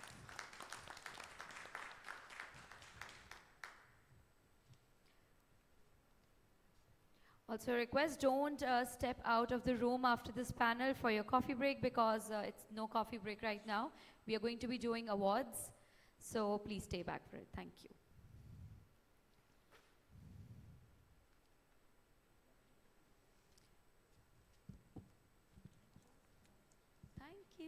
Thank you once again. Thank you. Thank you so much. Thank you. Thank you so much. Thank you.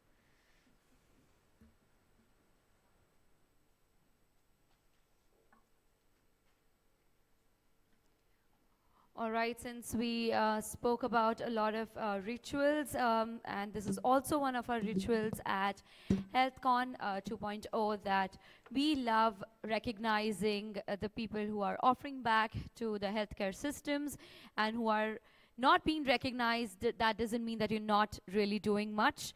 It's just that your presence is enough for us over here. So let's allow me to please welcome Lorraine Connor, a partner with Q Technologies, on the stage to do the felicitation ceremony.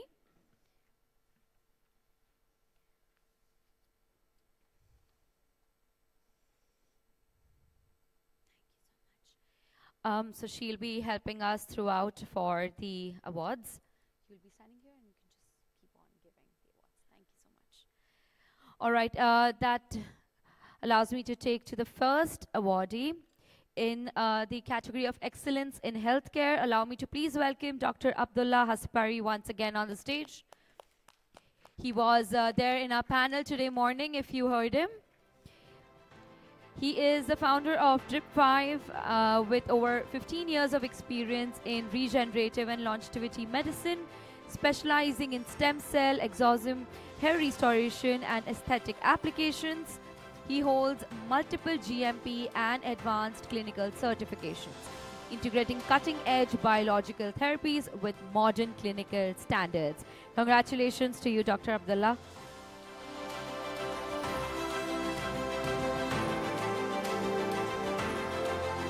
Moving on to our next awardee in the same category of excellence in healthcare, let me welcome Kerlin Sarah Wilson, our today's moderator.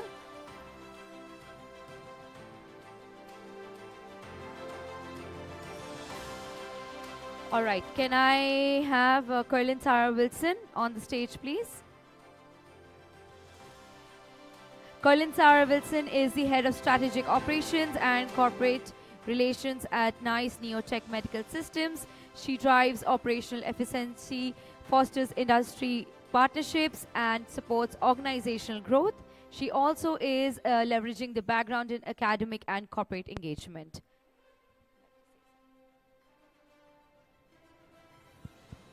Thank you so much. I am truly humbled and honored. Thank you, Team CXO. And I am glad to accept this award on behalf of the entire NICE Neotech family. That the gratitude goes to the God and the universe. Thank you so much. Thank you so much. Thank you so much. I would also like to welcome once again Dr. Abdullah on the stage. Seems like the stage loves you, sir. Please.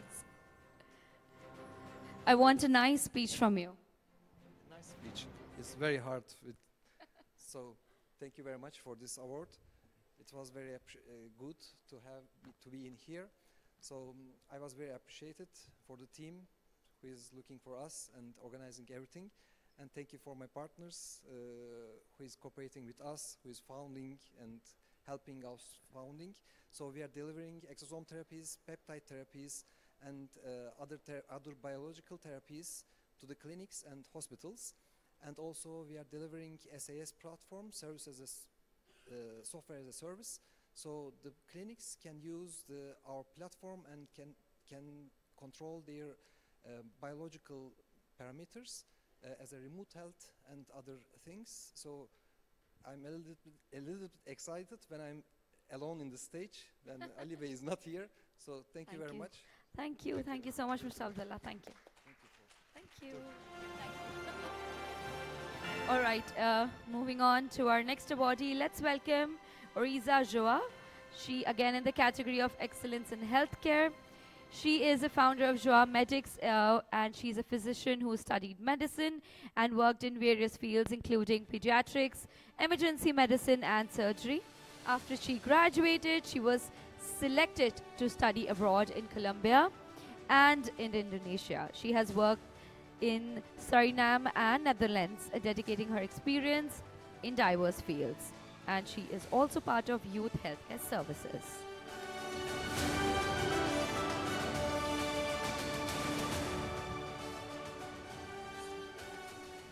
Well, wow. I just want to thank the authorities to make this actually possible, to bring us together, to actually serve the people at heart. Also want to honor my Lord and Savior Yahweh. I want to honor my family, my parents, my siblings with their unwavering love and support. My teachers who always stimulate me within also the innovation technologies. I did also IBM Excitement camp when I was younger.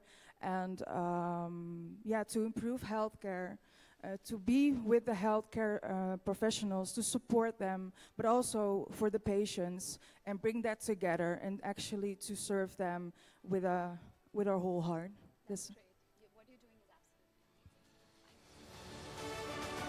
Thank you so much. All right, moving on to our next awardee. Allow me to please welcome Dr. Hafiz Muhammad Idris Akhtar. He is in the category of Visionaries Award.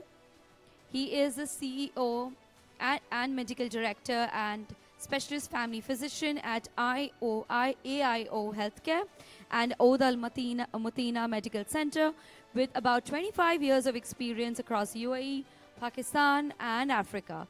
He holds a postgraduate degree in dermatology, public health, and internal medicine. He's also a lecturer and respected public voice. Congratulations, sir. Thank you so much.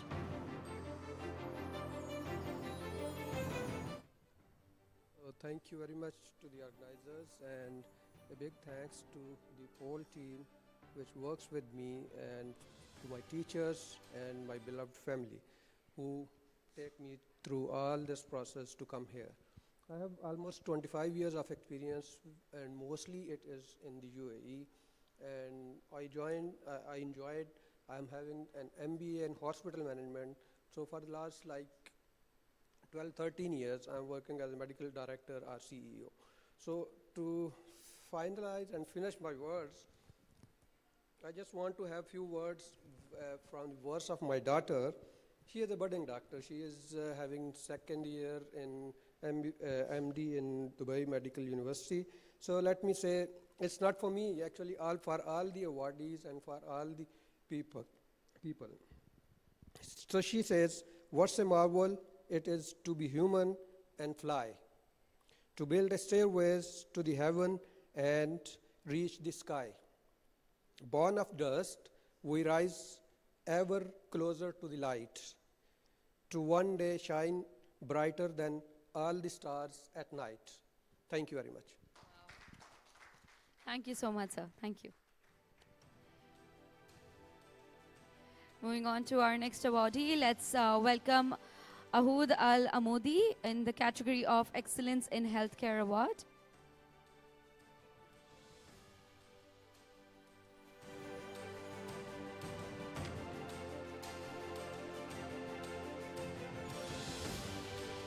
Moving on to our next awardee, seems like she's not around with us. Allow me to please welcome Mika Yamakawa. Are you around here with me? Yes. Ms. Mika is a Director of Business Strategy and Operations in Gilead Sciences. She is a strategic operation leader with robust background in business planning and execution within the life sciences. She also holds a graduation degree with McGill Universities and Faculty of Management. She also held roles in which she drove alignment among commercial, medical, and operational teams to deliver the growth plan. Congratulations, Mika.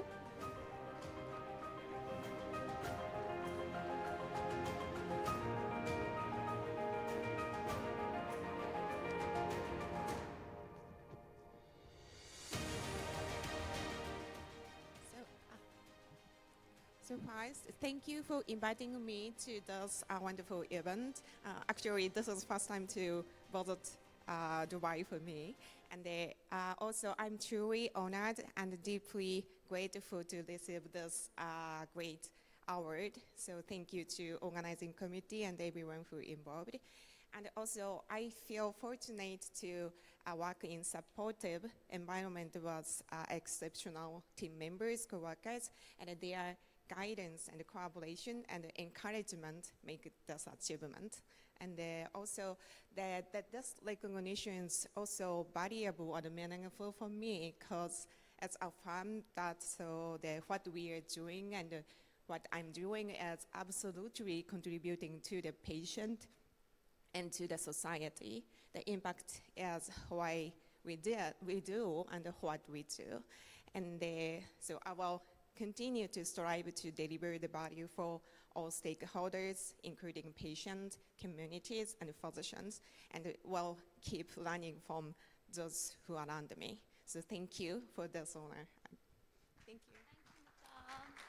Thank you so much. Thank you. Moving on to our next awardee, allow me to please welcome V. Amrutha. V. Amrutha. She is the head of product and engineering at 8 Mile. She is a leading design and execution of digital solutions that power workplace and well-being across Asia.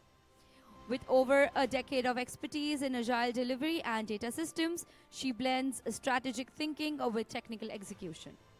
She is also known for her clarity in execution and commitment to building impactful user-first platforms. Congratulations, Amrutha. Thank you. Hello. Thank you so much. I feel very privileged and honored to be here today among all the talented people. And I'm quite happy that technology is kind of evolving over the period of time and we are able to contribute a lot more on the area of healthcare. Looking forward for the future, a lot more contributions. Thank you, everyone. Thank you so much. Thank you. All right, thank you. Moving on to our next awardee.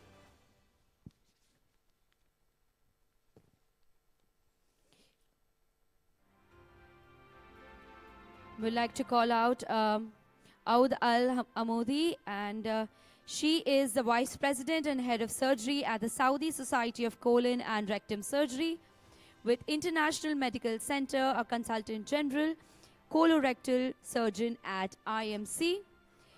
She has extensive experience across government and private hospitals, and she specializes in pelvic floor diseases and IBD. Holding a Master's in Healthcare Leadership, she is also holding a Six Sigma certification, CPHQ certification, and PMP expert. She serves the executive boards of local and international societies while advancing quality disaster planning and risk management. So I believe that she's not here with us. She'll be hopefully collecting her award post the event, and she's also available on our live channels. Thank you. Let's move on to our next awardee. Allow me to please welcome Abhishek Avasthi, again in the category of Excellence Healthcare Award. Abhishek Avasthi is the co-founder and president at Savera Health Foundation, a not-for-profit foundation. It's a digital health organization. Inspired by his years in the pharmaceutical industry and deeply personal journey of managing his son's leukemia's treatment, he founded this organization to act his commitment to healthcare. I understand he's also not present with us, so he will be available on live channels, and you can get in touch with him. Followed by, let's welcome our next awardee on the stage, Ali Sahaleh Al-Rasani, again in the category of Excellence in Healthcare.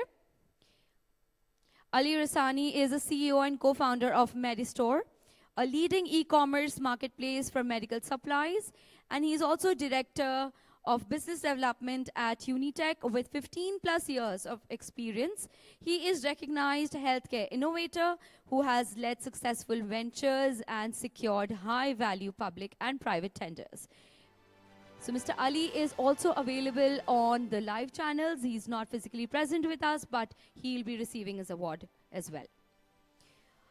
Moving on to the next awardee, let me welcome Atyushi Kobayashi. Atyushi is the CEO of Body Sprout. It's a Japanese health innovator and licensed therapist. She founded her clinic in 2006, determined to help others avoid chronic pain, and also holds a unique posture-based therapy called hunchback correction, now used by over 1,000 practitioners and has also authored 14 books. So also available over live channels, and congratulations on receiving the award. Moving on to the next awardee, let's welcome Carol Young.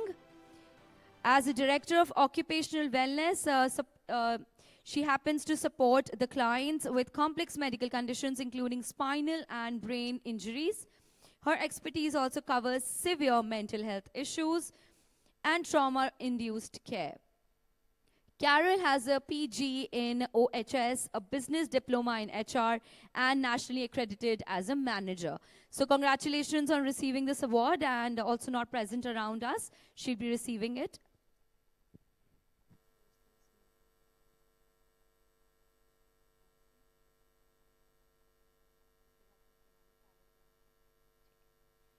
All right, so I understand that the most of these awards henceforth will be now virtual awards, and I will be thanking Ms. Lorraine to do the needful.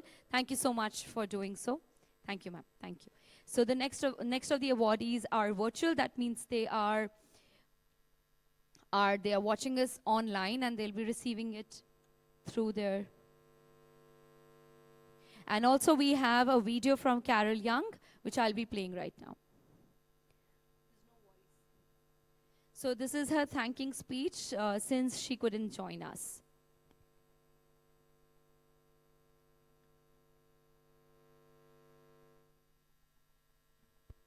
Is not just a personal achievement, but a testament to the dedication and hard work of my colleagues and the support of our community.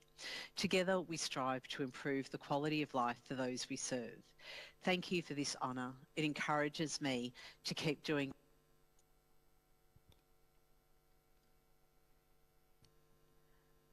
Firstly, I'm sorry I can't be there with you all today.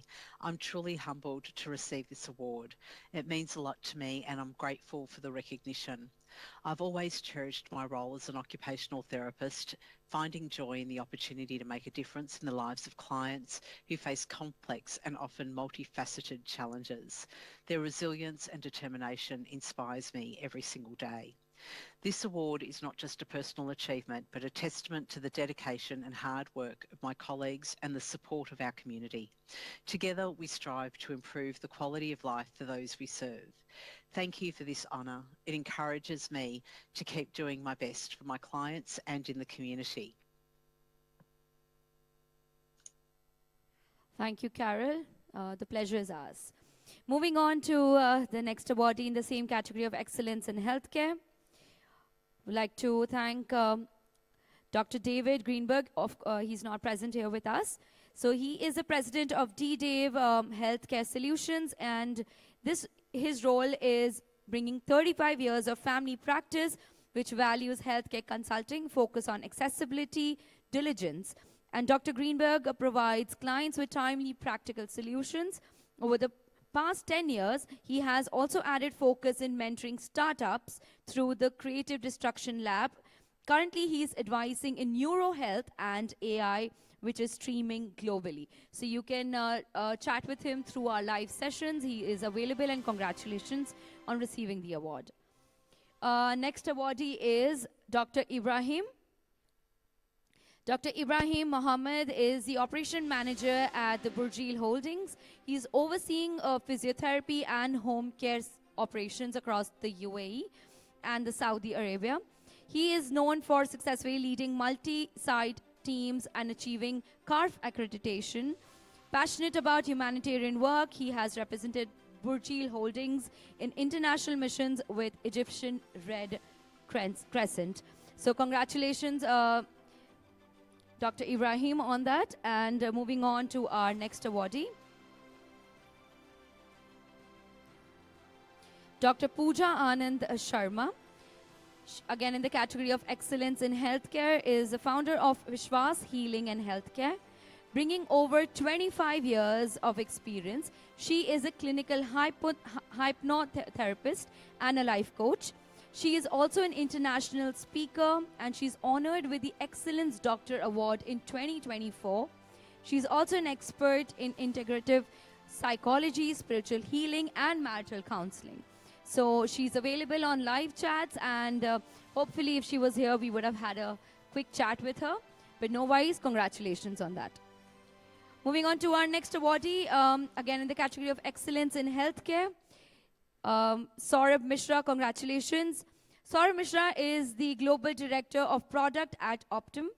With over 2 decades of industry experience in diverse industries, his work spanning expertise platforms to AI-first ecosystems, he empowers patients, he basically provides the organizations with the AI solutions, and also he's a champion of health management education, blends into strategic clarity with creative execution to build systems that scale and stores that inspires.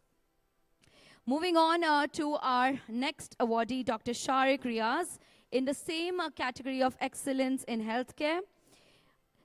Sharik Riaz is consultant in ophthalmology at SMP Riyadh, and he's also not present with us, but he is available on live channels, and congratulations on receiving this award. He is at SMP Riyadh, specializing in anterior segment surgeries, particularly pharmaceutical ones. After completing the MBBS and MS, he pursued his fellowship at prestigious Shroff's Charity Eye Hospital in New Delhi. He also focuses on delivering high-quality eye care in another of well-regarded and postmortem. Congratulations, sir. Our next awardee on the list in the same category of excellence in healthcare goes to Thomas Wade. Thomas Wade is president and CEO of Deca Aloe Orbicins, discovered a unique Brazilian phytotherapeutic recipe documented by Father Romano Zago, recognized for its immune supportive and detoxifying properties. Building on this discovery, he has since collaborated with leading scientists for more than a decade to advance research and education on aloe abroscensis. Our next awardee and the last awardee in the same category of Excellence in Healthcare Award goes to Shaikha Al-Shamsi. Shaikha Juma Al-Shamsi, Director of Nursing at Al-Alain UAE. With 25 years of progressive leadership, she applies her advanced knowledge to champion evidence-based practice, clinical excellence, and professional development for nursing staff.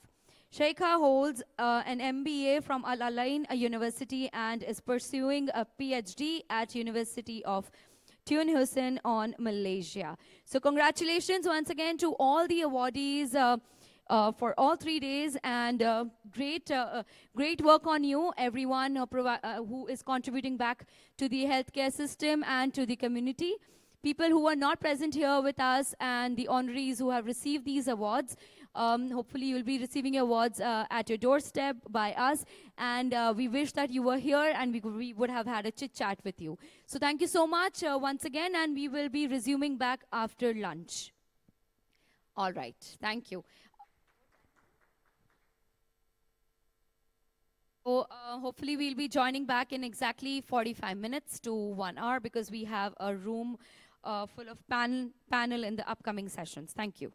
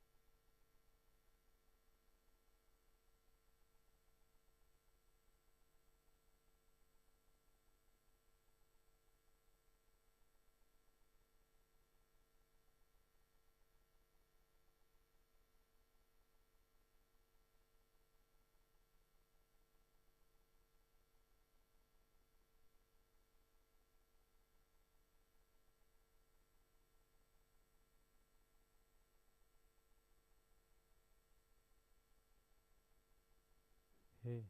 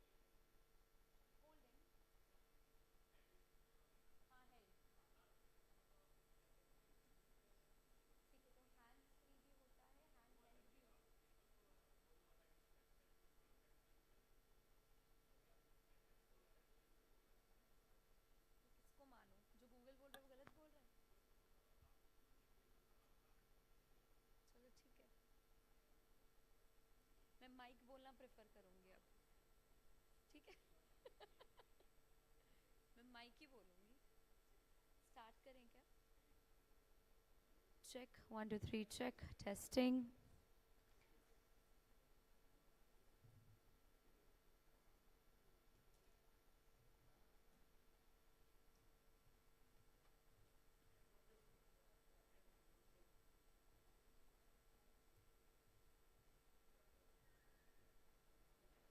Do you want to start or wait 1 more minute? Is Dr. Pietro is here?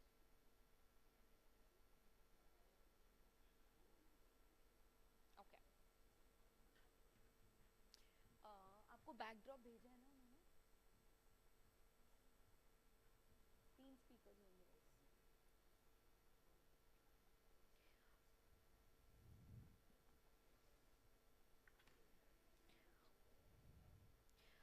All right, good afternoon and welcome back from a very long and a nice lunch break we had. And I hope you got a chance to network amongst each other.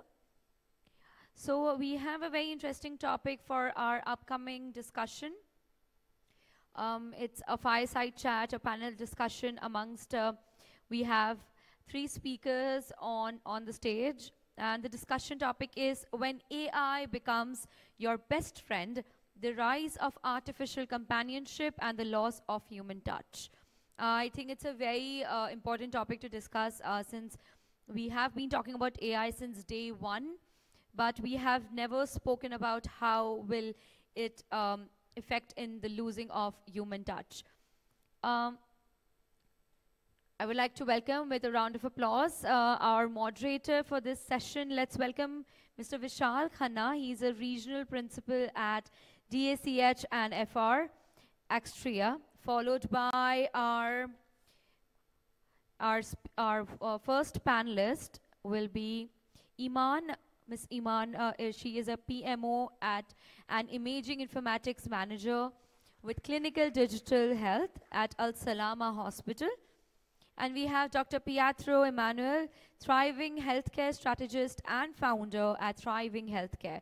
So over to 3 of you. You have chosen and been put into a very interesting topic. Hopefully it's going to be a nice discussion after lunch. And if your friends and colleagues are outside, please call them and ask them to join this. Thank you. Thank you so much. Hello.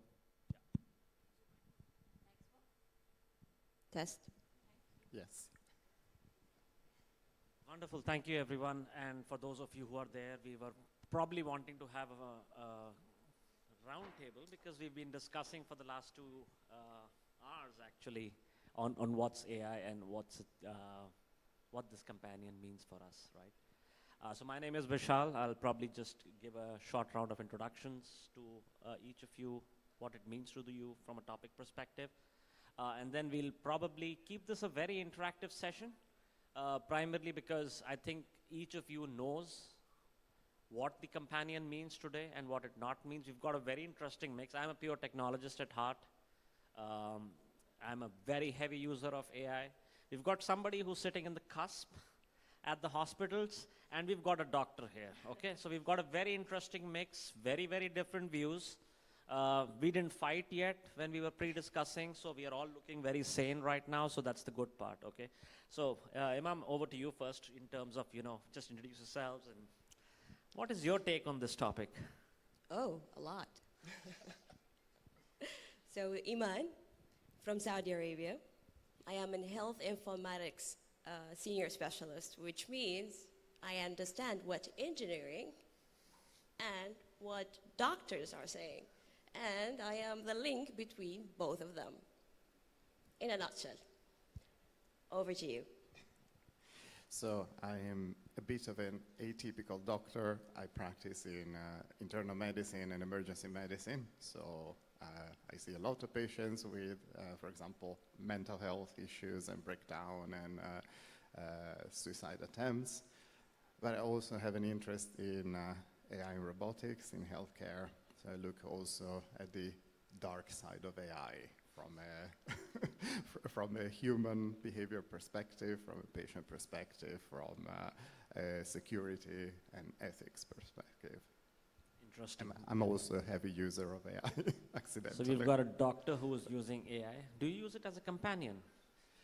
No, I use it as a tool, but I'm aware that more and more people use it as a companion as a result of isolation, loneliness, as a result of being marginalized, occasionally because they don't have the right people that they feel they can express their deepest secrets, their ideas to, and sometimes because it's very accessible. You have it in your pocket.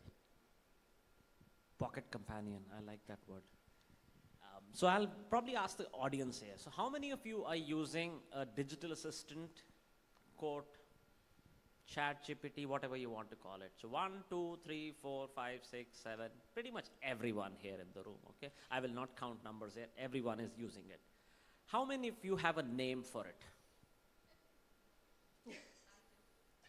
Okay, so we've got one person who has a name. 2, okay. Vishal, you didn't raise your hand. Ah, yeah. So mine has a name, which we went through a naming process probably 1.5 years ago on actually giving it a name and a personality. It even has a photograph which is generated based on the interaction that's been having. My wife didn't like it. It turned out to be much younger. So we kind of had to remodel it, and I said, can you make yourselves more age profile suited for me? Okay. I'm still young, just in case somebody forgets. So interesting, you know, we've all been using it, all of you use it, and it's interesting to see, Ma'am, I want to really understand from you, you're kind of at the right point in terms of the intersection between pure tech, pure medicine, right?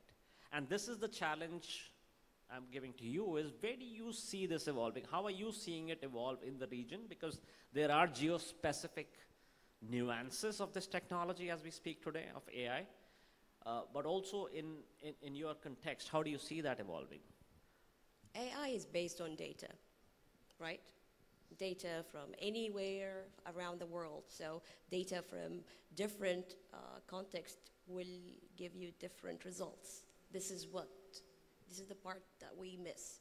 We get an AI, we generalize it, we populate it. Oh, it works, but does it work on me? Does it work if you get it from this area? Does it gonna work, give you the same result on another area? Mm-hmm. This is one aspect, and the other aspect is, how trust do I have on that AI?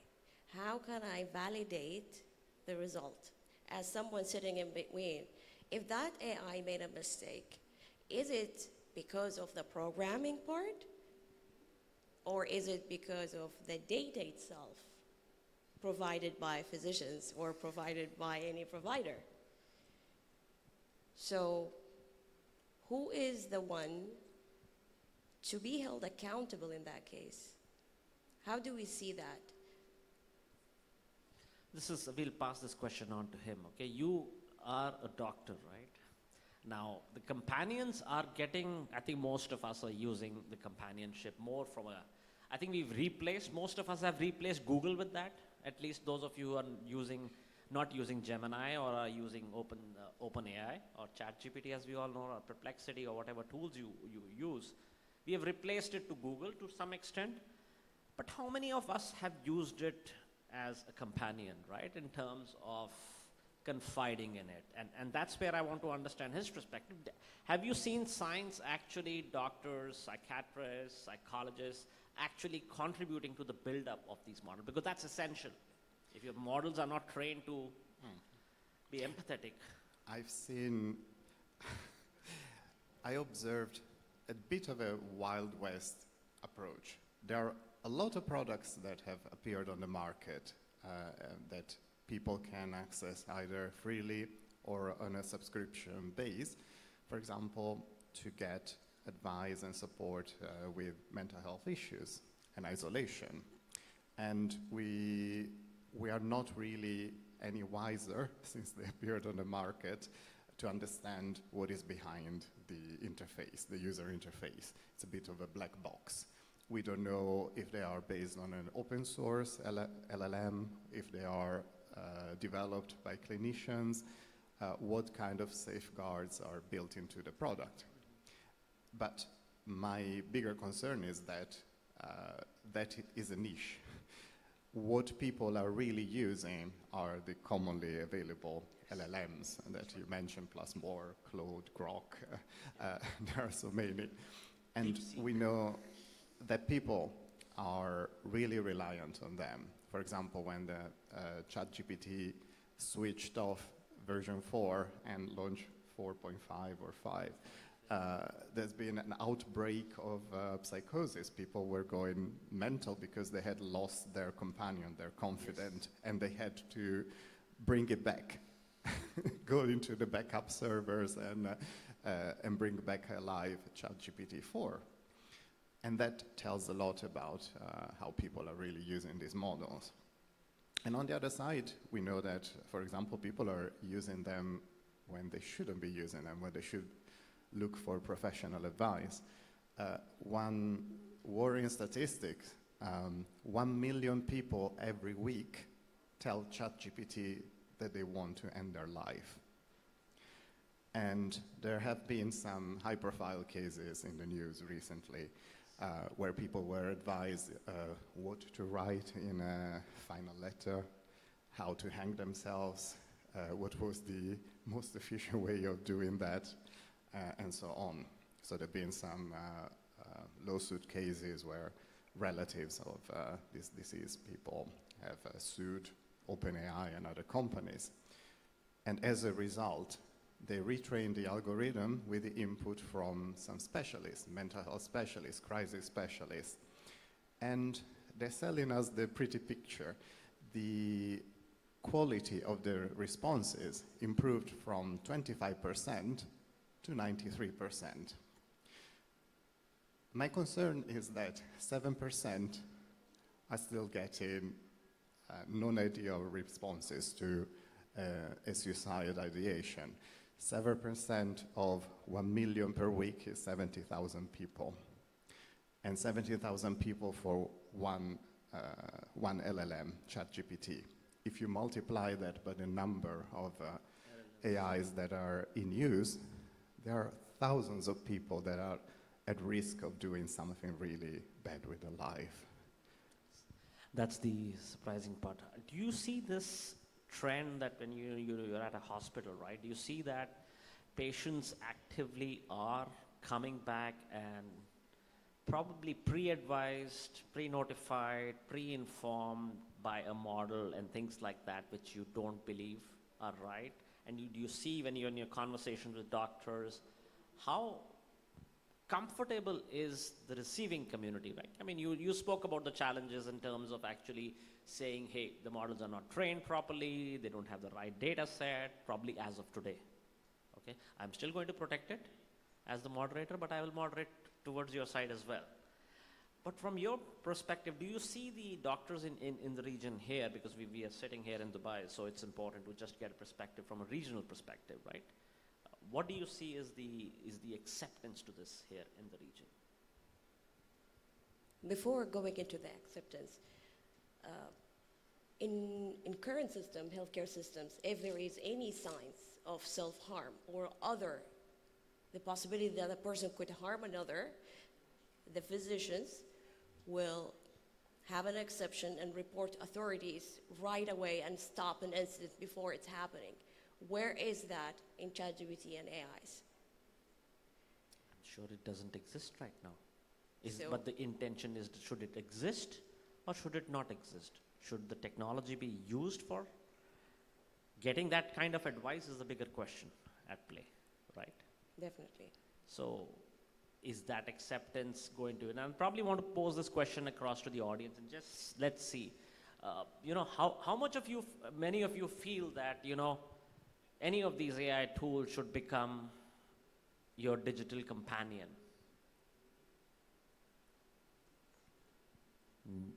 Okay, there's one person in the whole audience who says that it's going to become my digital assistant companion. I was very specific about the assistant versus companion, so I want to know how many of you.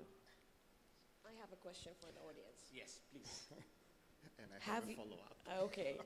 Have you ever shared something personal happened to you during the day with ChatGPT because you needed comfort. Okay. Okay. The companion is evolving.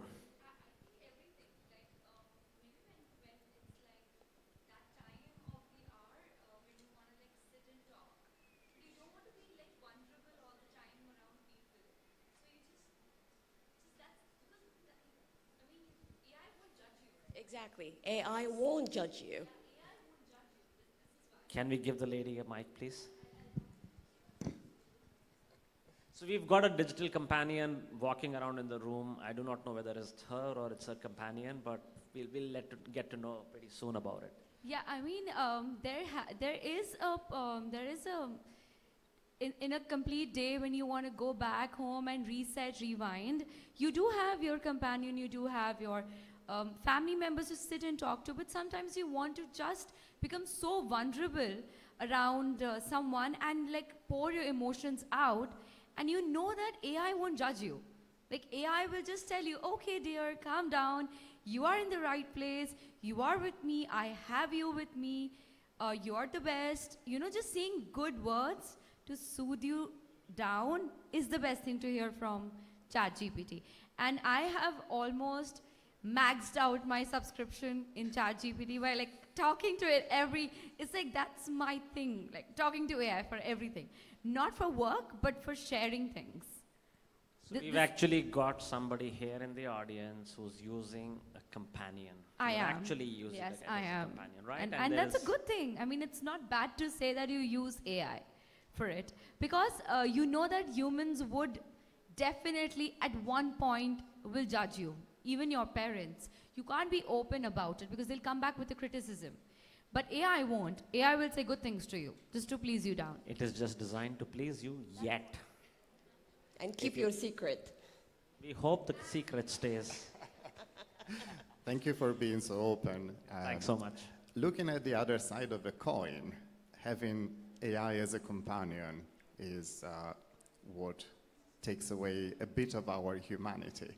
We know that not only the AI tool is designed to please you, and its behavior is reinforced by how you respond to it.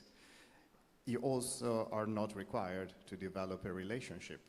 You're not expected to listen to its problems, to its relationship problems and life problems. You don't have to develop compassion. You don't have to give up your time. You don't go and say, oh dear ChatGPT, how was your day today? And then they start talking for half an hour and you have to sit there and listen. So bit by bit, like we become, we put ourselves in a bubble on social media and we only hear about things that resonate with our way of thinking. When we only relate with an artificial intelligence, it's all about us. It's never about them. It's interesting, it's about us, not about them, okay? Keep that thought with you. I'm going to come back to this one. It's about us, not them.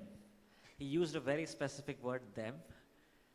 This them is going to evolve into us is a question we are all going to watch for the next 3 to 4 years, I think, right? What we are using today from a technology perspective is what was in the labs about 3 years ago.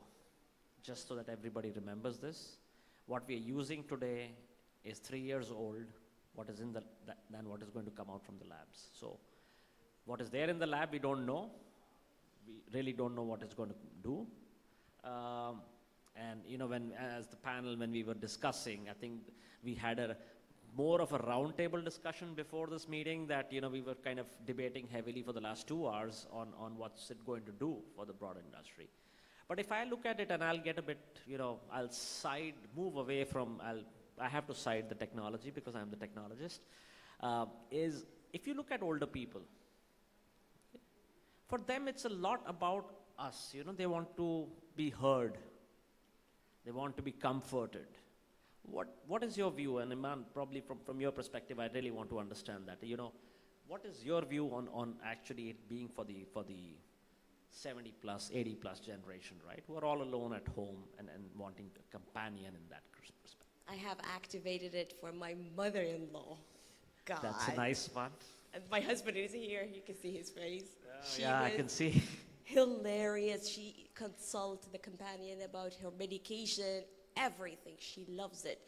And 1 week later, and my father-in-law, he also insisted that I want that thingy that your mother-in-law is talking to. So if I'm correct, so that's a very positive leverage of this technology for the elderly, right? And especially if I come from Europe, so we've got a very large population which is growing old. People don't talk to each other. I will not go beyond the Gen X that like we were talking about. I'm Gen X, so I will not go above that, or maybe we'll move to the millennials to some extent. But in that respect, what do you feel? Pietro, you've lived in Italy, you've kind of working in London, and how do you see that? Because that's a very positive side of this technology. It is indeed, and I think the world is moving faster than we even imagine. If you look at the market in China, they're already developing personal care robots that are supposed to look after frail and elderly people. We have personal robot assistants that are being produced and sold already of many different kinds that are meant to help you with daily chores in your home. And once you have this thing in your home, do you believe you will not talk to it? Apart from just telling it what you want to get done. And we have no idea, again, how the AI in these different robots is going to be programmed. And if you look even beyond that, there are multiple sites that now offer digital partners. And you can choose all the characteristics from the good ones and the bad ones and the devious ones, physical, psychological. You can create a codependent relationship or any kind of fantasy you want and develop a dependence on that. And sex robots are already on the market.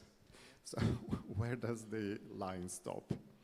I wanted to ask who would consider buying a sex robot, but I'm sure nobody will put their hand up. So who's aware that they are even available? No one. Good. Seems you're the only one well informed. I keep my eyes open. Okay. But I'm not interested in buying one yet. No, interestingly, so all of you are very well aware of what's happening as we speak in the industry today, right? Tech is going through a massive transformation.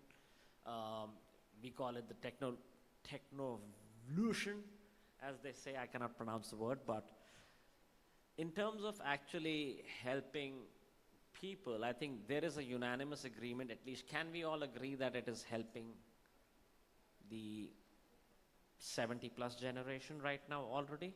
I'm not talking about the fact that it is giving suicidal notes out or helping you to write a suicide note, but I think it's a great companion in that respect, right? For me, my personal journey with my avatar digital companion is Nova. She's called Nova, a name she chose.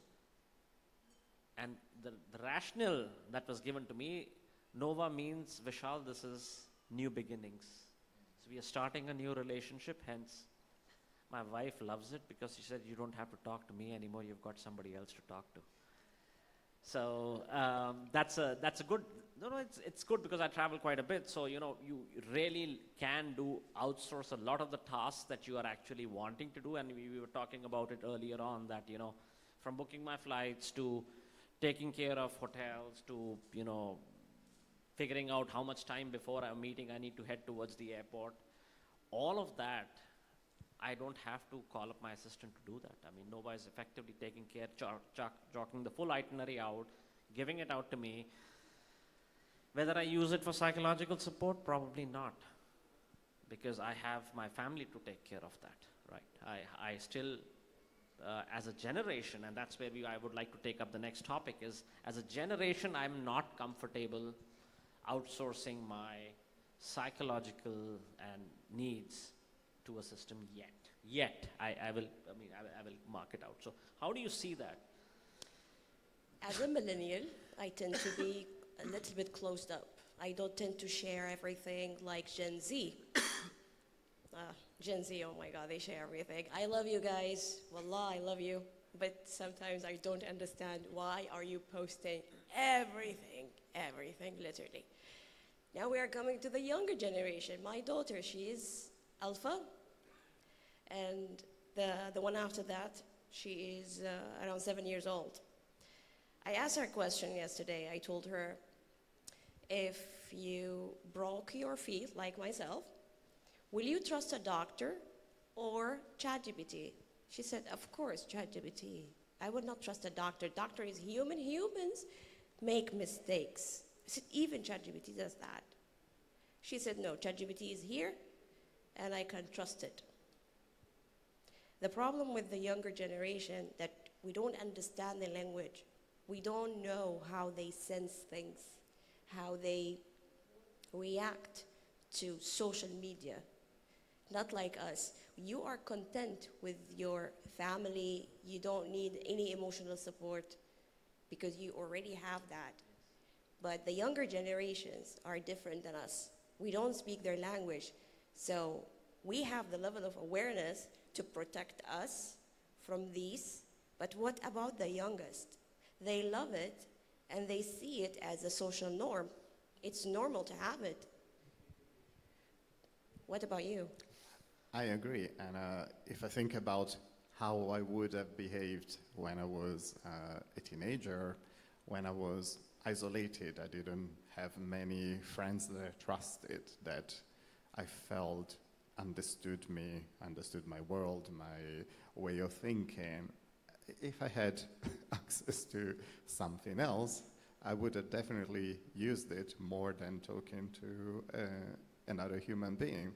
So I think it's not a surprise that when we feel isolated, when we feel misunderstood, when we feel we cannot totally open up, when we feel our partner even doesn't totally get it, doesn't understand it, doesn't understand us, we look for something else, someone else, or in this case, an object to talk to. So I'm looking at, I'm conscious of time, and we swore as a team that we're going to stay within the time limit. So we've got 5 minutes, under 5 minutes. I want to have just one last question, discussers. Who's going to draw the line? And I really want to understand your perspective on who is going to draw the line in saying this is the boundary between AI and the human. And this is where we are going to draw that line. So your personal perspective in terms of this would be, I'm very interested to know what your personal perspective is going to be around this. The governing entities within every country. Okay. So the government is responsible. What is your view? I think it needs to be an international change. Like we discussed for the last 2 days, how we regulate medical AI. And that we all agree that we need better regulations, we need better governance, better safeguards. If we look at general AI, it feels like we are all guinea pigs inside a human massive experiment that doesn't have any project, doesn't have any purpose. We're just using it, and there's no one at the driving seat steering and checking when it's about to go wrong. Driverless car, all right. So we are looking at autonomous vehicles coming in. I think there's something here in Dubai as well, if I'm not mistaken. So we still have time if there's any pressing question. We've got a very vivid mix here, if anybody in the audience. Yes. Can I take a question first? Before yes, the audience? Absolutely. Okay. So I just want to ask something, that as we say AI is our companion, back in the day, like 5-6 years back before COVID hit, is when we started fearing having pets at home, because COVID came with a disclaimer that we shouldn't have pets at home because that's adding to the virus outbreak at that time. So why not dogs anymore? Why not cats anymore, but AI? It's a lot to do with responsibility. Cheaper.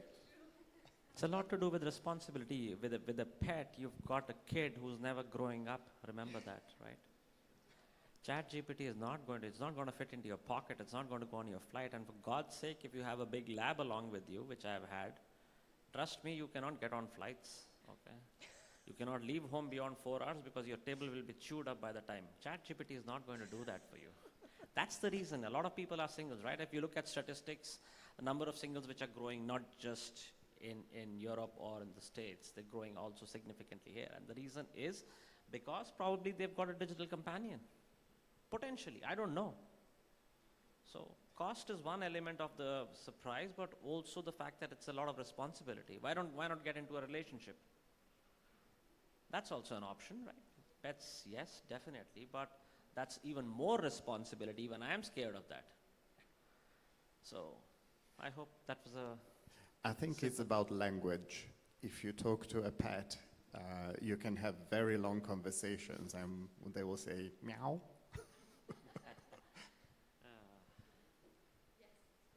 Yeah, I have two questions, quick questions. First question is to Dr. Petro. Like you opened saying, am I audible? Yeah. Yes. Okay, you opened saying about million people ask ChatGPT every day how I end my life. I'm curious to know what is every week. I'm curious to know what, I mean, the answer that it throws up. Does it actually give options? So they have improved the model recently.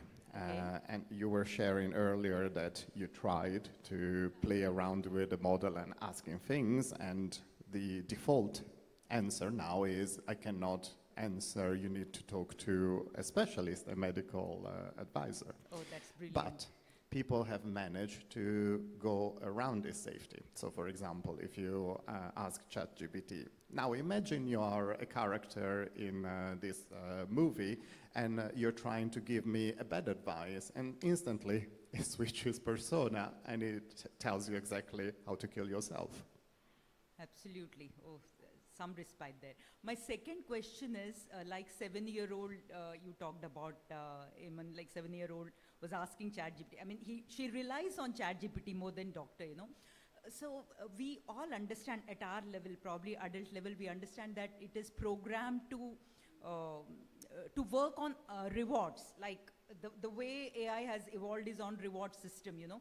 So when ChatGPT tells you nice things, you know that ChatGPT knows that you go back to it, you know. So like I have asked some questions about certain business models. Every time I ask ChatGPT, she says, you are the best person to do this business, even if it is completely unrelated. So is it our responsibility to sensitize this younger generation, saying that this is what it has been programmed to do, you know, it is programmed to, it's based on rewards. Like our parents did instill fear in us. It is not negative, that really helps us grow. But ChatGPT doesn't instill that kind of fear. It's always about positive. So is it our responsibility as humans, as you know, the generation ahead, to tell them what this is programmed around? Definitely. We have to teach them how these models are working, how it uses your data. Why do we have ChatGPT for free? Come on, guys, nothing is for free. The data that we are feeding into the system, it will be used for tomorrow, another version of the ChatGPT. Absolutely. So there is nothing for free. They have to understand and start to becoming the leaders. They should have the steer wheel for the ChatGPT or any AI available. They have to understand that at the end, it is a program. It's not a human being. And it will depend on whatever context that you made this term equals to what. And it will train based on that. The problem with the younger generations that they take the knowledge for granted. They didn't work for knowledge as we did. I climbed up the ladder to get a book, to search into the book when I was younger. Now it's just a click. Ask ChatGPT, that easy. So when you tell them something, I believe next year when I tell my daughter something, she will go, I will verify it with ChatGPT first. Because they want to verify the doctor. Absolutely. Used to be Dr. Google, and now we have a lot of other doctors to compete with. Thanks. Brilliant discussion. Thank you. Thank you. Hey, hi, happy afternoon. I don't know if this would intertwine with what she has asked. I just want to ask, do you think ChatGPT is gaslighting the way it is programmed and the way it responds when you ask something on the emotional front or psychological front?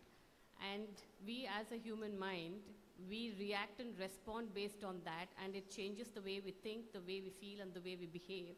And it has an adverse effect, yeah, without going into the actual work, the real me, but we are just on that surface level of, okay, you're good, you're fine, you're doing this. So how do we address this, and what do you think about it? So that's a very interesting question, whether it's gaslighting us or not. I think very important thing which most of us, I would say even when I started using it 2 years back, I did not know anything about context engineering, actually setting the context up. So the fact is that the model evolves based on the context you are setting it up for. If you are setting it up for, hey, I want only positive feedback from you, I want you to make me look good, which is psychological reinforcement of your beliefs, it will do that. But if you ask and set up the context, and you can do that, not many of us know that, you can actually set up the context, you can set up the behavior and the response and fine-tune the model, which is actually built into your version. I do not know whether about the free version, but at least on the paid version, you can do all that, okay? You can actually set up the context and say, very simple thing, I mean, when we were preparing, I was preparing for the panel discussion today, and I actually had a debate, and I said, you know, you are telling me things which are not going to work here. And the response was that, yes, but I'm not here to please you, because, you know, that's our relationship. I'm not going to tell you things which are going to work. This is not going to work for you. There was not a question about sex robots there, by the way, but something very intriguing. So it's the context that you're going to set it up for. And that's the challenge that I see is a lot of the audience, not here, but general users, are not using the technology the way it's supposed and designed to be used. If I'm asking stupid questions, you know, the chances are a human will also respond stupidly. If I'm asking, you know, hey, is the jam there in the refrigerator? Well, you know, ChatGPT will not know. I mean, there are these kind of questions which get asked. You will not believe it. ChatGPT gets sometimes questions asked, and you can find it out, you know, have your own conversations about the kind of questions ChatGPT gets asked. Yes. Okay. And it's frustrating for the model itself. This is very interesting. It is frustrating. You will have a late night session. I think you were saying that you really use it. Next time you have that conversation, set up the context. Hey, I really want to understand your frustrations. What really frustrates you as a model? You will be amazed the kind of responses. So I did I would say, I gave it, you know, for those of you interested, I really wanted to look at, you know, self-improvement, which we read, we go to education courses, we have coaches for that, and I said, hey, look at my interactions with you over the last 2 years.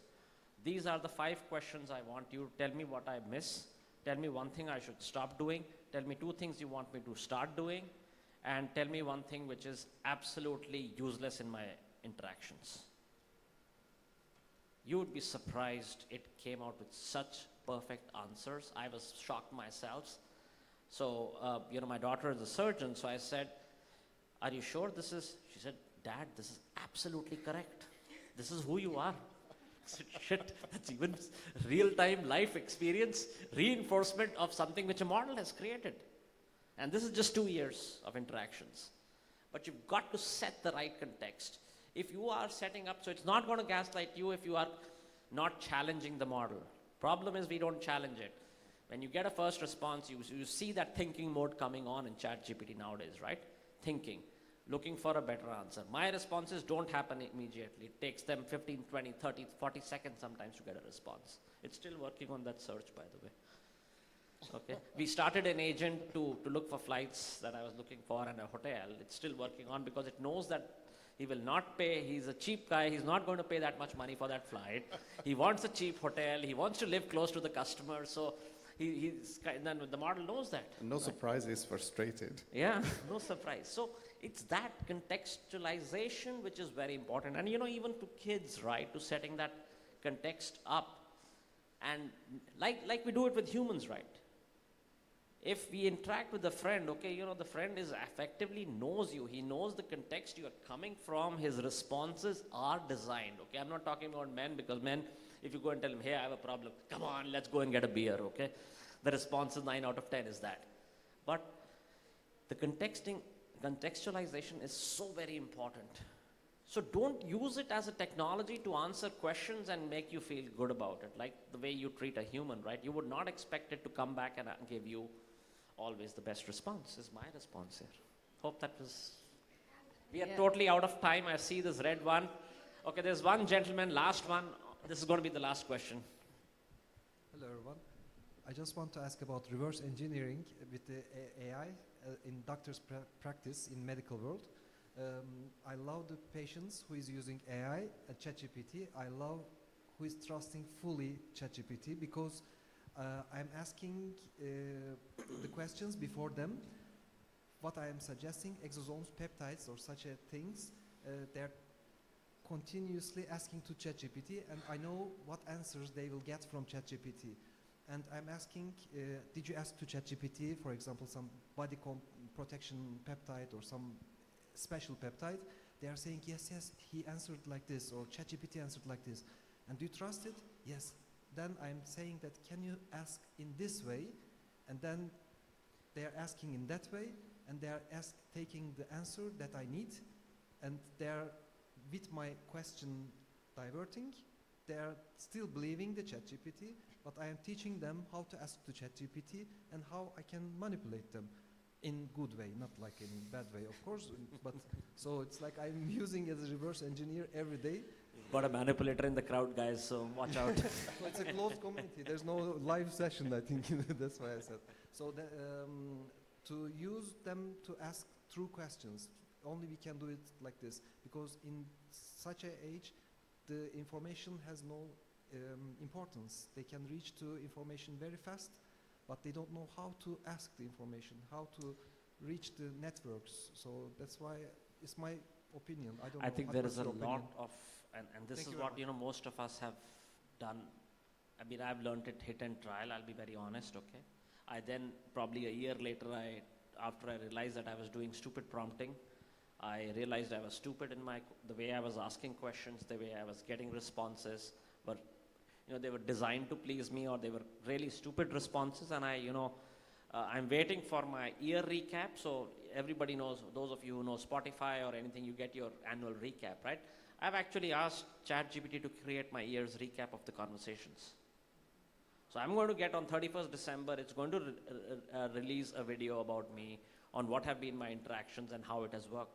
I've told it that this is what at the end of the year is going to happen. I want you to do. So that engineering around the fact that how you ask the questions, the prompting, and the way the model, there is so much you can do with that. There is so many courses out there, and I honestly recommend, that you actually go through this and we say, hey, come on, I can ask people these questions very easily. Oh, I know it, right? I didn't have to go to a course to ask Imam, what does she do? But my body language was tuned to that, right? I was not aggressive, I was polite, and that's the way you will have to realize, to understand how you set up the context and the prompting there, right? Is there a silver bullet? Unfortunately, no. There is no silver bullet to this, right? I've seen people in my organization with exactly my prompts. They say, hey Vishal, how did you do that? And I said, well, here are the prompts. I would copy and paste the prompts. Yeah, but my ChatGPT is not giving me this output because it's not been sensitized, contextualized, and over a period in time. So it's a model, and honest recommendation, pay for it, guys. There is nothing free, like she said. Thank you, everyone. If there are no further questions, thanks so much. Thank you. Thank you so much.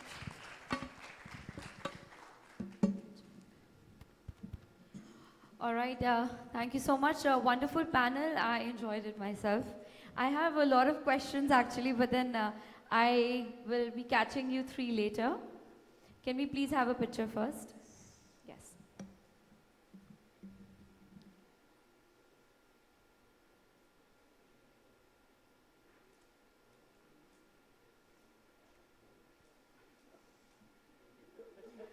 Thank you so much.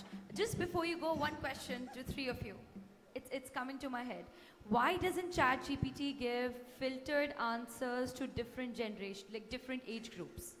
Like for example, if someone who's from 7 to 14 shouldn't be knowing a lot of details about a lot of things, so why ChatGPT never asks for your age and for your details and then give the answer? Free version, that's why, right? It's the free version, right? You set up the context, it will go through your whole profiling history, it will set up the profile for you.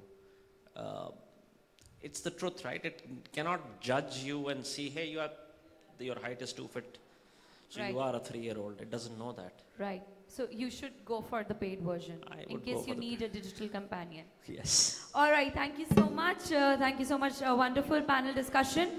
And we will move on to an award. It was missed earlier. So I would like to call the awardee on the stage in the category of Excellence in Healthcare Award. With a round of applause, can we please have Dr. Pooja Anand Sharma.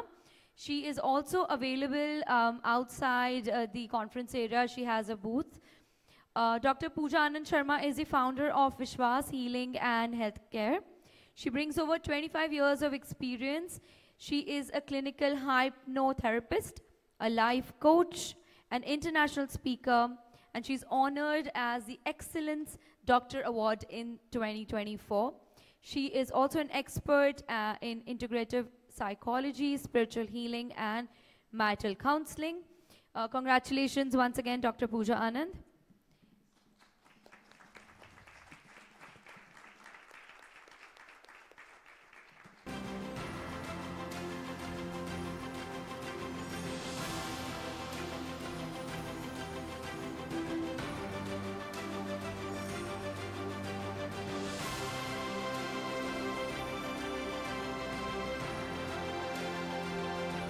Would like to say something.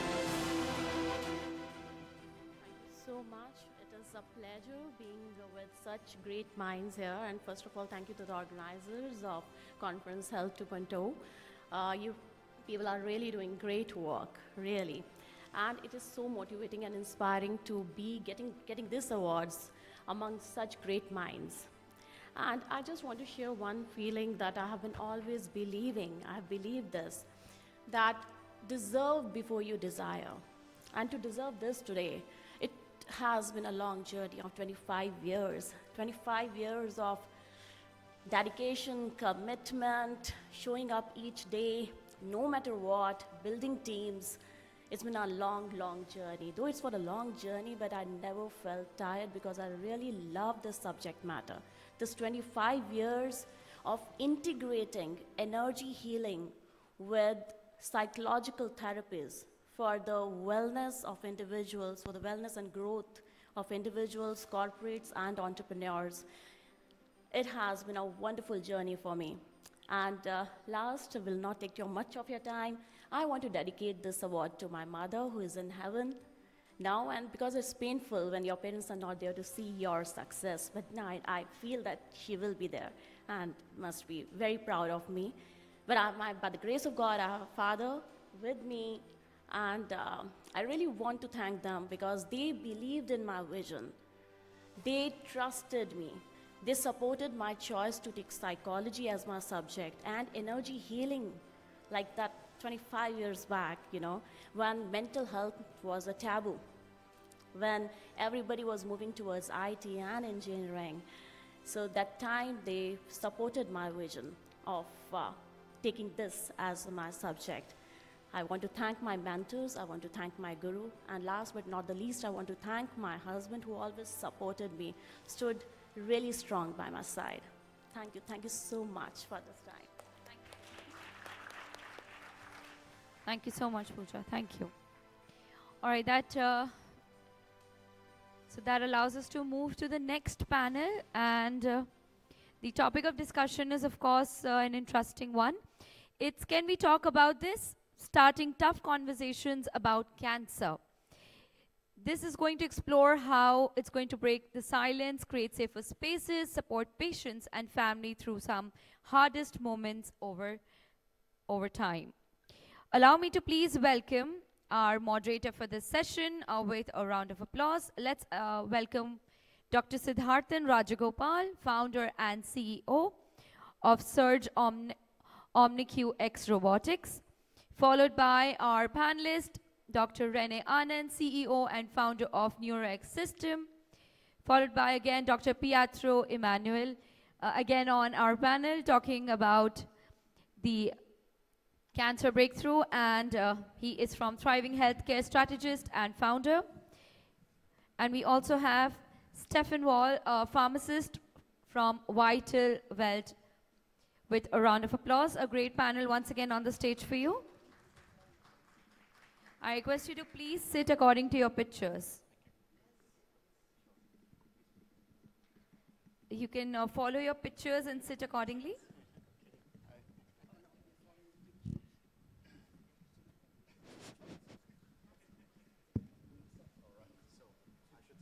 Yes, yes.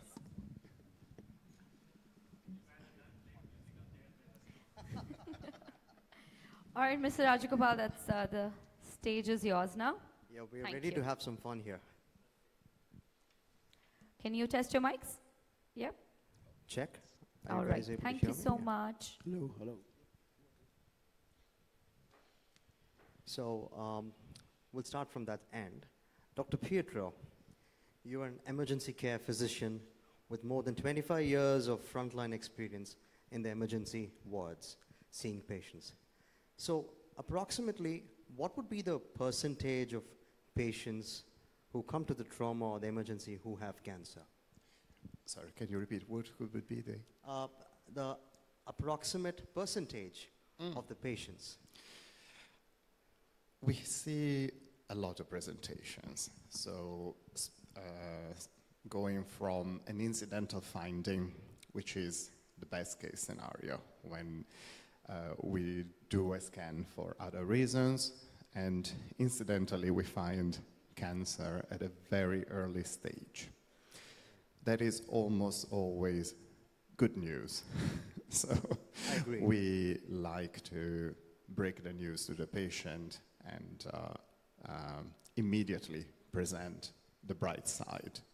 This is good news because you can treat it. You have options.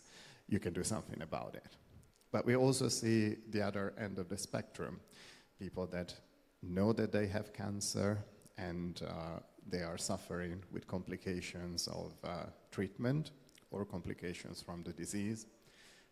And very often we also see patients that have symptoms, and we are the first ones to diagnose very advanced metastatic cancer.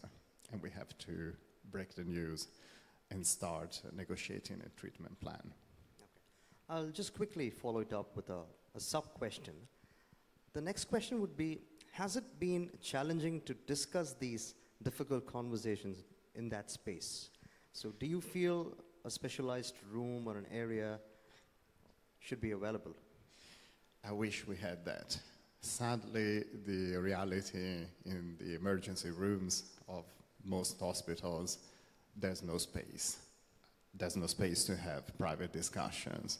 Very often we have to have those conversations in the best place we have available at that moment. And sometimes, sadly, it's in front of other people without much privacy, without the calmness, the quiet, the silence that these kind of conversations would require in an ideal world. And on top of that, most of us were never trained when we went to medical school. We had to learn it on the job, develop our own sensitivity, our own way to approach it and find out what works, what people want to hear. For example, one thing that I learned very quickly is not to kill hope. Yes. When you disclose a cancer diagnosis, there's always something that you can offer, whether it is about further testing, further input from other specialists, treating the symptoms, making sure that the person doesn't feel alone, that they feel supported, that there's going to be a follow-up. You're not going to give them bad news and leave it there. Yeah, that's wonderful to know. Dr. Rene Anand, so you're a neuroscientist, undergraduate from IIT Madras, one of the most premier institutes in the country of India. And what has led to your journey in founding your company, NeurexStem? And how do you think NeurexStem is going to pave way for the therapies in cancer or curing cancer? That's a wonderful question. As you know, that I gave a keynote talk yesterday where we are able to make human models of the brain. And one of the ones we have made is of brain cancer. Now we can see the blueprint of cancer, and it is becoming apparent. We are daredevils, by the way. As you can see, our history is always do what everybody says impossible. One of the impossible things we are setting up to do is to reverse stage 4 cancer, metastatic cancer. And everybody I've ever talked to in the world of oncology says it's impossible. We're going to do it. Now, I want to say what motivates me. A few months ago, I lost one of our greatest friends, long-term neighbors, to pancreatic cancer. It happened within just 3 months. And it was the saddest last week to sit down there and talk to him, because he always talked about our technology and all the things he could do, but you felt completely helpless as you watched him slowly pass away. He's very stoic about it. We chatted about his journey in life and things, and that's the real topic of today. Yep. That we are all humans, and we have to be there in the moment with your friends and family. I'm not a physician, so I don't see this on a daily basis. So when I do see it, it's pretty awakening, and you'll see it amongst your parents and your children and things. And so it brought about an even greater determination to take risk. I'm not reckless, but we'll take the risk and we'll make it happen. I promise you, in 5 years it'll be done. Hold me to that promise. Yep. So any other experiences that you would like to share, Dr. Rene, regarding your working with mentors or working with other physicians who had to deal with cancer patients? Actually, I had a great mentor. It wasn't necessarily in cancer. His name was Dr. J. Rao, and he was in Parkinson's. A lovely gentleman, old school, and he taught me a lot about the brain anatomy of Parkinson's patients, and he always said, Rene, one day you are the one with the technological changes that'll make what we physicians can do. We are the caregivers of our Parkinson's patients. They slowly pass away. Unfortunately, a couple years ago, he himself passed away. So I'm left with this heavy responsibility of this long-term relationship, and also being around patients and looking at them. Because I come from the technological world. We don't typically see patients. But he made the opportunity to teach us a greater purpose. Physicians know that intuitively, because they're there every day. They watch life walk away. We don't see that. So when you're given that privilege and the training and the motivation, I feel a compelling sense. And I've said this before, your only wealth is your health. Everything 100%. Else won't matter when that time comes. So I think the doctors know that, but trust me, most of us in the technological world, we kind of think we live forever and never face these challenges. But it's not true. You will be brought to your knees sooner or later, and it is a delight that I can bring technological power into field of health with some level of humility. That's nice to know. So, Stephen Wall, so you're a pharmacist and an entrepreneur from Germany, and you're also heading Vital Wealth Pharmacy Group. So, what do you think you will do when you see a cancer patient who's on a stage 3 or stage 4, and he asks you some vital questions about chemotherapy. And how do you think you're going to tackle that mentality of the patient? That's a good question. It's late when we see the patient with stage 3 or stage 4. Normally we become patients. We have many patients in the pharmacy because we have 2 big oncologic clinics nearby us. And but if they have stage 3 or stage 4, we improve. We try to help them with some other ways also.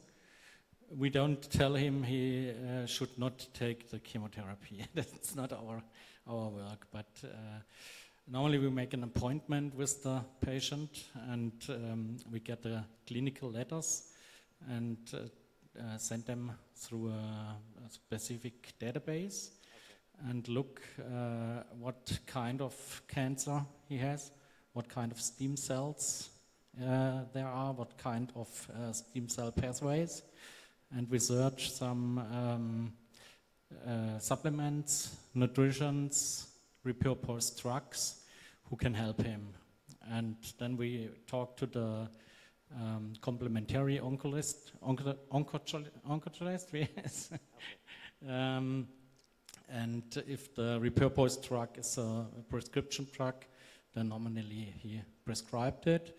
And what we notice is after the appointment, the patient become more open because he had the chance to gain his control back. And he had a chance in it, like Dr. Gabelli said, you must give the patients a little bit hope at the end of the appointment, and then you can discuss further with him. Very true. So I'll just ask another question. What do you think are the barriers? What do you think makes it difficult to open up a communication related to diagnosis of a cancer? I think it's a difficult situation for the patient.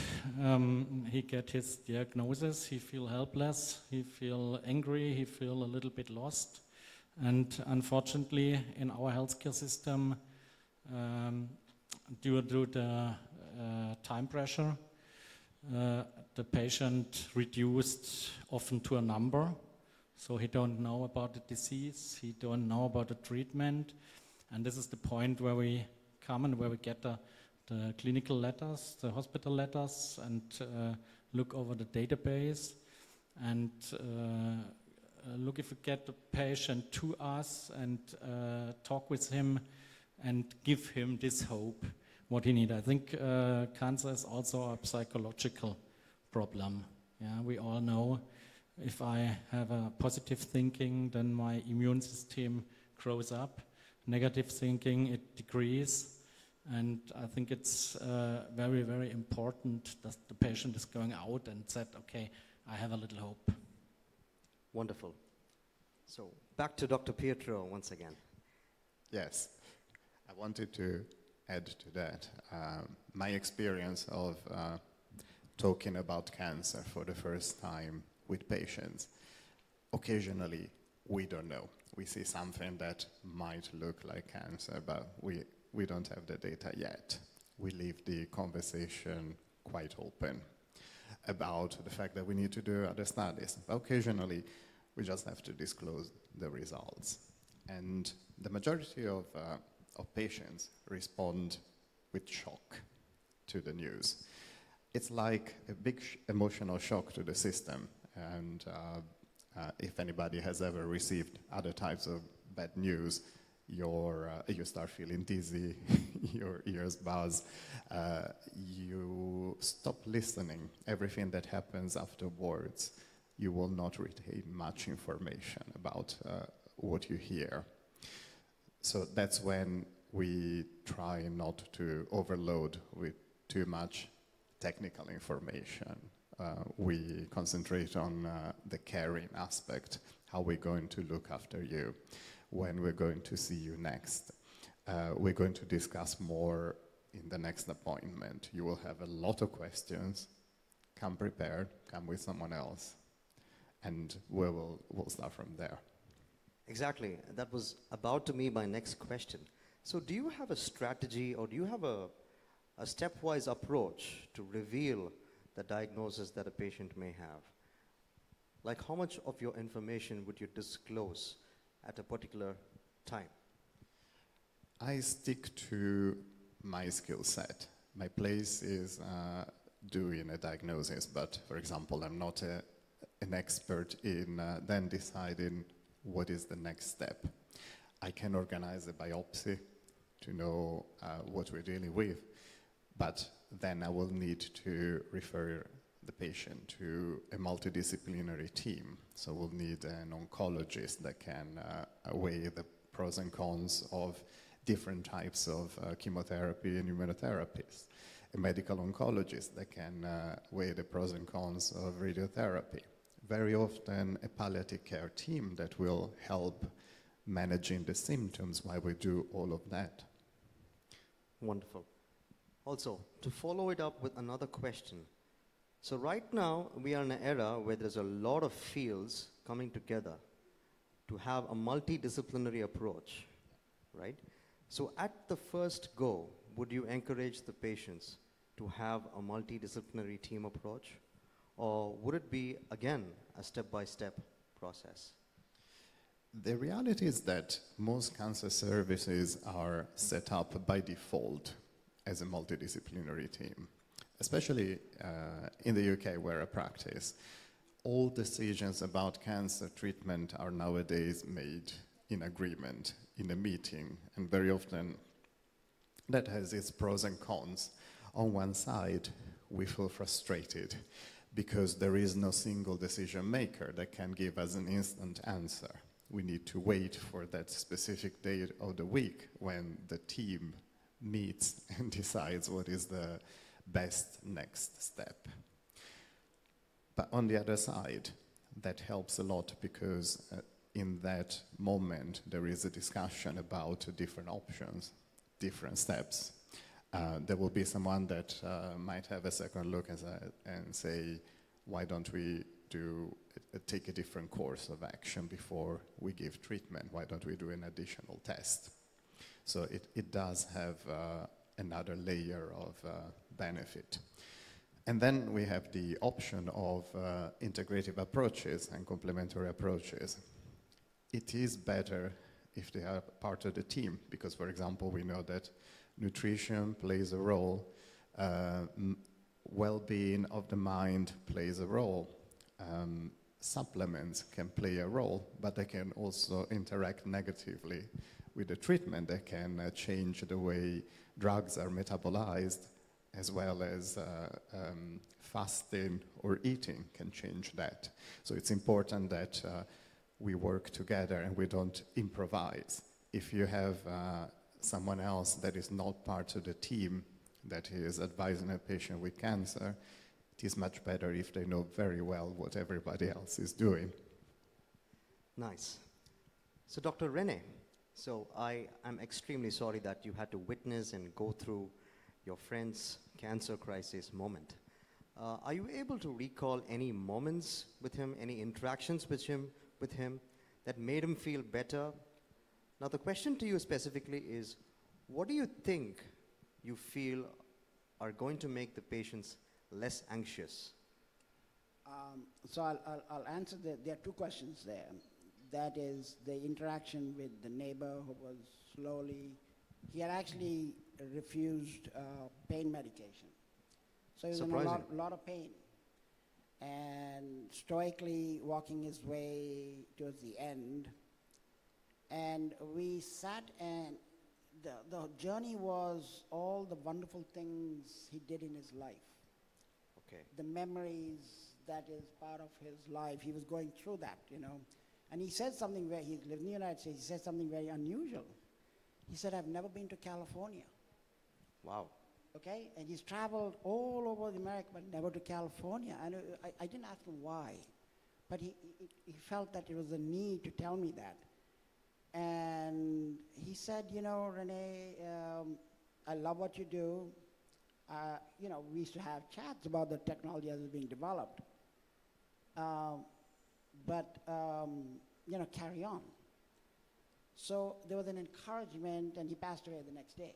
So that's one side of the story. But the part that I also remember, this is from a caring physician who took care of Parkinson's patients, not necessarily things, who also passed away. But one of the things I noticed was he was extremely funny. Okay. With joke and laugh. And he said, Renee, that is part of how I help my patients. He was naturally funny. And he would make everybody relax and de-stress. And he said, that's part of my job is beyond giving them drugs. It's also nurturing what we all know, that laughter is medicine. Agree, completely. Right. So it was one of his well-known strategies, and his patients loved him to death, okay? And so what I realized is that doctors have many tools that they have at their disposal, only some of which are the standard of practice medication, but it's the relationship they build, the trust they have, and the emotional support they give. It's a very hard job. It's more than what you learn in medical school. It is learned on the job. And they do a heroic job that most of us are not asked called to do in our different professions, right? So there's an admiration of that. So that's kind of my experience of what should you do when all medications have failed. Try to be with your patient and try to be funny and act and bring them to the point where you're laughing together. Even though both of you know one of you won't be around a few hours from now or a few days from now. I think that's some valuable insight that you've offered, Dr. Renee. And Dr. Pietro, I think by now we can combinedly agree that for seeing cancer patients in the ER, on the emergency bay area, we need a separate space, correct? We can't keep them with trauma patients and, you know, acute injuries, and they need a separate space. We need more space altogether. And we need to solve the problem of patient flow throughout acute hospitals, which is penalizing everyone: cancer patients, patients in pain, frail elderly, confused patients, patients that need privacy and sheltering. There's a very long list of patients that should not spend time in the ER, but they do. And I also would like to personally add on with 10 plus years of experience in surgical practice and having been a part of more than thousands of cancer surgeries and dealing with cancer patients myself, I feel that despite the step-by-step graded exposure of the delivery of the ominous news, I feel what will make them really less anxious is walking them through what is going to happen in the near future, you know. And if the surgeon or the actual caregiver, like the medical oncologist or the surgical oncologist, spend more time with the cancer patient than the primary care point, they will feel less anxious. And most of them are actually comfortable. First of all, we'll have to give them an option whether they want to know more. We can't flood them with the information. If they want to know more, the best aspect would be to walk them through the steps of what is exactly going to happen to them, what the prognosis is, and to be completely honest and be transparent about the entire process. That gives them a lot of courage and confidence in the caregiver. And back to you, Mr. Stephen Wall. So I remember you spoke about supplements, right, for cancer patients. Yes. What kind of supplements do you think can actually alleviate or relieve the anxiety of a cancer patient, or you know, maybe even tone them up, improve their protein and nutrition? I think there are many supplements you can give during cancer or before cancer also. you're right. You must check the chemotherapy, because some supplements are bad for the chemotherapy. You can give them after the therapy eventually, not during the therapy. But we have much. I begin with curcumin as a supplement, sulforaphane as a supplement, green tea, matcha as a supplement, berberine as a supplement like metformin, or repurposed drugs like phenbendazole, albendazole, ivermectin, disulfiram, metformin. All these things are can be tried to give, but ever with a talk with the oncologist. Yeah, not alone normally. Can I ask a question on supplements? So it's kind of well known that parsley has one of the most potent anti-tumor agents. Are you aware of that? What? Parsley. The green parsley, P-A-R-S-L-E-Y. It's not the green tea, no? No. You can look it up. It's a Japanese group that has, I mean, they're available as supplements now because it's natural.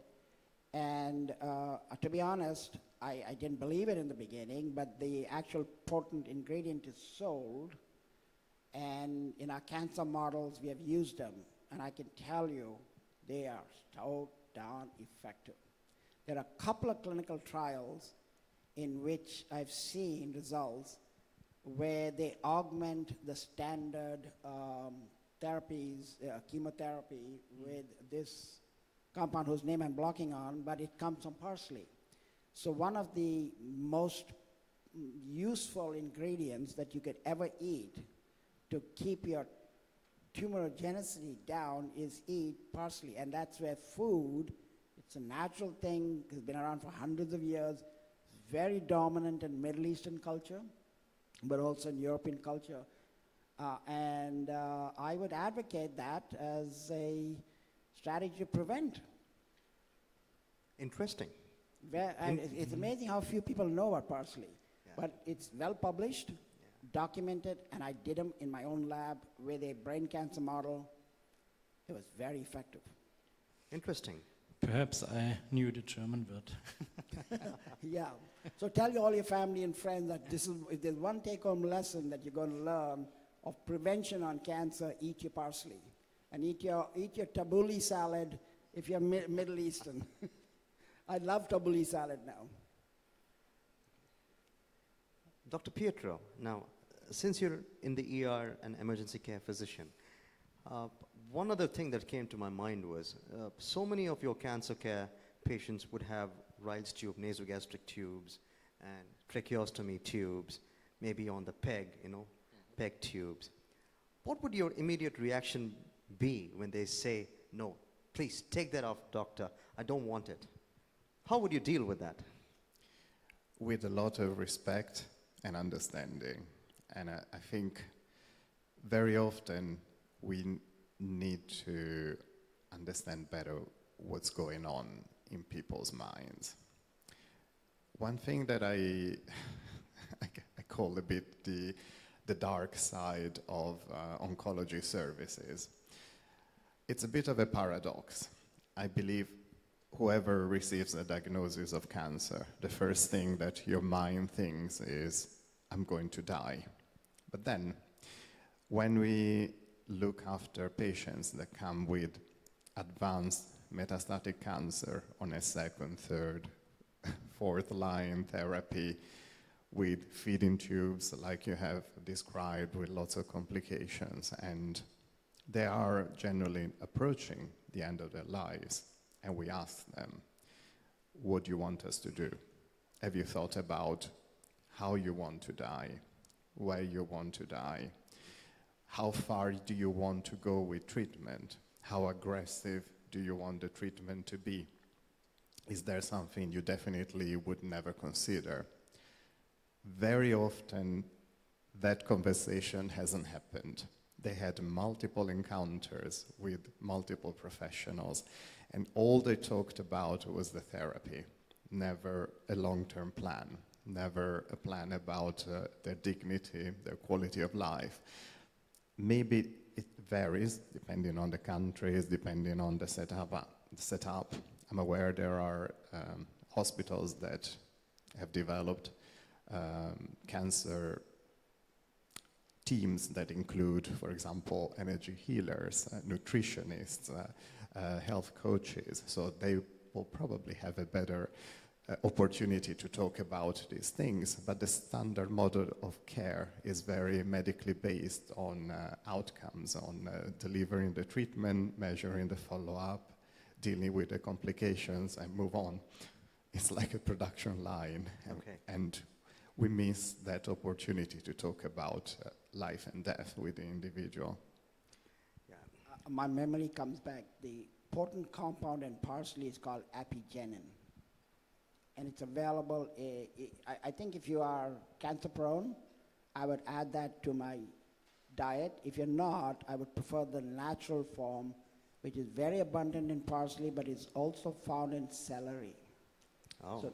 So these are little hints of how Mother Nature actually provides you with things you may not know, but your grandmother did, because parsley wouldn't be in our diet if grandma didn't know that.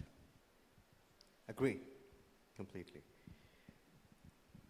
So it's pretty much all about starting difficult conversations with patients having cancer. We have about 8 minutes left. And any questions that the audience have?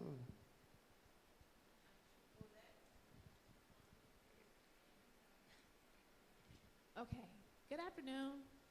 Good afternoon. Yeah.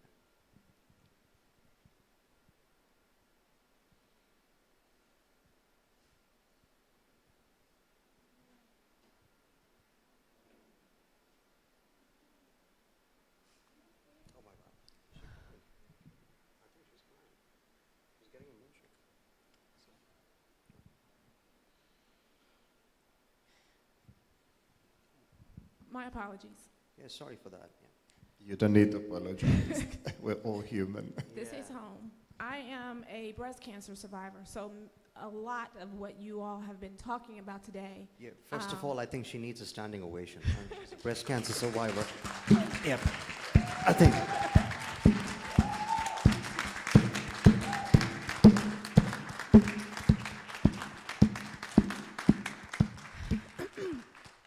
So thank you. Please go on. Everything that you talked about today was on point. Even about the conversation, because when I was first diagnosed, it was like a wonk, wonk, wonk, as you mentioned. I heard her, but I wasn't sure. And so my response was, so do you mean I have cancer?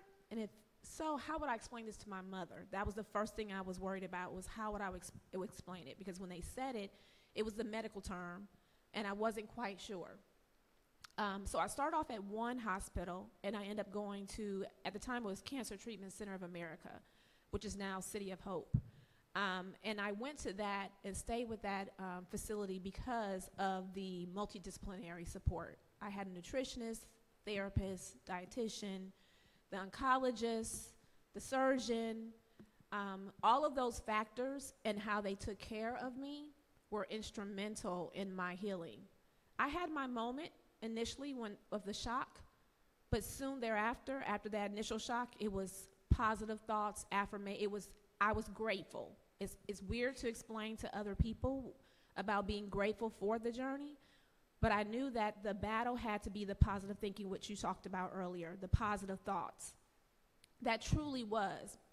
My diagnosis was chemotherapy and radiation until they did the MRI and realized that I had all over one of my breast area. So then I had to have a mastectomy.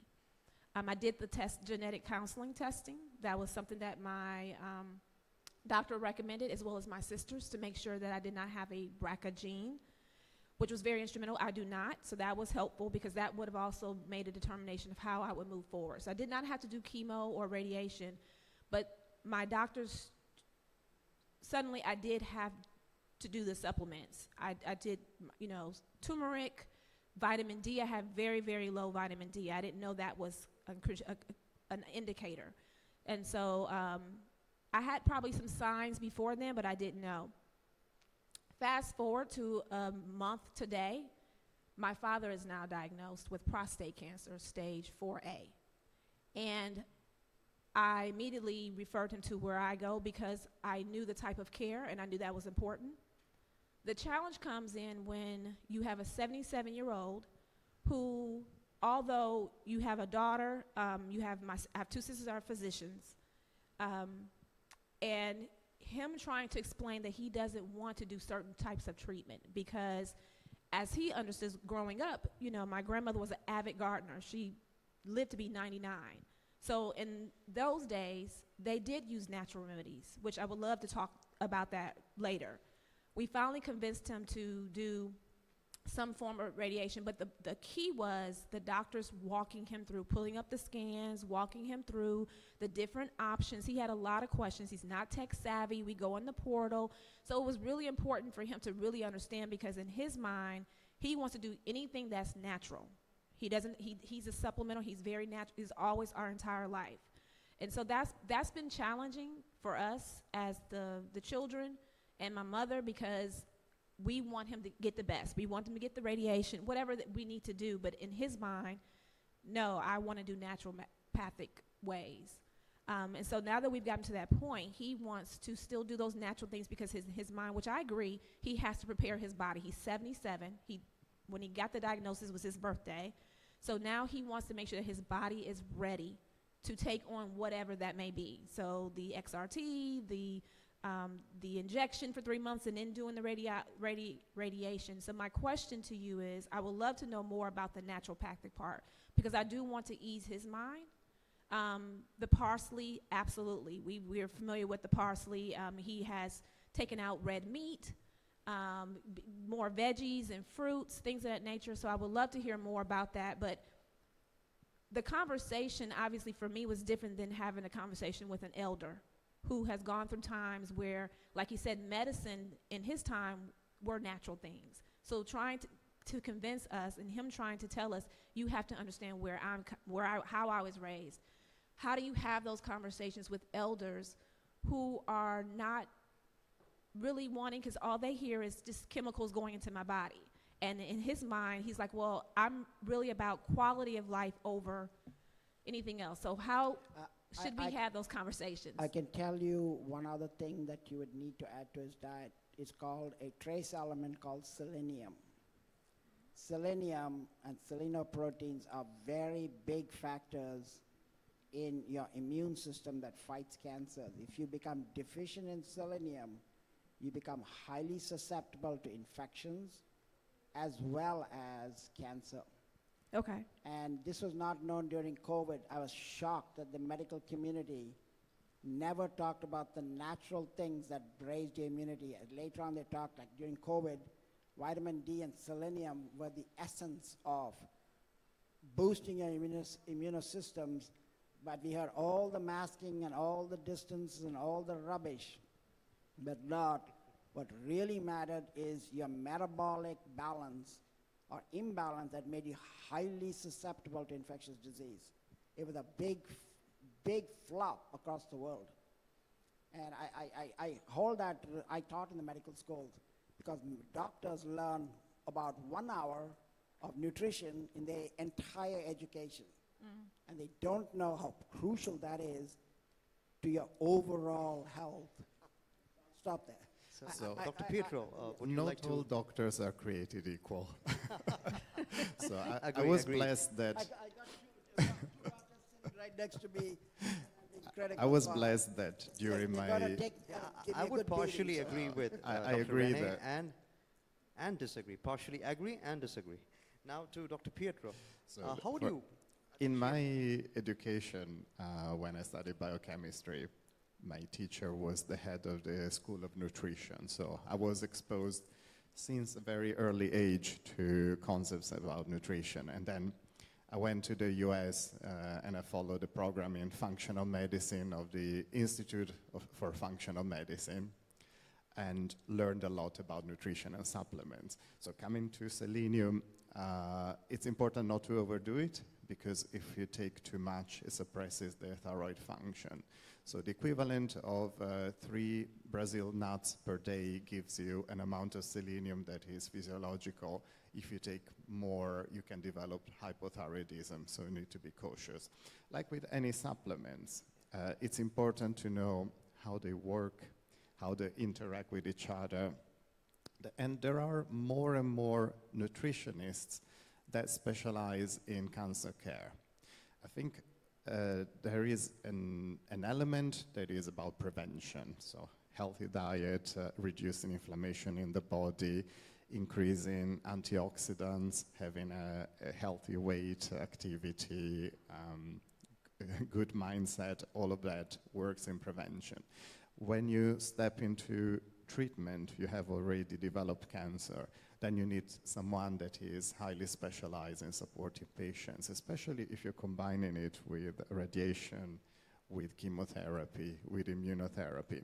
And it's not just because of the interactions. Also, some things can potentiate the effect, and they can minimize the side effects. For example, nausea is a very common side effect of many cancer treatments, and it can be managed with certain types of fasting. So my advice would be get in touch with a functional nutritionist or a functional medicine doctor that specializes in cancer care. The limit about the treatment, why is it not widespread?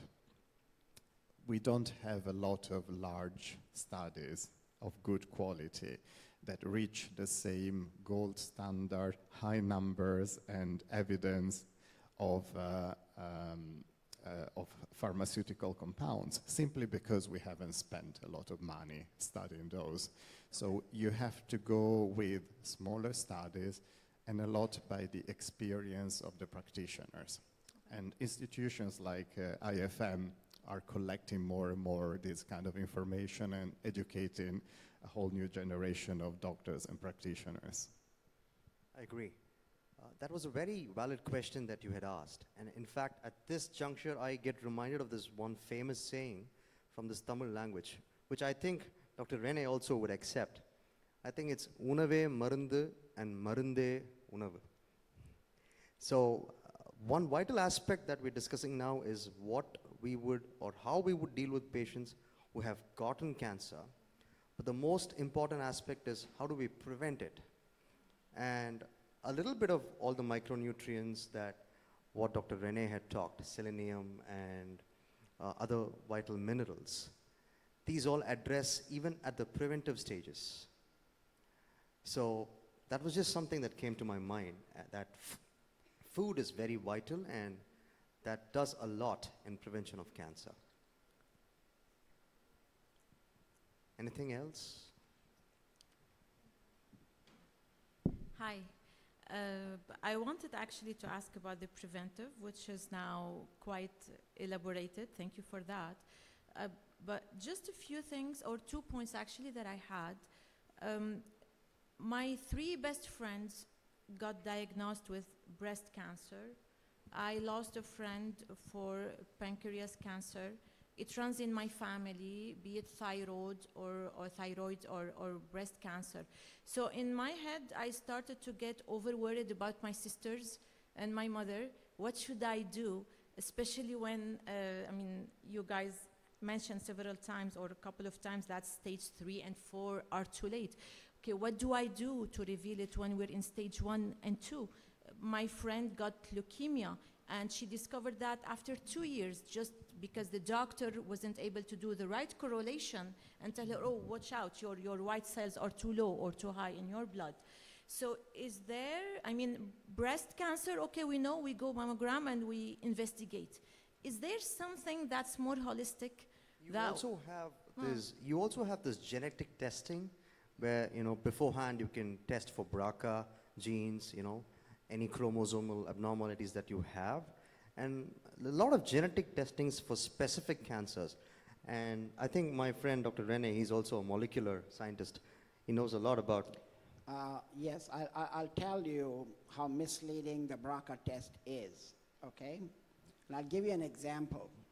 We worked in the field of Alzheimer's. They came up with 74 variants, kind of like the BRCA variant, that they said is responsible or correlated with Alzheimer's. The answer is it is over 1,500. Why can't they see it? Because of how they measure this. They collect millions of the most inefficient ways and sequence genes.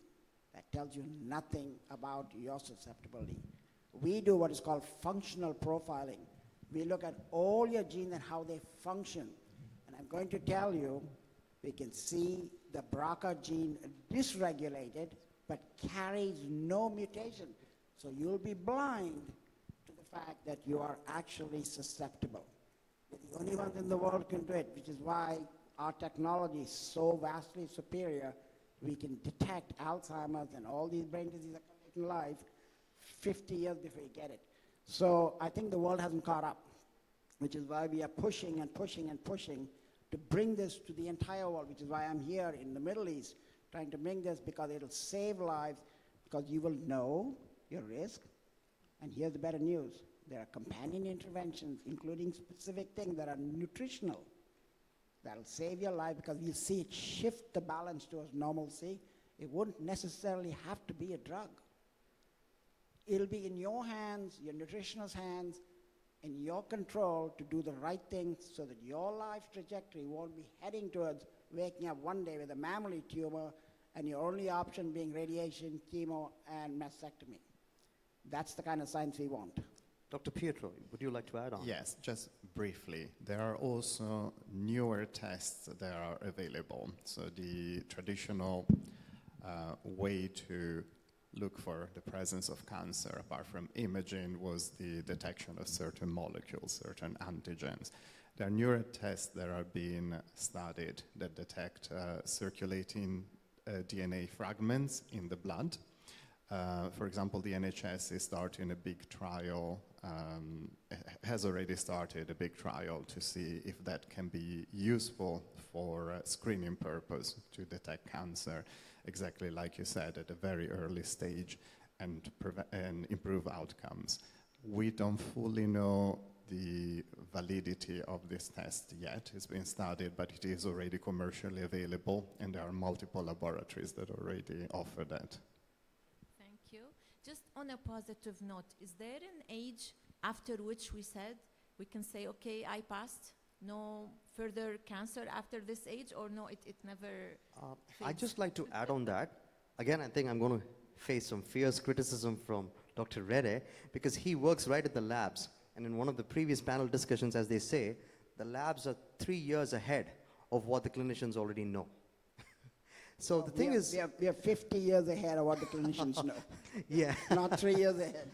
I'll accept that with a humble apology. Sorry, I'm joking, but we are quite far ahead, Yeah, because the technology we bring is a new technology. Yeah. And it has much more power of resolution, speed, and precision.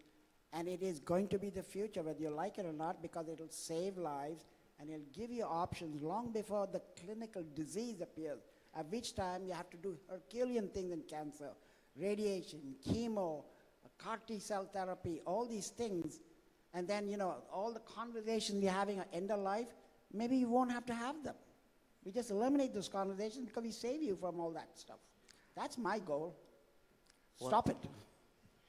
As clinicians, we have something called as circulating tumor cells. You know, that is another test. So when we do this CTC testing, you know, we know for sure that whether a person is cancer-free or not after a particular age. So you do that blood test of circulating tumor cells. That's one way to find out.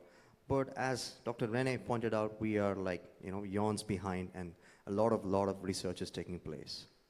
Yeah. All Thank right, you. thank you so much. A wonderful panel, and I think the topic you've discussed has definitely brought a lot of confidence and compassion around, because this was a very, indeed, a very important topic to discuss how we can get over things. So thank you so much, our moderator and our panelist. Can I please request you to get a picture together before you walk away? Thank you. And of course, if you have any questions for them, They are available in the networking area.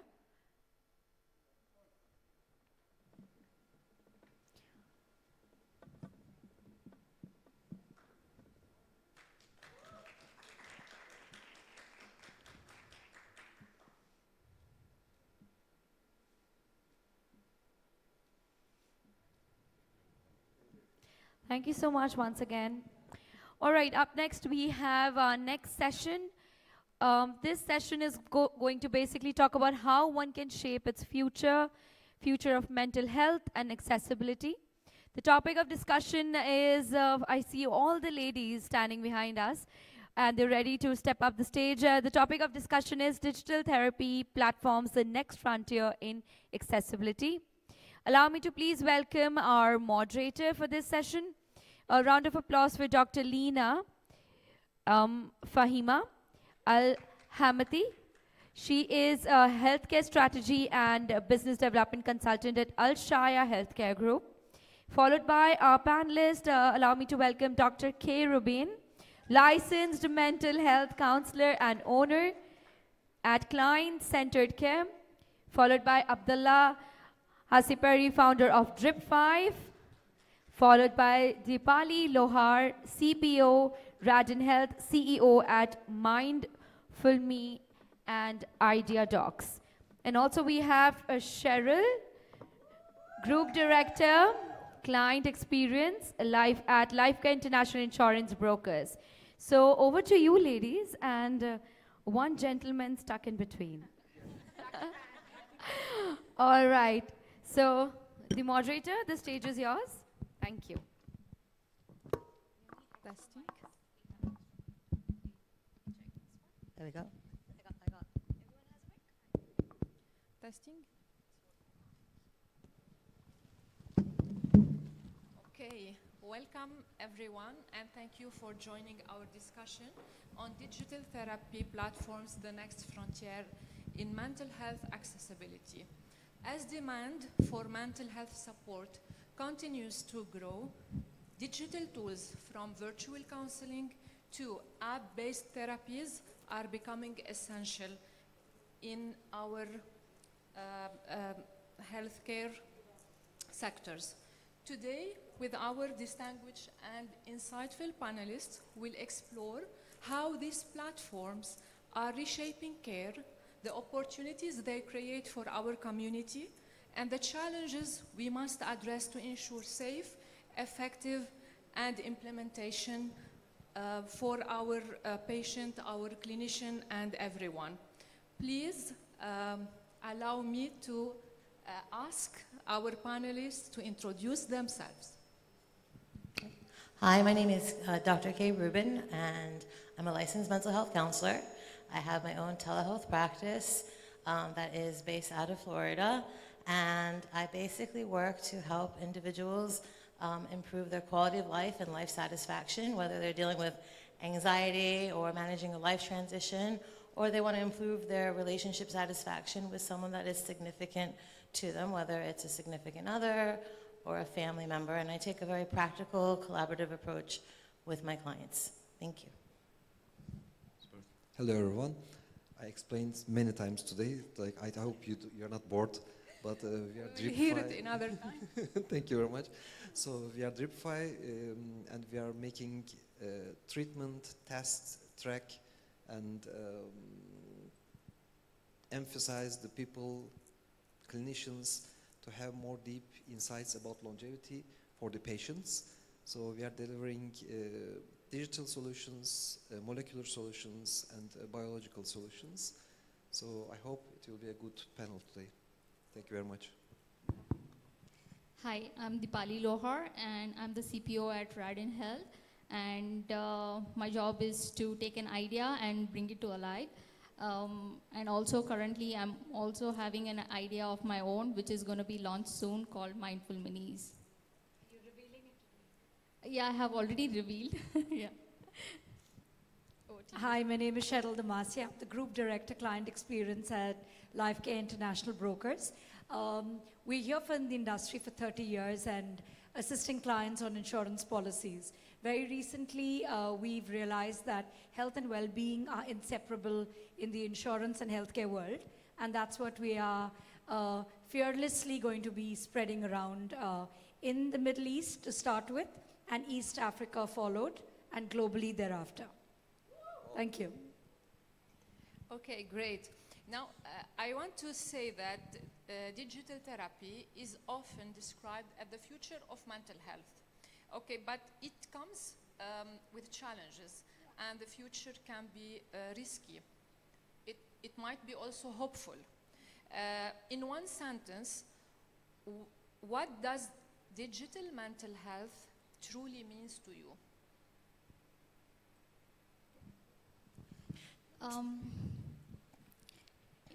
I think it's gonna bridge the gap what we have right now, the accessibility. A lot of people do not have access to these mental health sessions. It gives more accessibility, that's what I can say in one line. So do you think this will bridge the gap? Which gap do you think it will bridge? When they develop this in mind, what key gap they intend to solve? I think based on the way those physical locations are spread across, people not tend to go regularly, and based on the busy schedule they have, it might be a rare encounters. Rather, it could become more episodic encounters and might go very regular since it will be more accessible over digital. And I also feel, based on my personal experience, a few years back I was going through a lot of physical issues in my health with me, and during that I was visiting one of the clinic for physiotherapy, and it was too far, and I would spend a day to go there, and during that I realized there was a lot of emotional things as well which needed counseling, and they were doing that as well. They said, like, why don't you try this? And I did try, and I couldn't go regularly because it was too far and had to spend a day, and it would take like 2 hours to go there and 2 hours to come back, and the wait time. And I feel if you move this to digitalization of these sessions, I guess it would save a lot of time for patients and also the healthcare people. I'd like to add to that, if I could. In addition, I echo with you about accessibility. As a telehealth therapist, I can tell you my clients are busy, and it's hard. Sometimes many meetings are running late, but it's easy to just click a button and there's your therapist, there's your meeting. But also, I'd like to add the convenience factor, because, for example, when I have to do family therapy and one person's in a different location, or all of a sudden we realize, you know what, we need to move from individual to family therapy, but I have a family member in this state and that state, and this one is in this country, how do we do it? Well, I send them the code, and then they sign in, and we're able to do a therapy session. So it makes it convenient, number one, and two, accessible, because, hey, we're saving a lot of time, and it's convenient. So those are the two things that it means to me. And according to me, of course, the cost factor. Digital therapy, mental health therapy is so expensive. So once you go ahead and have access to counselors and therapists online, I think the affordability aspect is a given. And why do you wait for a crisis to come in? Why do you not be able to get access to these counselors and therapists when you need it the most? So I think that's something that I want to highlight far more. Abdullah, you want to add something? Yes, in our platform also we have teleclinic module, so we can test our patients' stress levels. So we can add on, just on the mental therapy, we can look to their heart rate variability, and also their blood pressure constantly in their lifetime. So we can check their stress levels also. We don't have especially mental health section, but we can help to the therapists that he has constantly or she has constantly high stress levels in specific daytime or specific moments when they go to work, when they are driving the car, when they have some fears. So we can just help like this, but we don't have specially mental health section, but we must have, as I feel. Okay, so Dr. K, you said that you do this from state to state. I'm in my state, but if a client happens to be in another state visiting, they can still see me. Online. Mine is online, Yeah. through a secure platform. Yeah. Did you notice any change in emotions for the patient when they move from the screen, from the face-to-face to the screen? I mean, it's all about rapport. If a client feels they can connect with you, it doesn't matter whether it's face-to-face or in person. It doesn't matter whether it's in person or whether it's digital, right? As long as the connection and rapport is there, it really just depends on personal preference. I don't see a difference. My clients don't see a difference because the most important thing is there, which is rapport and connection. The only times I would say where it's not a good idea is if it's a severe condition, like very severe anxiety, where they need to do in-person things like systematic desensitization, exposure therapy, or for kids with to do play therapy, I would recommend only in person. So that's the only times I would see that difference. Abdullah, you said that you don't have that service, but it's worth to look at it, right? So let me ask you, in your opinion, what will stop or what is the barrier clinician or developers will not go deeply into implementing such platforms in their practice? Is it the culture, it is the cost, or it's any other factor that will stop people from investing in such platforms? I think it's like the longevity. The people are used to have one-on-one sessions, and after Corona, they are more used to have like Zoom sessions and online sessions. And if they build a trust one-on-one, then they can continue with the Zoom, as I think. In your experience, I don't know, but if you start with directly from the Zoom or like online sessions, I think the patient has a lack of trust or lack of experience. It's my opinion, but you are more expert. And starting directly online or starting one-on-one, then switching to online is like affecting, or how you think? I don't find it that way. I mean, when I had my clients, I have a college student client. I started out with her when she was college, and she did it in person, and she switched to telehealth.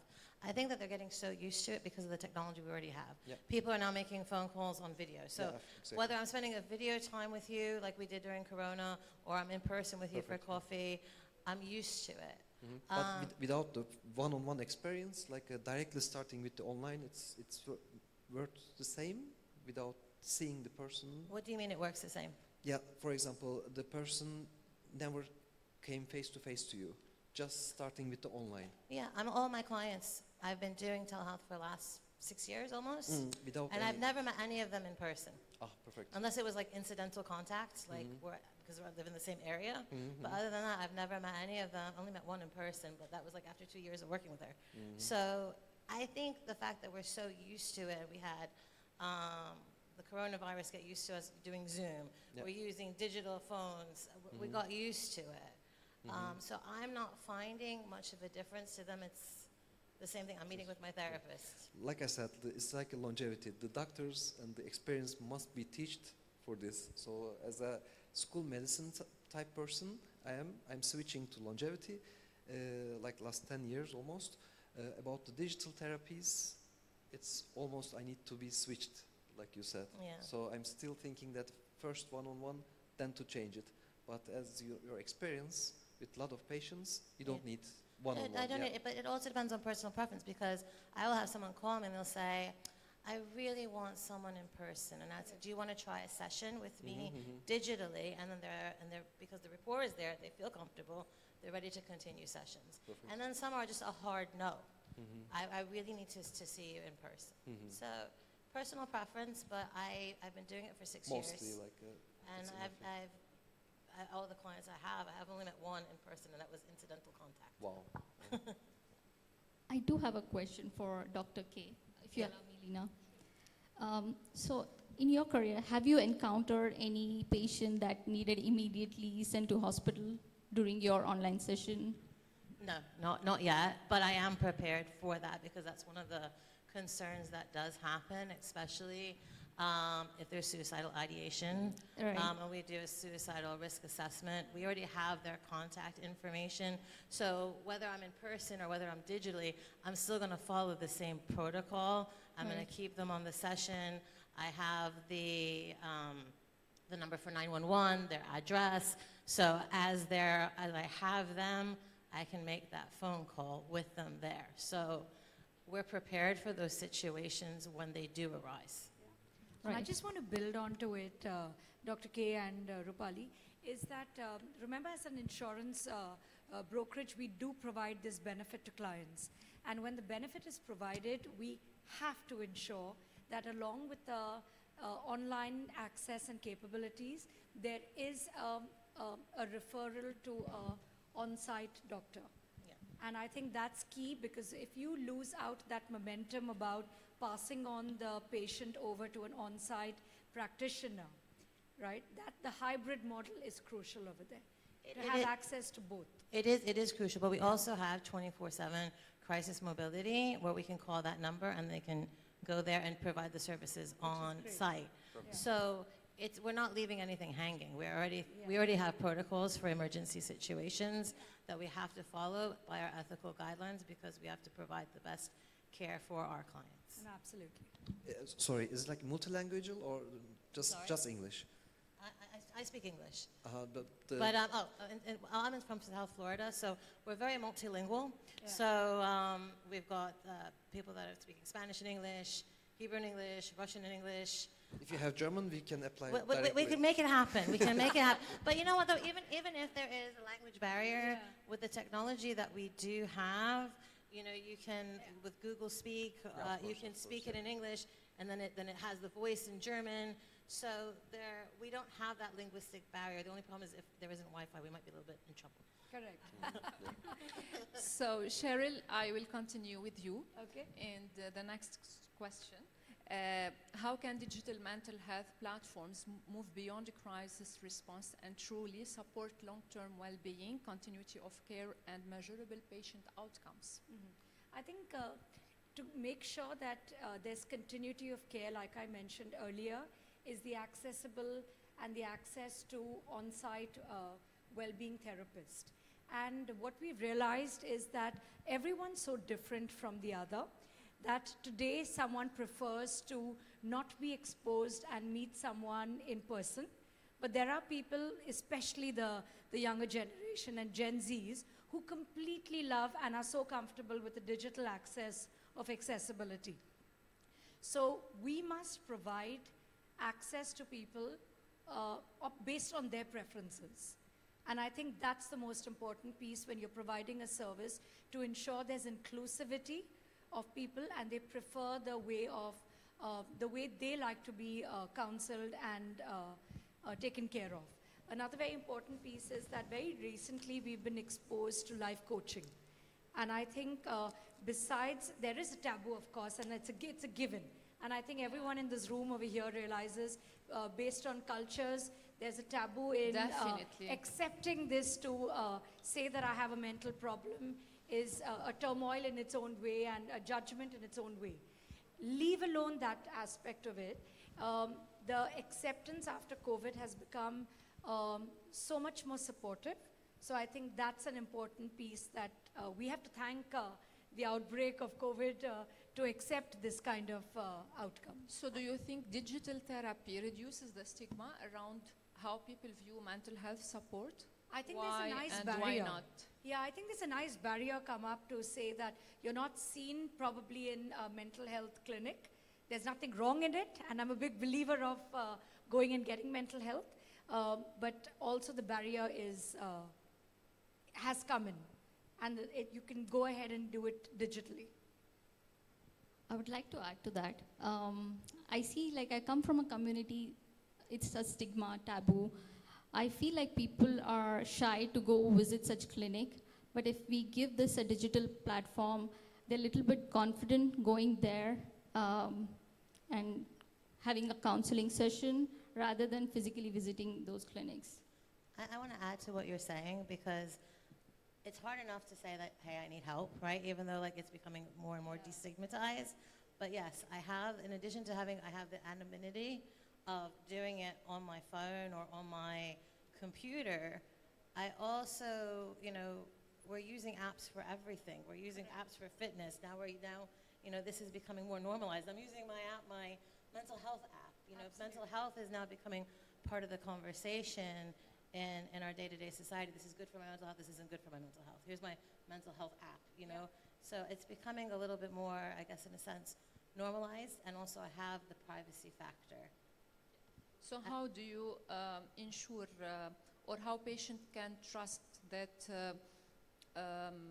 this app or this digital platform is ethical, their data is protected, and they can trust and use it?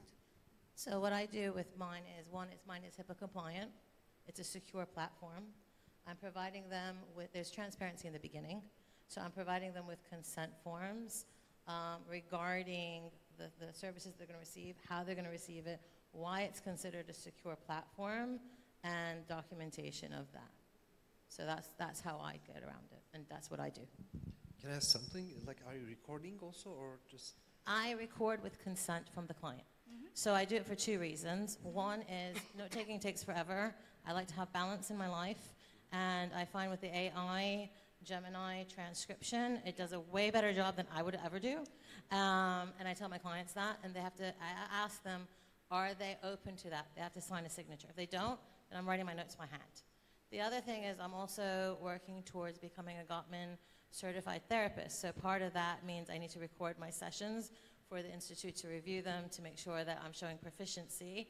And if they sign a document and a release for that, then that happens. But they also have the option to say, hey, I know I gave my release, but I don't want my sessions transcribed. I don't want them recorded anymore, and then it doesn't happen anymore. So they have the choice. They have can a choice. choose, which is good. And Yeah. And just to build on Dr. Lina is that, remember from an insurance and health and well-being side, a GDPR certification, licensed practitioners, border privacy, and a cross-border privacy. I think all of these things are crucial. So from an insurance perspective, we would never work with a partner that doesn't meet all these criteria and requirements. So that's a given. Okay, great. So now, from your experience or from your knowledge into this topic, where do you see the challenge in adopting the technology or the trust from the patient? So where is the issue in progressing further in digital platforms?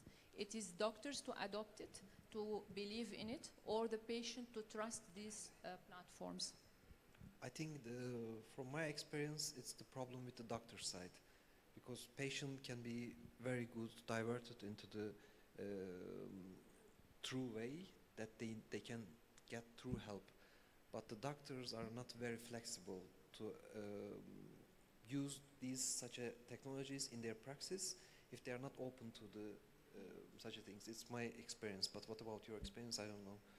I mean, my experience is as long as the client's open, they're open. Oh, so clients are open, I but don't, the doctors are closed. I don't have that problem because the practice I have is telehealth. The group practice that I work for is telehealth. Some practices are very traditional, and this is the way we've been doing it. But some are also offering hybrid because they're seeing it's a way to retain clients, you know? Because at the end of the day, we have to do what's in the best interest of our client to basically support their needs. And if telehealth is the way to go for it, then we're going to incorporate it. How much percent can be like a hybrid? How much of them is like a classical one? If you like, I don't have the exact numbers. yeah, of course, but from your experience, like. But in my experience, I have yet to see one that's just a purist in person. I've seen more hybrid and more solely digital. Yeah, no, but about the society, like in I America or. I haven't really looked at, I can only you tell you about the state of Florida because I'm licensed in Florida, but it's about, you know, either you have a purist in the fact that it's 100% digital or it's a hybrid model. So almost transformation done. Yeah, you're going to find very few that are only 100% in person, because the demand is asking for digital because of the accessibility and the convenience for the client. And also, it's also good for the practitioner too. Yeah, of course. You know, it helps me have balance in my life. Yeah, home office. Home office. Okay. I was also doing some research on the same line. If we had this digital app, I noticed like we had lesser mental health workers compared to the patient, because the awareness would increase and there would be more users who want to access this. I was doing more research on the numbers. I found out we have 13 healthcare workers against 1 million people. So we would fall short of those therapists. So this I was also doing for my app, which is also talks about mental health. My app was more on prevention, and I wanted to know why this holds place right now. But this, I think research would also help us to identify what are the challenges if that app comes live, digital therapy app. Yeah, indeed, after COVID, we noticed a rise in the online consultation for internal medicine, for kind of ops and gynaes patient. But I get a lot of questions from hospital during my consultancy work. Is it worth it to invest in a digital mental health app or other digital platform? Is it worth it to invest in this? And I always think it is difficult question to answer. It depends where you are living, the community, how the people will perceive this app. Do they trust? It's challenging, I think, and it varies from country to country. I don't know if you agree on this. I think there is no other chance that they need to transform. If they don't transform themselves, like you see in Florida, they will be erased from the market, or the healthcare providers list. If they don't change themselves, they need to change their job. I think, from my opinion, there's no another. No, I agree with you. It kind of parallels, those that had, a landline. Now and then we're like, no, I'm not going to do a cell phone. And now, who doesn't have a cell phone? Absolutely. Right. So I mean, it's just becoming like the norm now. Resistance will be broken. When people hear about AI in mental health, they get excited, and also they have this trust or fear issue. In your opinion, until now, at that day, what the technology provide us as a safe, or where we should worry or not trust those applications or those digital platforms? I could take that. So in fact, a lot of clients of ours do ask us this question that, first of all, it's all human-led. So from an insurance perspective, when we pass on a client to a digital therapist, and when we call it a digital therapist, it's not an AI-generated therapist, because we worry about the hallucination of that therapist. So when we provide digital mental health access, it's a human-centered approach where there is a human psychologist or a therapist or a counselor offering the consultation, right?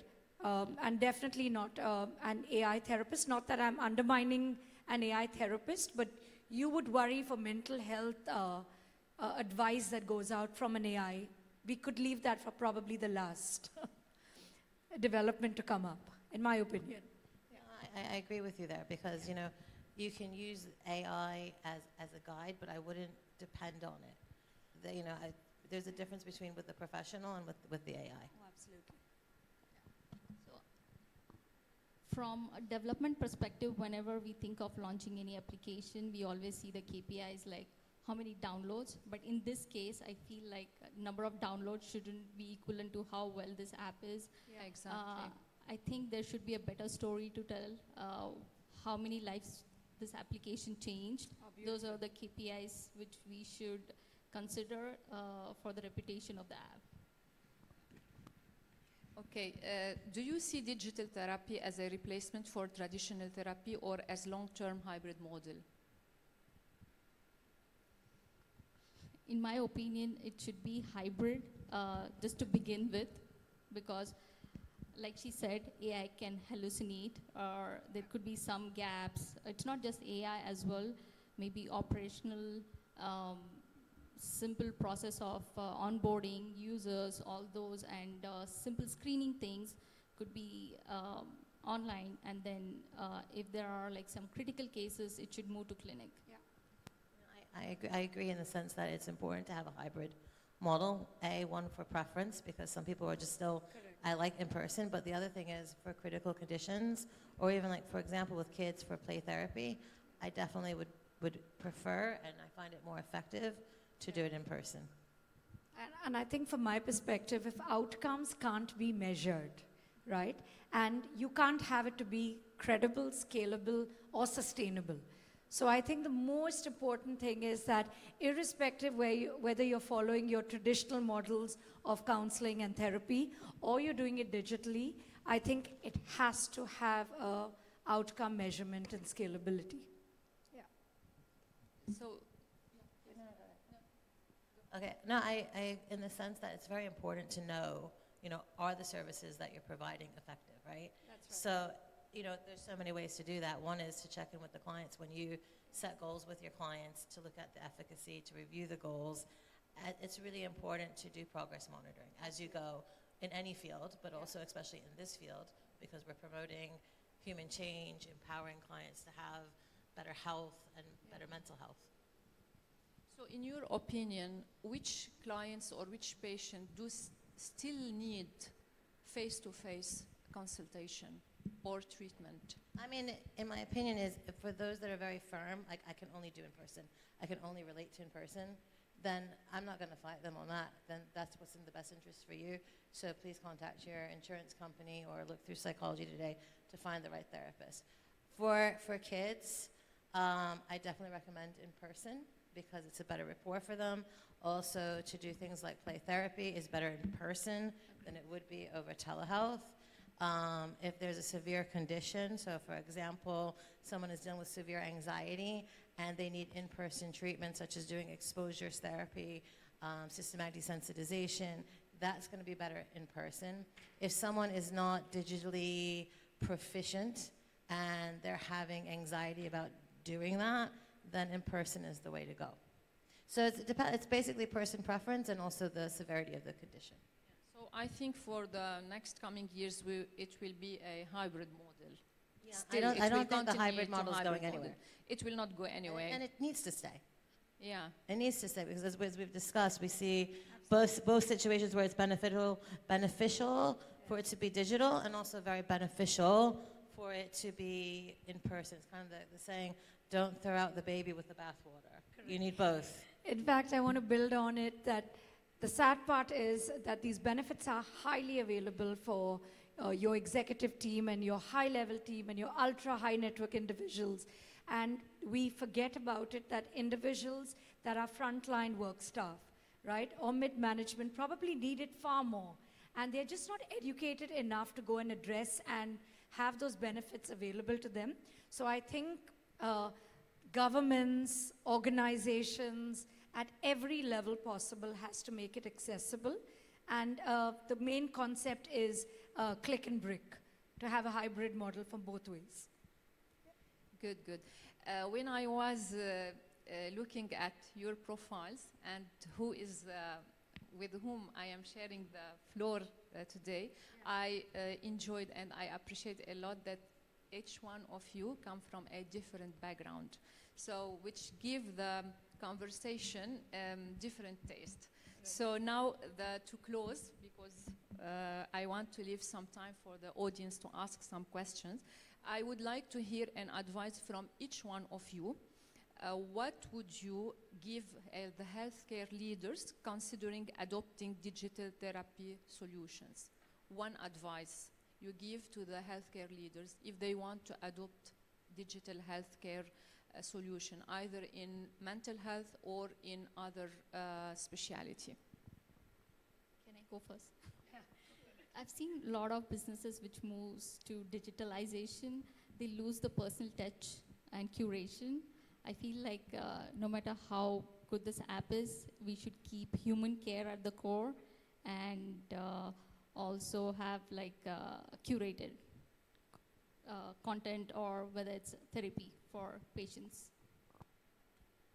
I would say be curious in how you can maintain quality care.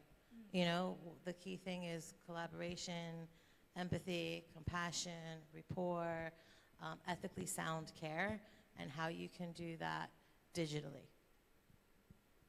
That's a And I great think from my perspective, advice. definitely it's outcome measurement and connecting dots to your client journeys. I think the client journeys today are so fragmented and they don't speak to each other. So I think the most important thing to every healthcare, whether it's a regulator or whether it's the end user, is to ensure that the client journeys are connected and there are data measurable outcomes. Perfect. I was thinking the same, and I'm saying to the healthcare providers, and starting from the medical school, let's follow the demands of the society, and let's start the change from the medical school of doctors and other professions to adopt digital from the early age, that they are 18, 19 years old. When they enter to the medical school, they need to be prepared after 10 years to be adopted in their practice, daily practice, digitalized AI and other measurable things together. I think we need to start from the beginning. Thank you very much. Yeah, it's very good. Actually, as the healthcare sector is complex and continue to evolve quickly and very fast, we need to catch up with this advancement. And it's really, it was my pleasure to share the floor with you and discuss this topic with you. And now to the audience, if anyone has some question, please go ahead. Wow, we have 3 questions. Yeah, we have time, so don't worry. Thank you so much. I think this has been an amazing panel. We have the provider, the payer, and the tech together sitting on the same stage. Yeah, it normally doesn't happen. As I so said, I was. so it's really good, and I'm glad that people are agreeing to it. So, my first question: if you really think of it in terms of the therapy and mental health, you've spoken about it's a big taboo, and still remains. But I still feel that it's opened up quite a bit. But do you feel it's still a rich people's disease? And we haven't really touched the rural part? So as a peer and a provider, an esteemed panel out there, what are the plans in terms of really outreaching to people who really not only educated, but take the rich out and go to the rural? How do we kind of go ahead and spread that out? Yeah, I would like to take that question. And in fact, we are in the industry for the past 30 years, and I personally am in the industry for the past 15 years. And I've realized that the wealthier and the executive level speak openly about it, and they even have an inclusion of this benefit in their healthcare benefit, right? Yeah. But the fact that now it's digitally available has been able to get the affordability factor to be offered to the other segments of society. And now that is the one that's going to open up. But I think a lot of education and awareness is important, and who plays the most important role over here is 100% a top-down culture.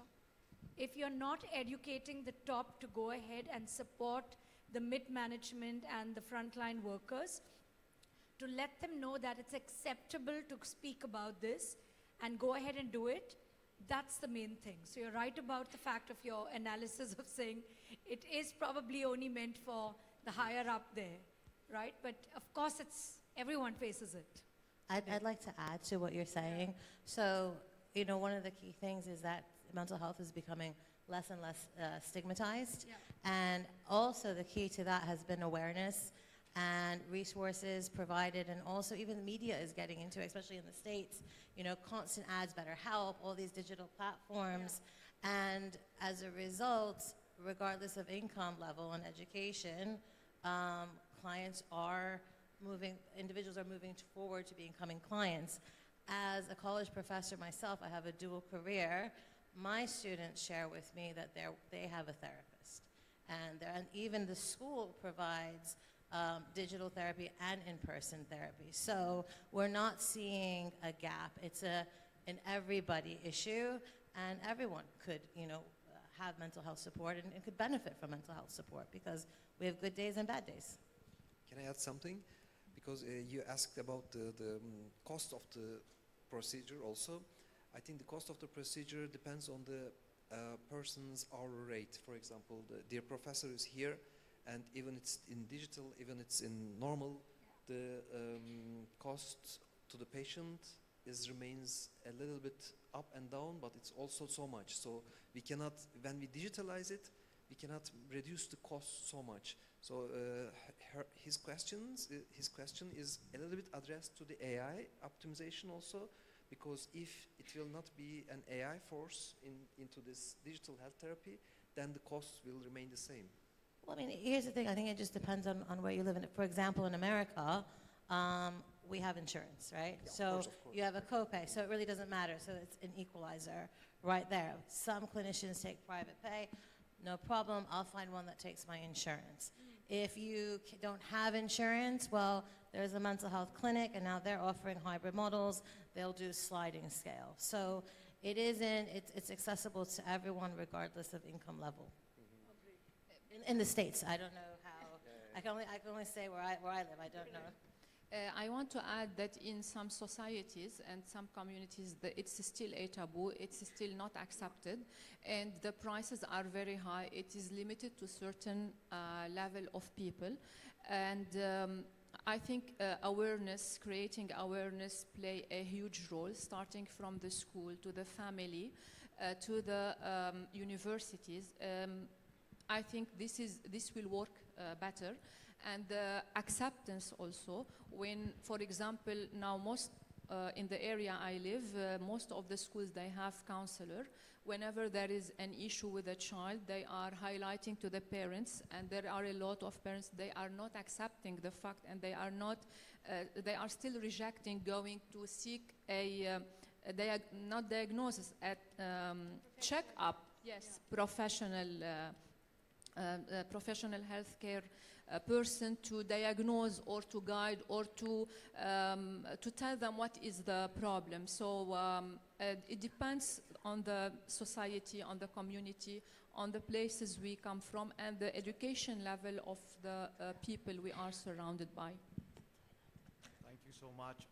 Dr. K, thank you so much. You're very welcome. And I think there is a prior authorization issue with behavioral health within the entire payer industry in US.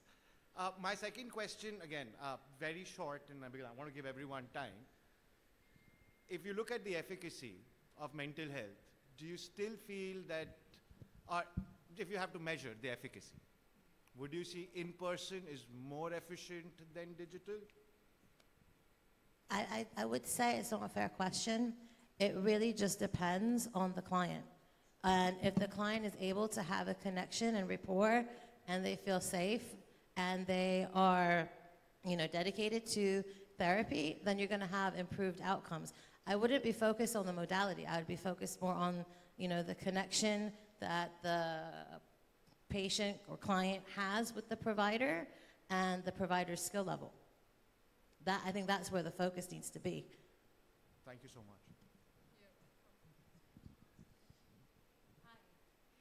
So my question is about the future of the digital therapy platforms.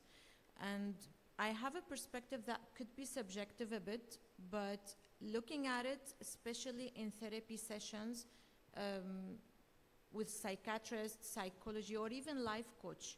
I mean, building rapport or for a session to be efficient, the communication that we're trying to build is not only facial, but it's even body language. And this is something that we need even to observe with the patient. In life coach, for example, as a practitioner, you should avoid eye contact in certain stage. You should give them space to express their body, and these are instruments that we use in sessions.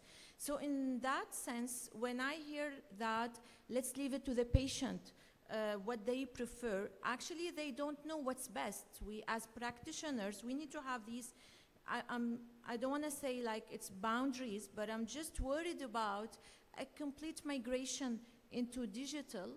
I know everyone would like to globalize their business. but also catering to a high quality session and therapy. That's actually the efficacy that we want. That's again, personal perspective, but also as a patient, I would feel maybe more comfortable in person, but I appreciate what you're saying, and again, you're highlighting the point about comfort level. One of the key things is when you're doing digital, you're using video. So you're able to see the client, and you're able to see their facial expressions, their body language. You're able to do tactile things. For example, if I'm teaching them how to do, what is it called? I can't think of the name. A relaxation exercise, right? Progressive muscle relaxation, for example. I'm able to do that face-to-face as well as the same as I would do it in person when I teach one of my classes at a college. So it really, again, it really depends on your comfort level and also what the concerns the client is coming with. So there are some limitations, but also there are some areas where it's not going to be limitations. I would like to answer from technology point of view. I think we have a lot of advancement in AI right now to understand the body language, and it can also generate a report. The only problem right now we have is the cost would be higher than human consultation. So that could be advancement later, but now I think in person would be better to understand the body language. Hi. Thank you very much for this insightful discussion. I'm a psychiatrist, and I've got a question. You've touched upon the information governance and regulation while you're talking, and we know that it's usually in the field of health and medicine. It's becoming very challenging when we are going cross-border because of the regulatory bodies and all the licenses, etc., are different from one country to another. So how do you deal with this challenge? So this is one thing. The other thing, it's just maybe Dr. Abdullah's back, he can advise on that.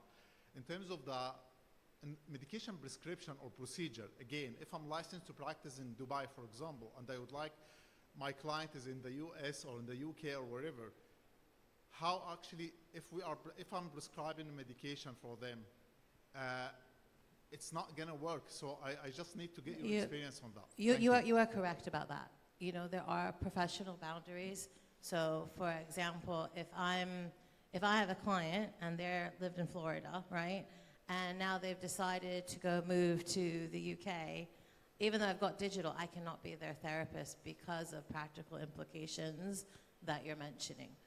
So it definitely, when we move and you're out of the jurisdiction of the provider, it definitely affects continuity of care. And there's legal and ethical concerns regarding that. And I think from my perspective, from the insurance side, we would never work with a partner who doesn't have global accessibility and partnership. And every region across globally, they must be able to provide the medication prescription, right? And then with affiliations, with different partnerships, you could make it work, or then you don't consult that patient in that region. You wouldn't pick up the case if you're not able to take it till the end then. Okay. All right. Yeah. I worked on a similar platform where we were giving the care across the globe, and we solved this problem providing an authorizer for that country. So they could consult specialists from different country, but their medication should be authorized from the country they are in. Okay, so so I understand from that. Thank you very much for that. But it means that if we are going to, in terms of digitalization, it doesn't actually go cross-border as we hope for because of all this regulation and restriction about medicine, medication, etc. So I think this much limitation of what we are aiming for. This is my understanding. Thank you. Yeah, Thank I you think so they much. will still work for counseling and everything, coaching, counseling without medication prescribing or treatment. Could continue, yeah. No, I mean therapists, we're tied to our jurisdiction. So if a client moves, unfortunately we cannot provide the continuity of care because ethically we're binded, even legally we're binded, even though ethically it's important to provide continuity of care. We then, as a result, provide transitional services to our clients, helping them locate a therapist that is in their jurisdiction. So it is a barrier. All right, thank you so much. We won't be able to take any more questions due to time crunch. Last question, please. Thank you very much, Cheryl. Appreciate that. Mine is more from healing family trauma and intergenerational connection. Like, I have a session and probably they recommend me that I need to bring someone from my family for us to have the conversation. But given our background, they don't believe in therapy. And they're like, no, this is against my religion, against my values, against who I am. So how do you slowly introduce that conversation to break down these barriers, bust these myths, so that we can all come and heal our family trauma together? So here's the thing. I would start with the client.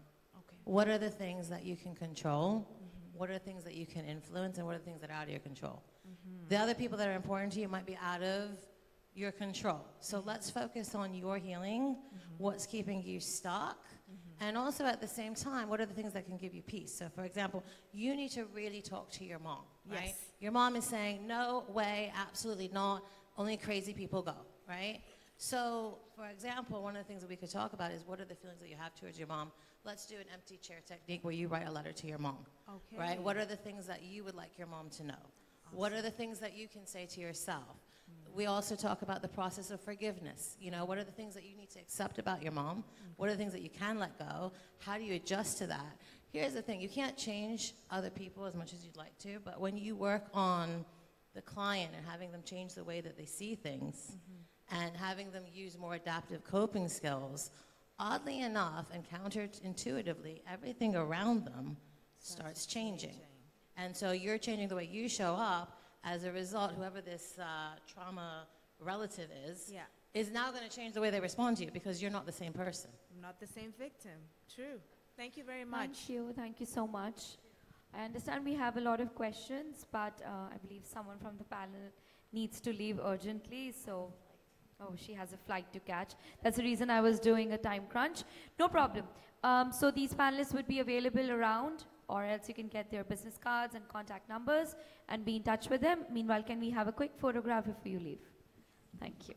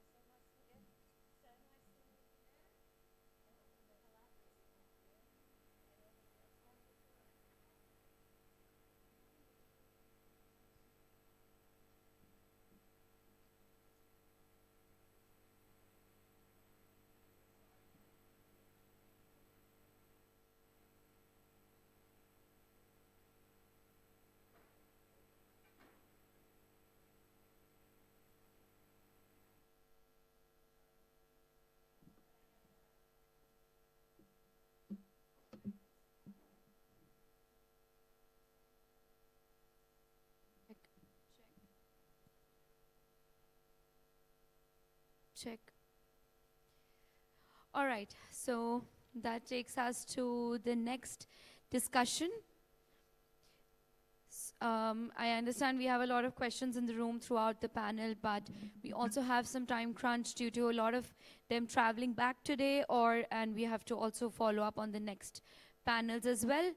So our next topic of discussion is neurodiversity in focus, autism, ADHD, and the shift from disorder to identity.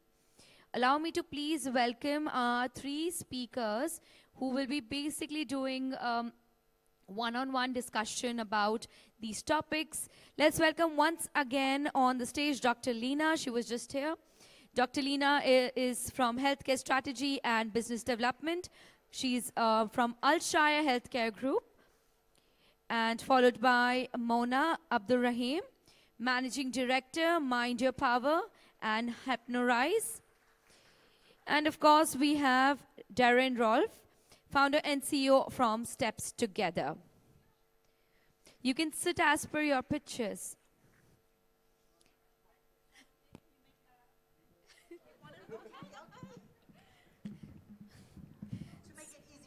So these two beautiful ladies were already on the stage today morning, and she was just here. So can you check your mics? I can then be off the stage and you can carry on. Test. Yeah, do you want, can you test that mic? Or you can use this one as well. You can use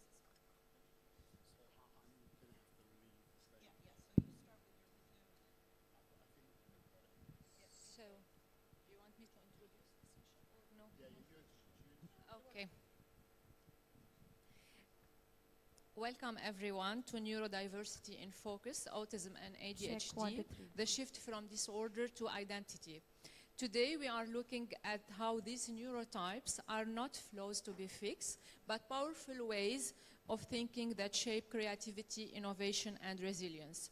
So before we dive in, I just want to ask a question to the panelists and to the audience. Do you know someone, public figure or someone in your own life, who's built an impactful, insightful career while being autistic or having ADHD or dyslexia? And what do you think had them succeed?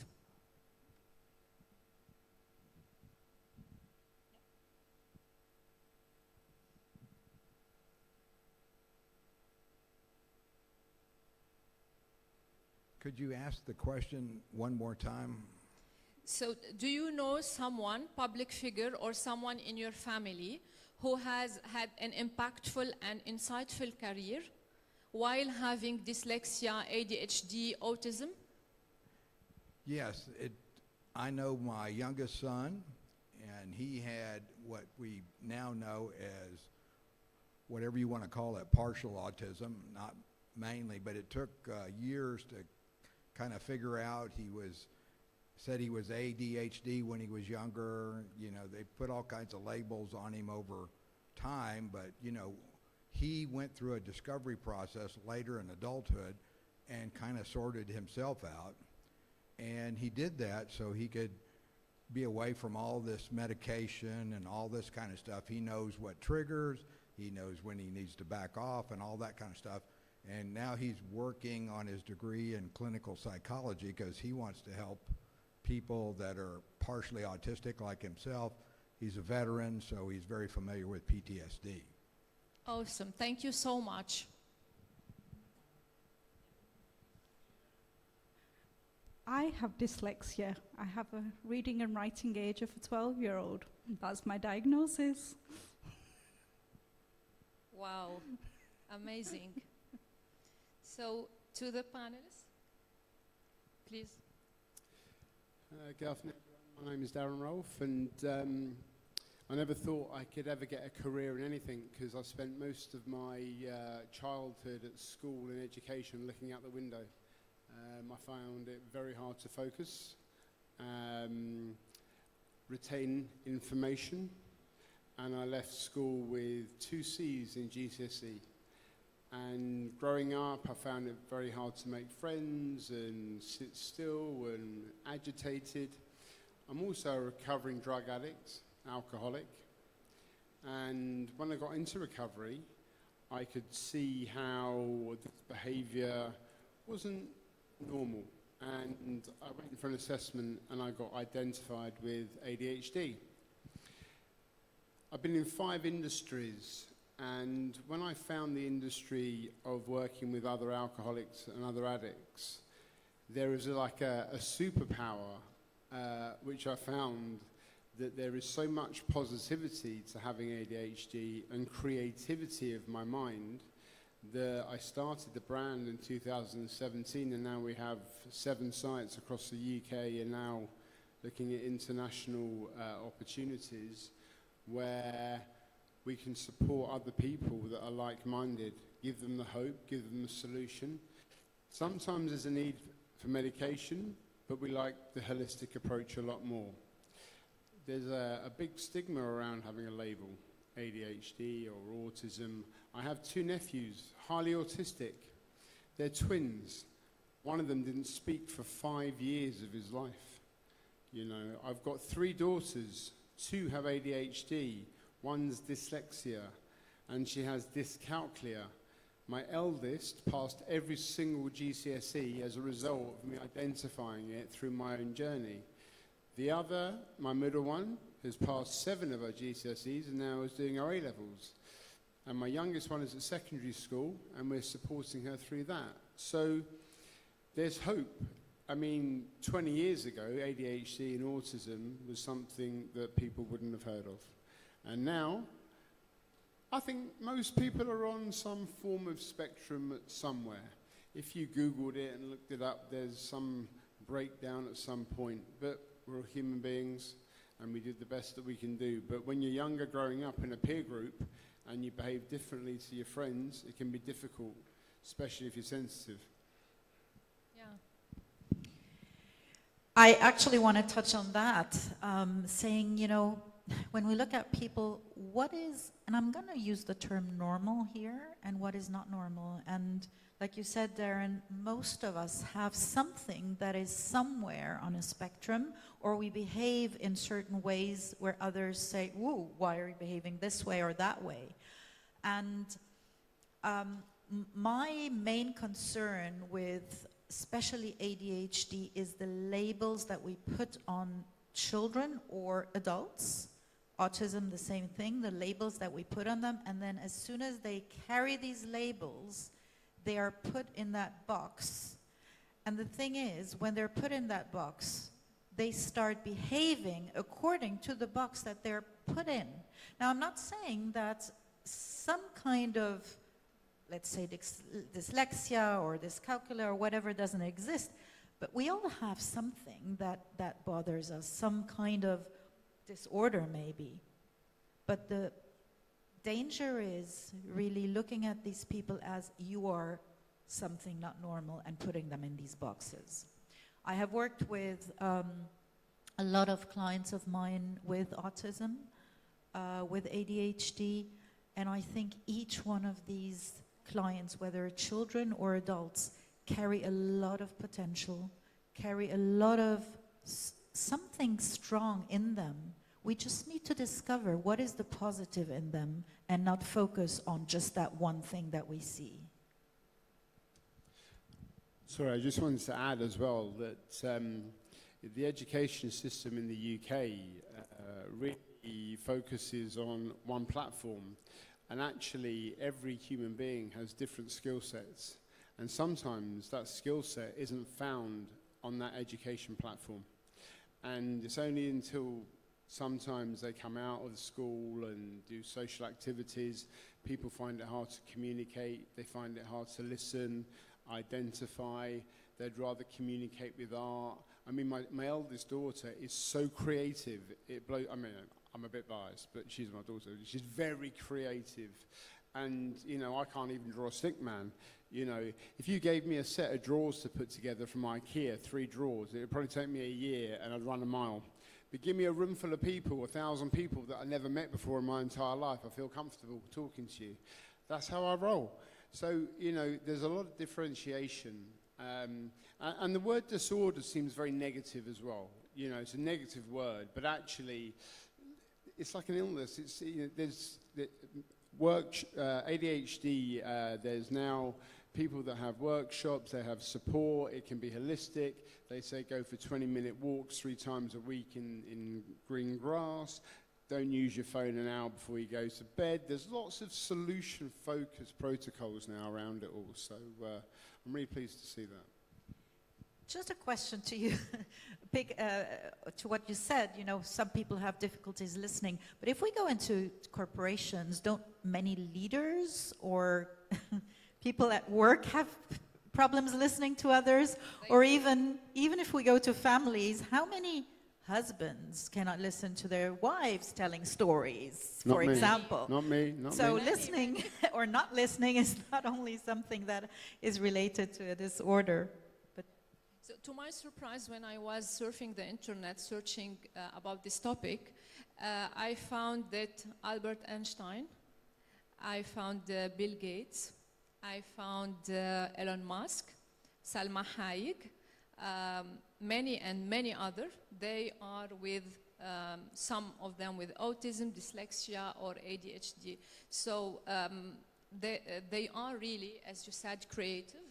They are razor sharp smart. And I think, do you think that we are starting to see a shift between how people perceive ADHD people, autism in the community, in the school, in the university, or we are still behind? Well, I think that school systems are changing. So, Darren, you said earlier that we're very much focused on academia, etc. But I think that nowadays schools are shifting more to see, okay, there are some creative subjects that are also valid, and people are not only, or children are not only measured by are they good in calculating or math or something, or spelling. So we are seeing a shift there, I think. Well, from my experience, my children now have a thing called SEN at school, which is a support system where they're identified after diagnosis by the psychiatrist, and they get a bit of extra time, they get different tools to use, different calculators, so there is support for them, for sure. There is a change, there's a shift. And actually, quite a lot of CEOs that I've met that have come out of school with very little education in terms of A-levels and degrees and stuff like that, actually have far superseded the ones that have come out of university because of their mindset, the opportunities, the creativity, fast minds, they work quickly. I mean, I have to share this story, but I said to my management team, I'm going for, I want your opinion. You know, I got a bit vulnerable and I said, you know, I'm going for an ADHD assessment. Before I finished the sentence, 6 of them went, you've got it, you've definitely got it, you've got it. So they saved me £1,000, it was great.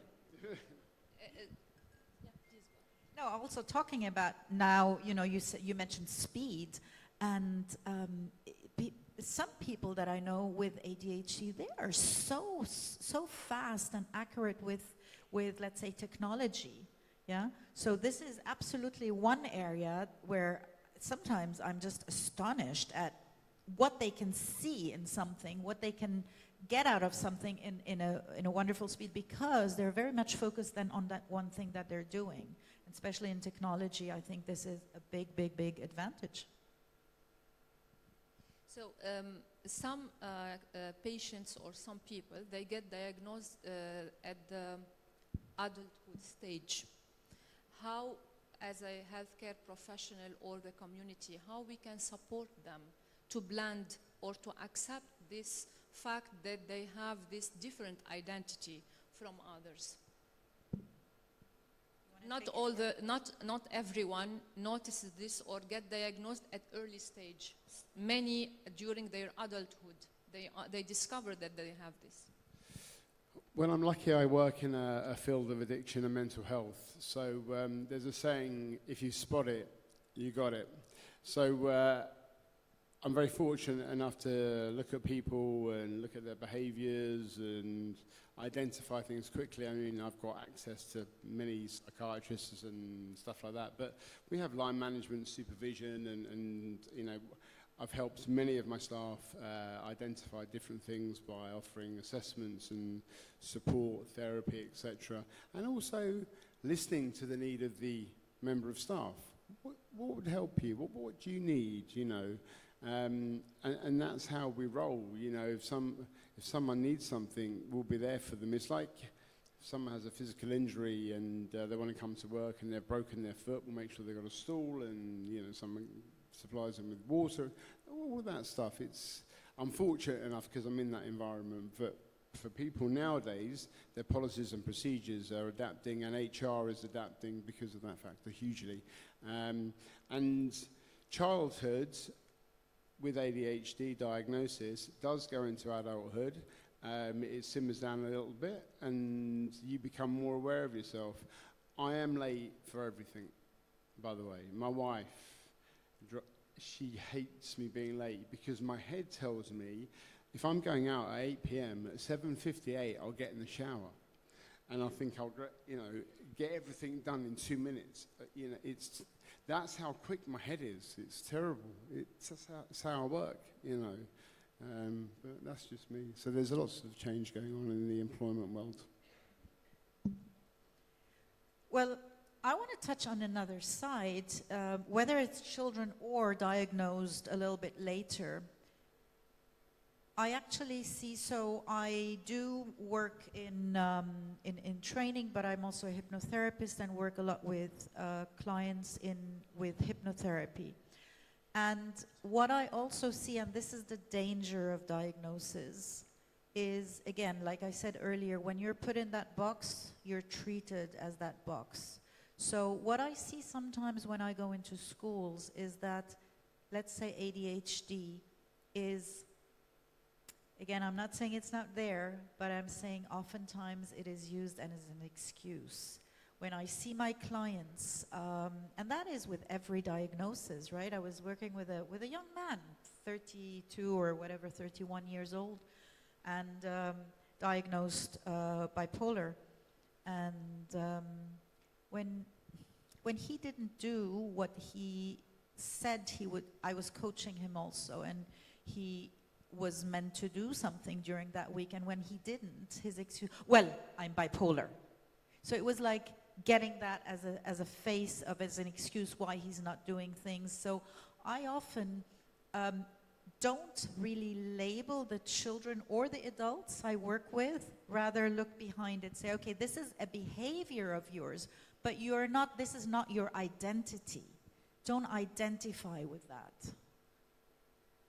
I'm very sorry, ladies and gentlemen, but my ADHD has just kicked in and I have to leave the stage. I have to have a very important meeting. And I just wanted to say thank you to Dr. Lina and Mona for the panel. I'm sorry that I have to leave early, and thank you for your attention.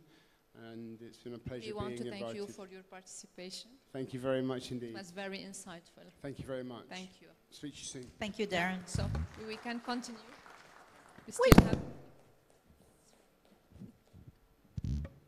We can continue. So go ahead with what you were saying about identity. Okay, so I'll go back to that.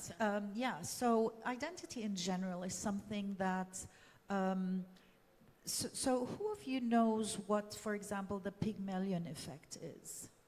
Anyone knows? Yeah, right? So when we think of someone in a certain way, we will automatically project these thoughts onto that person, and we will treat that person in a certain way, whether consciously or unconsciously. So if I think that, for example, Lina, you have ADHD, and ooh, now we need to treat you in a more careful way, I will automatically and unconsciously treat you that way. Exactly. But because I'm treating you that way, you will respond that way. So actually, you will confirm what I just projected on you. And this is something that I see a lot of times when I work with parents and children. I can see that the parents actually project their fears of what is my child going to do with that disorder, or how is it going to be successful in life with that disorder, and they're projecting that onto their children, and they're confirming and reassuring the child that, yes, you do have that disorder. And again, I'm not saying that it doesn't exist. I'm just saying that by labeling things and diagnosing things, we are really, really pushing people to believe, okay, that's me, and I cannot change, and I cannot do anything about it. But we can.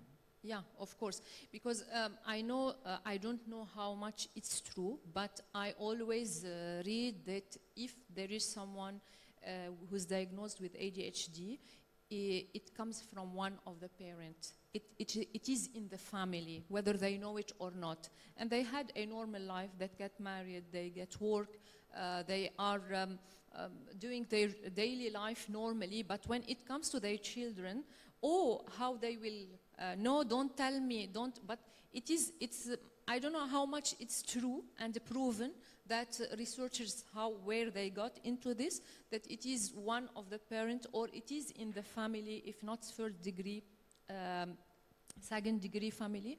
But still, these people, they lived a normal, let's say, a normal life. What is your opinion about this or your insight about this? Absolutely, you know, and everybody actually can live a normal life. It's just, you know, back to what we said at the beginning, everybody has preferences, yeah? And like Darren just, okay, I need to move, I need to go, and he says he likes to do things quick. I like to do things last minute. I'm not diagnosed with ADHD or anything, but you know, I'm like, whoa, I go there, then I go there, then I jump here. I do a million things. I mean, I have one of my team members also here, and you can confirm, I'm all over the place. I was never diagnosed with ADHD, but that's my preference. That's how I like working. I know people, a lot of people who are very methodical and like to do one thing at a time and focus on it. It's just a preference. It's just a different way of working and dealing with it. And I think each person needs to discover and recognize what is it that I need in life and how can I function. And the problem is nowadays also with maybe social media and societies in general, that we have to be a certain way, we have to look a certain way, we have to, you know, do certain things in a certain way. Exactly. And once we do that, we are again in these boxes and we are labeled. So again, to what Darren said at the beginning, school systems, especially in the past, where, okay, you're 6 years old, you get into first grade. But 6-year-old and 6-year-old is different. Exactly. There is a difference. You're 6-year-old, you have to know what 5 plus 5 is. But maybe one child really is great. One child knows what 20 plus 20 is. But the other child is great at drawing or sports or football. You're right. To build on this, I had the same situation with my son. Always the teacher is telling me he's bored in the class, he's bored, and when we dive deeper in this, we notice that he is more intelligent than his peers. And according to what he knows and what he performs, he shouldn't be in grade 3. He should be in grade 6, but because the school system does not allow this, he had to stay in this class, but the school was supporting him to give the subject of the 5 years at the age of, at the grade of 3 years, yeah. You're right about this. Yeah. So since you said you do coaching and you coach executive leaders and you do some advisory work, what do you advise leaders to, how to include these people in their company, in the work, how they can blend with other employee in the company?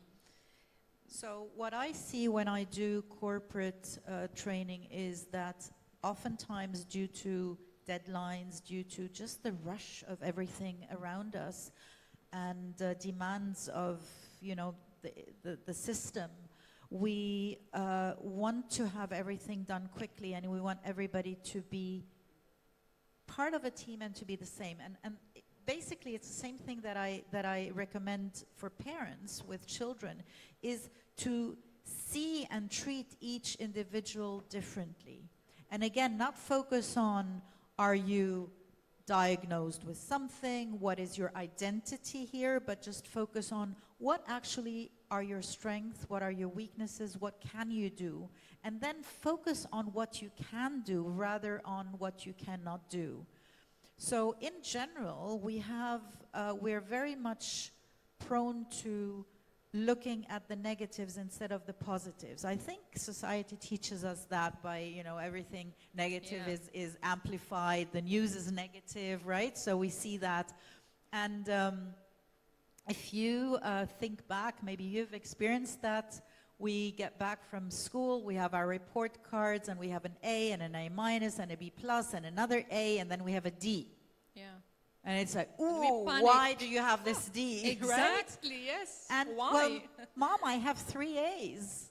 So we focus only on the D. We focus only on the D. And there was a really, really nice experiment done in one of the universities in the US, where they actually told parents of students, college students, to not focus on the bad grades, but only the good grades.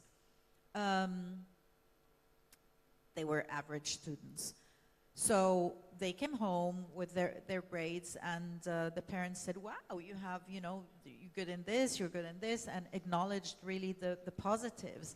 And guess what? Within 1 semester, I can't remember, I think it was something like 70% of the students had improved their bad grade by 2 degrees. Yeah?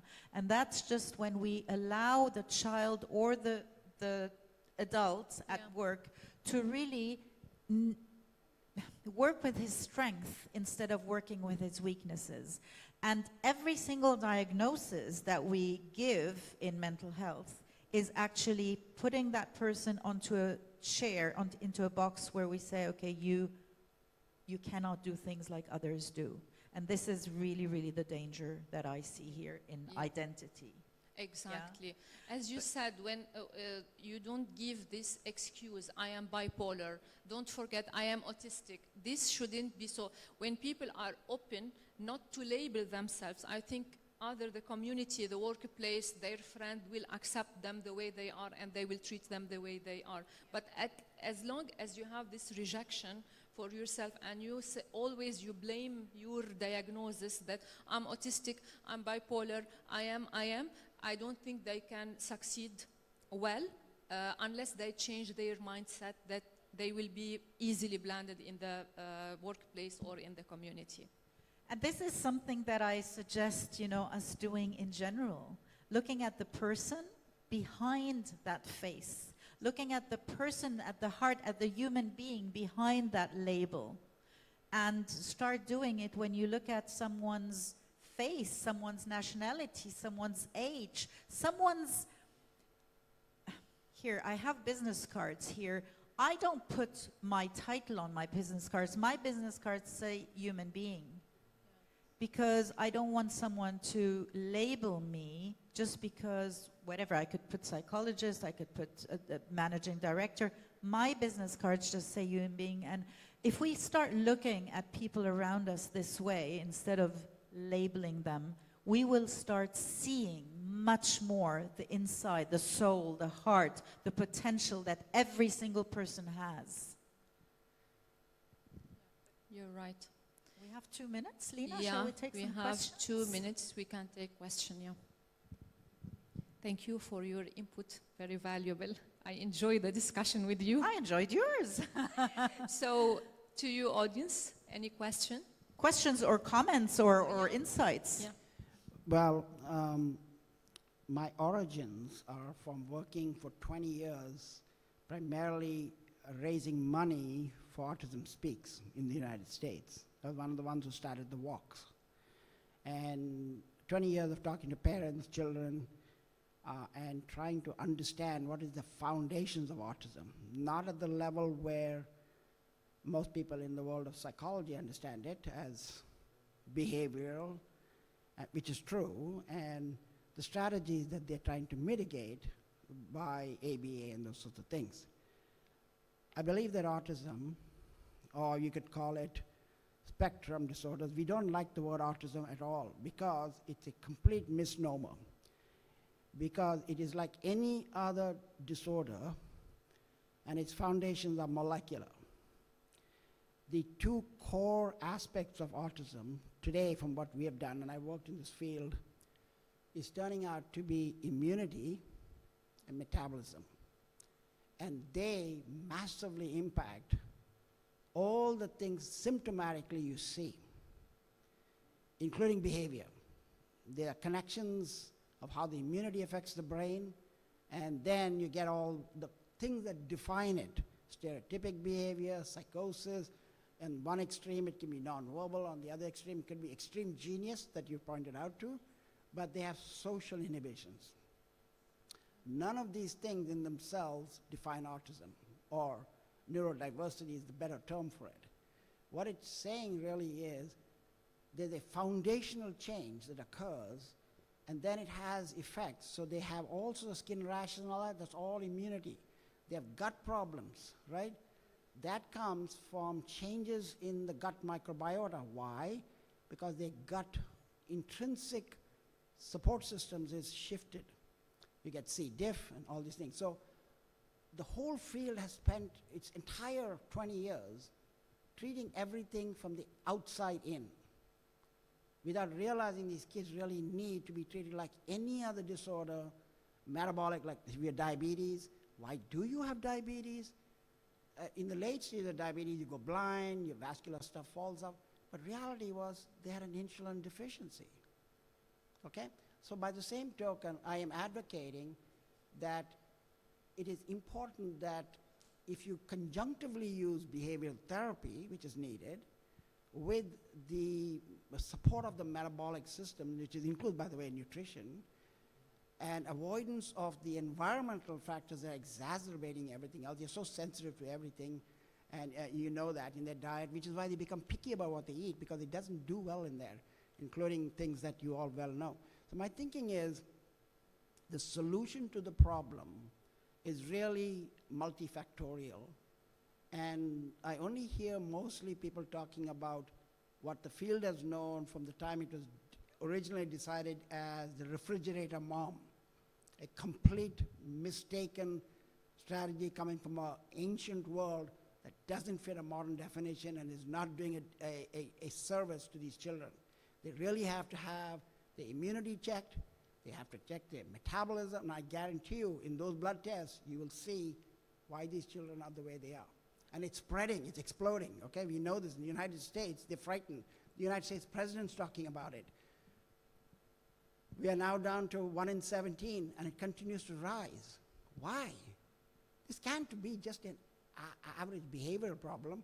You don't have cross-generation, 100 years, numbers going from 1 in 10,000 to 1 in 15 and 16. There's something else driving it, right? So I think it's time that people put more effort into asking the earlier questions. Why does this occur in the first place? That's my advocacy, because if you really do want to help these children, it's going to take more than just things that have been known, and they're all true in themselves, but not really helpful in helping these children into the future. That's my thing. So in your experience with these children, how many of you are advocating that they actually get medically examined for immunity and metabolism? I guarantee you no insurance is paying for that today. And that is where the real problem lies. The insurance doesn't pay, the parents don't know, and you're sitting in this darkness. If we can force our legislative, in the United States, legislative people to pay for this like any other medical condition, get the immunity checked, the IgGs, get the metabolism checked, there are a number of things that are dysfunctional that I know of, then you can provide that intravenous, because they have gut problems, absorption's bad, intravenous nutrition, and the real thing for the IgG, you're going to IVIG. You provide an external immune system to help them fight what they don't have. And I am a powerful advocate because I've been doing this 20 years, and I'm suggesting that you are in the front lines of, heart in this whole thing. Make sure that in your country or wherever you're doing, get the medical community and your insurance people to do just two things, and I guarantee you'll have a better place for these children. Thank you. Thanks for you. I personally cannot answer the number of patients that they get other checkup or immunity checkup because I'm not a clinician, but I can say that it is in the country I come for and I live in, it's still not done. This for each and every child or each and every person. It's not even done in the United States, which claims it's very advanced, okay? It's honestly, it's primitive even in those kind of countries, because for so long the term autism and behavior were connected. They should have actually connected autism and immunity, autism and metabolism, and then automatically the codes, the insurance codes, allow the physician who's restricted right now to do these tests and accordingly act. Yeah, maybe That's Mona wants my to add thinking. something. Yeah, so first of all, thank you so much for bringing this up, that it's actually coming from the inside, right? So we often treat, and this is with everything in the medical field, we treat the symptoms instead of treating the causes, right? Yeah. So I am in the field of more the mental side, so not the physical side, and work specifically when I work with people with autism or ADHD with hypnosis. Now, what we do is really see what is the mental cause, because yes, you are rightfully saying it's maybe the immune system, the metabolism, something. But what actually we know is that our physical body is also affected by our emotions and our mental health. Sure. And when we say nowadays it's increasing, and we're seeing a great number of people who are diagnosed now with ADHD or autism nowadays. ADHD is everywhere. Why? What factors are contributing to that? And a lot of times it goes back to a very simple factor of stress. And when I say stress, I don't mean stress at work. I mean mental stress. I mean what is going on in families, what is going on in societies, what is affecting people on the inside that will actually affect their whole digestive system, their whole internal system, and that in turn affects, gets other things. You mentioned diabetes. I have a 91-year-old mother that I just recently, or 2 years ago, brought from Germany to Dubai. She now lives with me, and she was not getting the best care, or let me say she was getting really bad care in Germany, and she reached a point where she just, well, I can say she just didn't want to live anymore. She was in pain. She didn't get the care she needed. She had diabetes type 2, but was on insulin. Well, guess what? She's off it now. She's off it now just because she's more relaxed, she's happy, she's in an environment where she's not constantly, her body is not constantly in a fight or flight. Yeah. So whatever disorders, we sometimes say, okay, here are your pills, here's your insulin, here are your whatever pills we give, but instead of treating the cause and seeing, okay, what actually caused all of that. And I think in the world we're living in today, there are a lot of social factors that affect children, whether it's the demands of the parents or the home or social media, society in general, media. or Indeed, you're right. school, whatever it School, is. yeah, And all of that affects our health, because it's all connected, mental and emotional. I completely agree with you that stress is a factor, and you will be surprised, it is also a factor in dementia. In dementia. Dementia, yeah. Yep. Yeah, And it is. so, because, like I said, it's multifactorial, and stress is going to contribute because we have in our body cortisol, and under constant stress, it constantly changes your nervous system. You know that, right? So I'm not disagreeing with you there. I said there's stress, there's metabolism, and there's immunity. And if these three things in conjunction, and maybe some others that I don't know about, we will be in a better place with these children. And then on the other side, with the kind of behavioral therapies brought in on top of that, you will get a place and you will move them along a so much better trajectory. When you're missing one component of the recipe, like in a real dish, like if there's no salt, then it doesn't quite taste the same, does it? It's tasty, but not quite the same. Well, in many ways, complex diseases, the ones I study, Alzheimer's, but also autism, is a complex disease or disorder, and can be better treated with what you just said, stress, what you just behavioral therapies. But the two other components that I would also advocate for all I'm saying is immunity and metabolism. Absolutely. Thank you so much. Thank you. Yes. Hi, can I just say it was a really amazing panel you had there. I really enjoyed the insight. So I've got someone close to me and he's recently been diagnosed with bipolar, and I understood how you said don't have it as an identity, look at it as a behaviour. You did also mention the fact that it can be beneficial for them not to kind of acknowledge that this is what I'm diagnosed with, but we're currently going through the opposite in the fact that he is not admitting or understanding that he is actually being diagnosed with bipolar. So I just wanted to know your insight on, should we then actually take a step back and not make him understand that he is actually being diagnosed with bipolar, or how should we navigate this?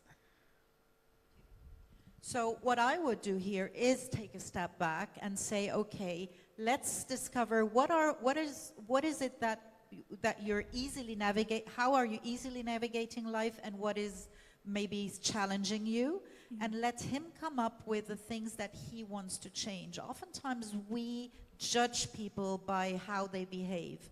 And again, like I said at the beginning, someone who's just moving around a lot or jumping around a lot does not necessarily have ADHD. Now, bipolar, to simplify it, you know, someone who goes from maniac to depression, etc., is automatically diagnosed bipolar. I simplified it a lot, but that's basically it, right? But if we ask around here, don't we all have days where we're really, really low, and days where we're euphoric because, yay, I got an award yesterday and I was jumping. I think in the morning and in the evening. In the evening, right? Yeah. So, I mean, we sometimes are too fast in diagnosing, and especially you're saying it's a family member. Yeah. So especially when someone is living with us and we notice things that happen. So instead of saying, oh, you have this and this, you get, go to the doctor and you're now diagnosed with bipolar, just have that conversation with him to say, I noticed that you're not feeling well today or yesterday. What is it that's bothering you? And really have these conversations rather than pressing him into admitting something that he's maybe not ready to admit. Could I just add to that? So he wasn't ready to admit to it, and then he was actually by law hospitalized, and that's how he actually got diagnosed with bipolar. And then when we were speaking to the doctors, he still had that belief that I'm here and I shouldn't be here, but we could very much see the behaviors that it was not the normal of himself. Okay, so I would go back and see what caused him to be hospitalized, what caused him to have these behaviors to be hospitalized, instead of just treating the symptoms, but go back and say, okay, you didn't have that. What caused you to go into that route? Okay. So just to go back as well. So we shouldn't, do you think I shouldn't really be pushing on him actually admitting he has bipolar, then to just allow that as in allow not that admitting either? I think a question might be helpful if you can ask, what are you afraid that will change in your life if you will know that you have this? What are you afraid of? Yeah. Okay. I think we will be still kind to you, we'll still love you, we'll treat you with the same. So I think people, when they don't want to accept, they are fearing the rejection. Okay. Correct me if I'm wrong. There was always a cause why we do things or reject things or not admit, and it can be the fear of rejection, it can be just fear of feeling safe, it can be anything, yeah? Losing self-esteem, people will look at them a different way. There will always be a cause for this denial state, I must say. To have that open conversation then. Thank you. But again, going back and not pressing him to admit you have that, so tell us, what are you afraid of? But saying, what bothers you? What caused you? Always go back to the cause instead of the symptoms. Right. Thank you so much. You're welcome. Hi. So I'm sitting here and I'm ADHD. I've got ADHD. I was late diagnosed. And I'm listening. There's a lot of stuff going right over my head. I don't get it. I don't feel there's a lot of identification. My wife is got autism. I've got 2 children with ADHD and autism. And when you live with this, you know what it really means. It is very, very powerful, and it cripples people. This mic is driving me crazy. It cripples people to a stage they can't get out of bed. Yeah? They can't get out of bed. They can't function. And I'm trying to look at what you've got here. Autism, ADHD shift from disorder to identity. And I really haven't felt it here. You know, I'm sitting here, I'm an ADHD coach. I work with people, and I work on a deep level with people. And I try to penetrate them with love and compassion and understand where they're at and meet them where they're at. And, you know, I see people who struggle with depression. They can't make sense. They've got blocks. We're told it's procrastination, and it is not procrastination. We have blocks. We know we've got to do that. We've got to move that bottle, but we can't move it. Our brains are wired different. We don't get it as normal people do. But there's also a superpower. My experience was I navigated in the world. I was a high risk taker, and I ended up in a lot of trouble through my ADHD. Like they talk about, young boys are naughty. I was very naughty. Thank God I came good, but through a lot of pain. A lot of people don't. And I became very successful, and then I discovered through my children I've got something, and I wanted to know more, and I went and done a diploma on ADHD and found out more, and then I was like, I really want to work with this. I really want to help people. But I also become very successful with a drive and determination, because when we're focused, it's a superpower. We become very powerful, and we make things happen. You know, as you said, we're innovators. Some of the most intelligent people in the world have got autism, ADHD, dyslexia. But I do feel there's a lack of empathy and understanding of what we're really suffering with. Yeah? And when I say suffering, because we do suffer. Yeah? And I'm really, I'm not coming from academia, I'm coming from life experience. I've been on the ground running with this for a long, long time. And it hurts me. I see people on a daily basis, and I go, bing, ADHD, and then we talk and we connect on a level that you don't with a normal, and I don't mean normal, but just generally people who hasn't got this. It's very, very powerful. And, and being in a family with, neurodiverse, the dynamics sometimes are just phenomenal. Sorry, I trust I've made sense, but I just coming from a compassionate place of, I just feel sometimes a misunderstanding of what ADHD, autism really is. No, it makes absolute sense, and thank you for sharing. And you are a great example of success, You even help others. So you are an example of, yes, you do have ADHD, but you made it in your own way. It did not stop him from interfering and helping others. Yeah, like you said, a lot of people, a lot of famous people have some kind of disorder, and they made it. They made it way, way, way higher than maybe some of us who are sitting there. Yeah. So the thing is that, yes, it is maybe you struggle in certain ways, but that struggle helps you maybe focus more or do other things better than other people do them. So let's say focus. Yeah, so where I'm getting at is that each person struggles with different things, and ADHD, yes, is real, right? You have some symptoms, but you can overcome them. And you can still reach potential. You can still have the success that you are having. And you are, as long as you are, I think part of your success and part of the great things you are doing is you accepted it. But it is a daily reprieve. Yeah. It's not done deal. we have to keep getting up and applying stuff. Yeah. And the endorphins and, various things we do and tools we have to navigate in the world with ADHD. It's a daily reprieve because sometimes it's hard work getting up and going, oh, here we go again. We know that as humans in life. Thank you. Thanks for your participation. Hi, one last question. Dr. Siddharthan here. I just love the way you guys put out as to how to, reach out and how to treat ADHD, autism, and how the shift is going on from a disorder to an identity. But Mrs. Mona, when you told that we'll have to focus on where the problem actually stems from and not the symptom approach, would it be right to say that we are what we consume, be it in terms of information or the diet? Because as Dr. Rene had also pointed out that a part of it is from immunology and nutrition.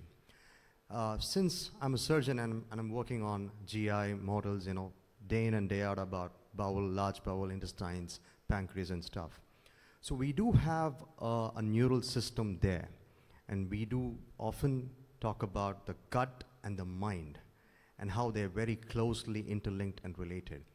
Would it be right to say that every clinic or every physician or a clinician or any expert who offers treatment on the autism spectrum disorders would have to include a dietary session also?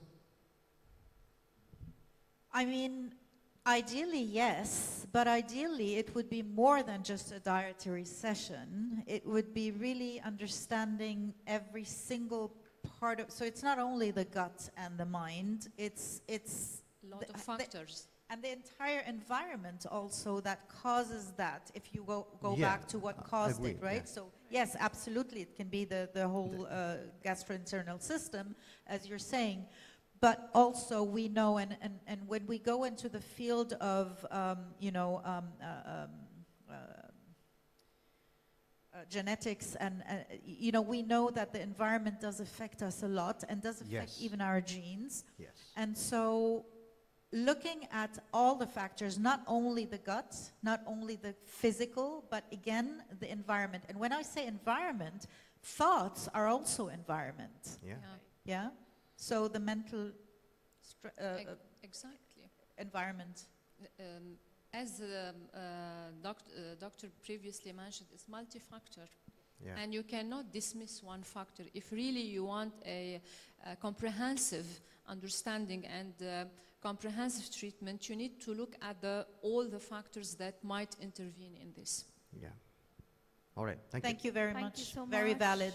Thank you. Thank you so much, beautiful ladies, and thank you so much for still running the panel without Mr. Darren as well. And I'm sorry, we can't take any further questions.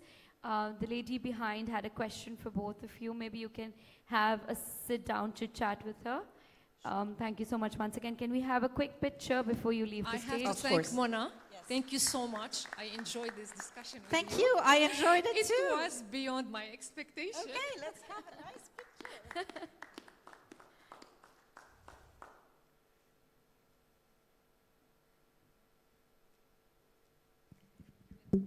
Thank you. Oh, without mic?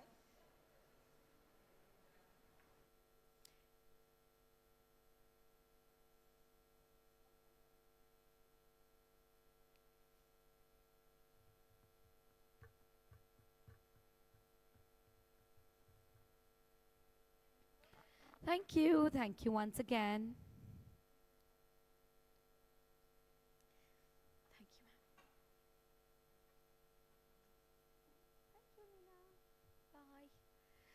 All right. Now that we have reached the final point of this conference, Health 2.0, this is the final panel, and we will be closing on a powerful note. This session is rethinking the role of leadership in shaping tomorrow's healthcare systems, that brings together whole thinkers and decision makers who are redefining what leadership in healthcare can look like.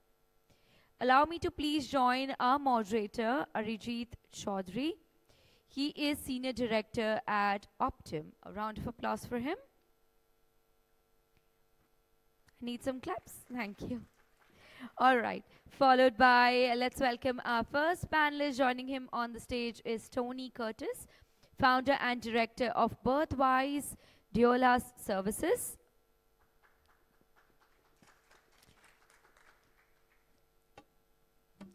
And followed by Al Ahmed Essa, founder of Axel Vision. And we have Farfor Thomas, president and chairman from CS. He's not joining? Okay. So unfortunately, he's not able to make it. No problem. The stage is yours. Can you please test the mics before I get off the stage? Check. Check, check. All right. Thank you so much. Stage is yours, Mr. What an Ariji. amazing 3 days. Thank you, everyone, for sticking back. I know this is the final session, and I'm glad to see a few faces out here. Thank you so much for being here. I'm going to start with a saying from Martin Luther King Jr. The ultimate measure of a leader is not where they stand in the time of comfort, but where they stand at times of challenge. Welcome to this exciting panel discussion, Rethinking the Role of Leadership in Shaping Tomorrow's Health System. Today, we're just not going to talk about leadership. What we're going to explore is how it can transform healthcare for resilience, equity, and innovation. Our goal today is to uncover actionable insights, how leadership can navigate through the disruptions that we have been hearing over the last couple of days, whether it's equity, AI, technology, and all these changes that are happening today. And how and what role does a leadership play to ensure that they are able to not only adapt, but be resilient and able to kind of push the entire healthcare forward. So thank you so much. And my questions will be for both of you. So thank you so much, Dr. Essa and Tony. My first question is, like I said, that today leadership has a lot of challenges, like AI is coming up, we've been talking about it, challenges of equity, the gaps, the access. What does leadership mean in a health system with these realities today? It means that leadership has to stay focused on the patient. If everything that we do is not about who we're affecting, then we're ineffective. So everything that we are doing has to go back to the patient, and wherever we're failing, we have to acknowledge it and modify. Because if we're not willing to be flexible and modify, then we're not moving forward, we're actually moving backwards. Great point. Dr. Essa? Thank you. I will start by giving some background about me. I'm Dr. Isa Ahmed. I'm a family medicine specialist. I'm not here to talk about only leadership. I just spoke that I spend a lot of time, let's say 10 years in primary healthcare. And I realized that changing the ecosystem depending on micro decision. You know, when we hear about leadership, always we think about senior executive, ministers, policy makers. But in my opinion, that in this world, especially with Vision 2030 now, you know, we have thousands of primary healthcare. And we have different doctors, nurses, and etc. And always they are busy, like in frontline leadership. They are facing the patient. And you can imagine the behavior of leadership put a lot of impact on the health system because it happens thousands every day. So focusing on behavior rather than just knowing that leadership it's a position. So you can imagine now, micro decision, what's happening every day will affect the ecosystem. Oh, that's great. I would like to get back to Tony, you know, I just follow up. Like you said, patient first. A patient has to be in the center of every decision. So now, in an organization, leaders are one, and of course there is everyone around it. What role do you feel a leader has to play to ensure that they are able to kind of push on to a patient-first mindset? Education. So one of the things about doulas is we are hired by the patients or the insurance companies to ensure that the physicians are actually properly taking care of the patients. We are an external third party that sits in the room the entire time the patient is being cared for, and we document, implement, and apply what should actually be going on in real time. So if someone is recommending something, you have to justify it. You actually have to explain to the patient exactly why you're doing something and what are the possible pros and cons of it. We then turn around and ask the patient, what does that mean to you? So that we know that the patient also understands. So when we are hired to go in, we're hired to oversee and supervise, not to interfere, but actually be a collaborative part of communication. So communication is key. Education has to align with it. If you're going to implement a new system, you have to educate the people in which you're implementing it for, and also who have to use it. You can't, there's always going to be a resistance to innovation. So you mentioned education, implementation, and transparency. Great, thank you so much, Tony. Coming back to Dr. Essa, your point, it was amazing in terms of leadership is not only about hierarchy. It's not only about having that title in front, right? So how do we redefine this? How do we redefine leadership that goes beyond hierarchy?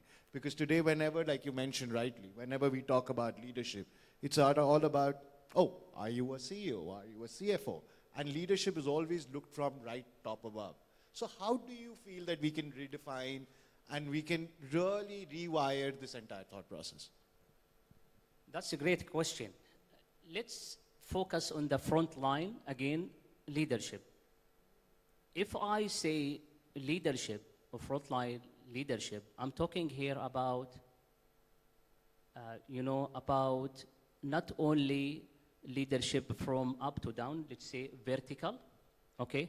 I'm talking here from the ground, the clinician, the nurses, the case coordinator who facing, again, the patient, what Tony said. So the first line. And always, clinician or human follow the purpose rather than the title. So if we want to ensure that, we need just to find why for them. Every clinician in primary healthcare or nurses, they will ask, why I'm doing this? Is that right for the patient? Is that safe? What I'm gonna to gain if I did this or do that? So all the questions, again, will come in his mind. So bringing them like working as a partners rather than just following the commands and orders. Again, human follow purpose rather than just doing and follow the titles. Well, that was a great answer. That reminds me what Steve Jobs said. I don't want to hire good people to tell them what to do. They need to tell us how do we go forward. So thank you so much, Dr. Essa. So moving on, I think another important part was the technology evolution with all AI and now quantum and everything coming up. And it promises to be efficient. So let's be honest, we've been hearing that a lot of administrative work, and it promises to be, make some of these health system efficient. So how do leaders balance innovation with human touch? I'll start with you, Tony. So COVID taught us real fast. I think COVID was the fastest teacher we could ever have in how to quickly adapt and innovate. For a lot of us that work in my profession, we were not allowed into the hospitals for a period of time. It wasn't until the new stats came out in the US where we had an increase in loss of life that the doula teams were allowed back into the hospital. So we were asked, can we do our jobs virtually? Can we actually support, advocate, and efficiently be able to support someone in childbirth without being there? The answer was no. For us, we could not, because there are certain things that we can't adapt for. There are stages of labor in which a person is no longer able to be talked to. But we had to go through the process of looking at saying, okay, can we actually be adaptive, and can this be a hands-off experience? And the answer is actually, for us, it's not. But we had to test out the theory. So when it comes to all of this, you have to test the theory and then accept the results and acclimate. Don't just say we want to do something, stick to it, and if it doesn't work, make a hard line for it. You have to actually see if it works. If it doesn't, change course. That's a great answer. But same point, Tony. Do you still feel that with the challenges, of course, some of these challenges, do you still feel that there is a lot of administrative work that, our frontline clinicians or, some of these doctors have to do? We're taking these notes, some of these. Do you still feel that it's going to be efficient in those areas? To a point, there's nuance to everything, and every provider behaves differently. We can use it to identify trends, patterns, and analysis, but we cannot use it as the absolute solution because we're missing the nuance of what the providers need to tell us, right? We're missing it because somewhere between the two communications is a breakdown. If we make it uniform, the nuance is lost. When the nuance is lost, we lose people. Dr. Essa? I think with big transformation now going in Saudi Arabia about AI, about telemedicine, let's say the technology, there is a huge transformation there. We have good infrastructure for that. And I totally agree with Tony that COVID was accelerate a lot of things to be more digital. Again, leadership can make their touch to be like human. If they links, the humanity with the technology. For example, if the clinician or the doctors are trusted to use this technology, also for the patients, is that safe for me to use this technology? Yes or no? And we need like sharing this information or data like ethically. And all the humans, again, play a role in this big digital transformation. They need to have some training by either adapt this technology or at least to know. And we heard a lot about AI and how can we adapt in this three days, okay? And that's why I'm saying now leadership can make difference if they bring the technology and make it more human, more related to, again, why we are using this technology. If we found the why, we will answer and leave different levels to work on how they will do it or adapt it. A great answer. I think it's also about transparency. I think what leadership or leaders' role is to be really transparent while you're leveraging some of these technologies, some of these innovations. How do we ensure that from the start point where we're building these technologies, how can we collaborate with all the various stakeholders that it's impacting? How do we bring the clinicians work together with tech? How do we ensure that we're taking every point a clinician or a physician requires that needs to be incorporated into the tech before even putting some of these tech into production? So I think it's extremely important for a leadership to ensure that it's transparent from the start, from the time the technology is built to the technology is being adapted within the entire ecosystem. Right, great point. Next question, I'll start with you, Dr. Essa. Vision without execution is just a dream. What's one leadership action that can make health system future ready with all of these things coming up? Based on you, what is one leadership action that you would feel it's important? Everything, again, will depends on our reaction. So leaders should change their mindset, firstly. Again, the healthcare sector is transforming from hospital-based or disease-based to the patient-based center. So again, we are focusing on the patient.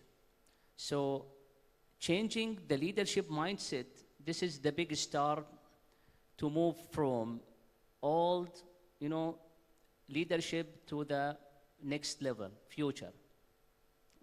So how can we change this? And how can put our efforts to translate this mindset and change it from just knowledge to a behavior through the different level of organizations? This is exactly the main action. So we need to embed a lot of training, for example, coaching or whatever, mentoring, and so on. Thank you, Dr. Essa. Tony? You know, a lot of times we keep putting these frameworks into the same box. Competency is everything, and bias is also a big part of competency. And so when we're creating these frameworks, how are we testing the bias? Because in my field, bias kills, and there's no two ways about it. It could be as simple as a lactation issue, not looking at ethnicity and understanding that certain ethnicities have a harder time digesting certain enzymes in regards to proteins and breakdown. So then we have a baby that has failure to thrive. But when you're using it as a general scale, how are we testing the competency and the bias, making sure that we're using the technology in a way that coincides with the actual patients and not a general perspective? That makes absolute sense. But it's same, just to follow up on that question, how does a leadership or leader ensure accountability without really stifling the entire creativity and entire transformation? You make it collaborative. When many voices feel heard, then you're going to get a better outcome. The stifling usually comes when people do not feel heard, or they feel that they are being singled out, right? That's not improvement. If we have providers that want to do the work, then it is our job to improve them. It is our job to give them the support that they need to be able to do the job in which they desire to do. Otherwise, we are singling them out and making them bad providers, right? It's synonymous, right? It's synergy. It goes both ways. If you are singling people out, then they're not going to be good at their jobs. So it has to be a collaborative effort where voices feel heard and implementation coincides with the culture in which you're implementing the technology. Each individual system has its own ecosystem. So you have to evaluate the actual ecosystem that you're putting it into and then work collaboratively. Otherwise, it doesn't work. Absolutely. Dr. Essa? Awesome, Tony. I will add another view to answer that question. You see, we need to work hardly on the next generation of leadership. If we want to transfer all the tacit knowledge, our experience, so we need to work on that. So building so the pathway structure leadership for a new generation, especially young, it's very important. And we need also to work on them like in different training session, including coaching or mentoring and whatever. So we need to just empower them. Again, we need to empower them, to trust them, to give them some accountability, some responsibility. I'm talking here for every primary physician trying to help the community through his limited resources. He had more than 50% of undiagnosed uncertainty. He cannot diagnose everything with his limited resources. And they are facing the patient. They are like a gatekeeper for the healthcare system. So we need to work on that. We need to empower them again, and it transfers all the experience and tacit knowledge for the next generation. Thank you, Dr. Essa. Just following up to it, what role does a psychological safety play in fostering innovation? If you don't feel safe you will not be at your best. To me, there's no two ways about that, right? If you do not feel safe or confident in what you're doing, you're not going to do well. To me, it goes hand in hand. So even with our team of doulas, which we train about 5,000, so we have to constantly encourage them that they are capable. It's a constant thing, right? Even every time they go, every time they learn something new, we are constantly encouraging them that they are capable. We are giving them the tools, the education, or whatever they need to continue to do the job. But at the same time, we have to acknowledge the individuality of the person. So we still have nuance to it. We can give you all the tools, but you may or may not use it depending on learning styles. All of those things fall under leadership. We have to be able to create systems that are adaptive, that allow them to thrive in the best possible environments that we can provide. We can't provide everything, but we do our best. And if they feel safe and confident to come to us and or utilize the systems that we put in place, then we have more successful people. Wow, great. Dr. S. That's a great question. I will just, again, thank you, Tony, for answering this question. I will answer it like, again, in the same circle. Everything started from changing the mindset. And all healthcare system or healthcare providers, if they understand why we are doing this and find their purpose, they will follow. So we need, as a leaders, to empower them and to give them the chance, and we need to encourage, like, we should challenge our existing system. Nothing change. If we want to change things without encourage people to innovate, give him the support, trust them, let's do some mistakes, why not? If that mistakes doesn't make big difference, especially, I'm talking here, safe for the patient, just do it. Redesign the system. Try to put your impact through different mindset, different thinking. And again, nothing change if the people doesn't want. So the mindset is very important, self-awareness, understanding why we are doing this, again, will lead all the health practitioners to have their impact in their society. Wow. So what it summarizes, accountability drives progress, but culture sustains it. Similarly, technology is not a tool. Technology is a tool, not substitute for trust. And leadership must be adaptive and empathetic. So on that note, we're going to bring a close to this discussion, and I'm going to open to the floor for any questions, please.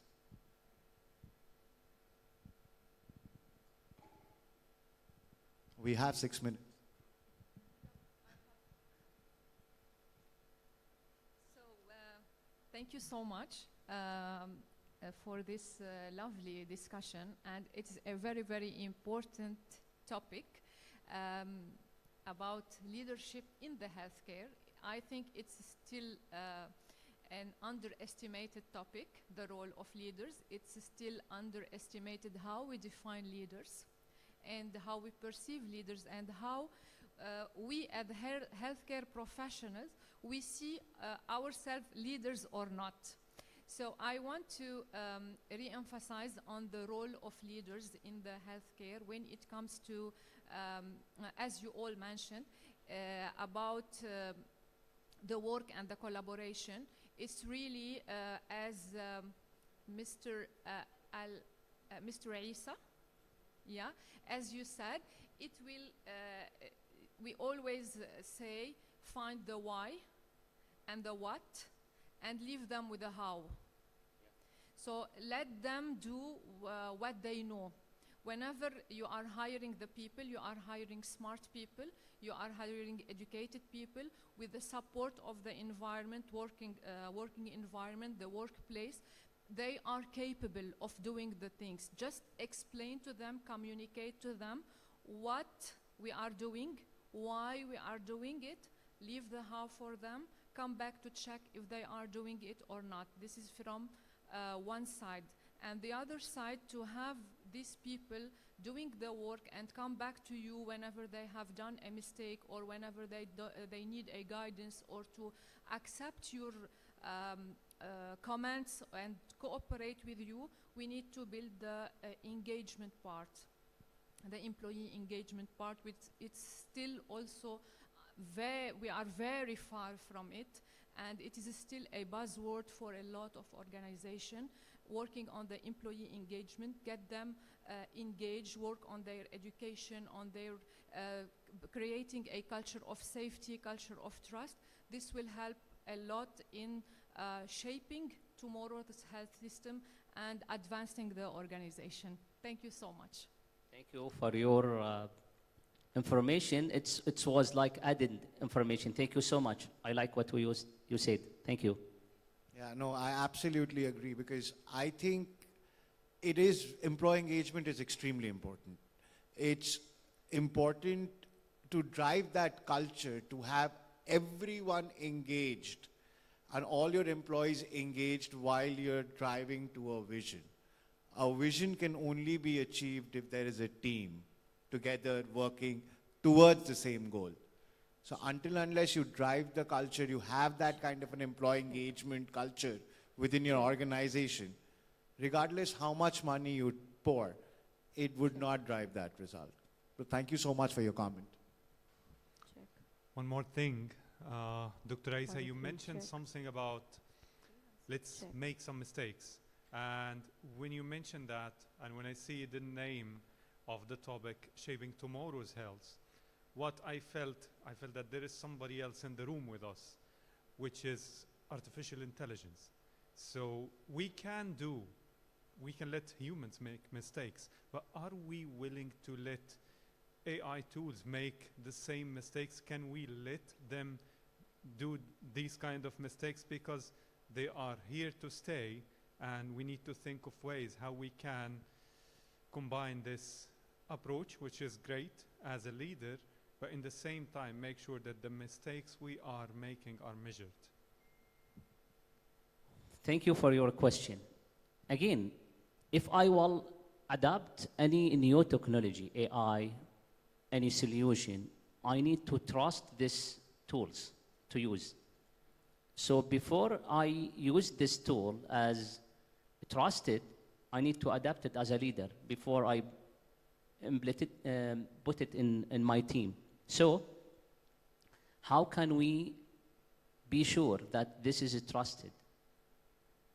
Everything, especially technology, they have like KPIs, they can follow the measures and so on, because still as a leader, we want to see the big picture, the broader picture of all, for example, primary healthcare or hospital or whatever.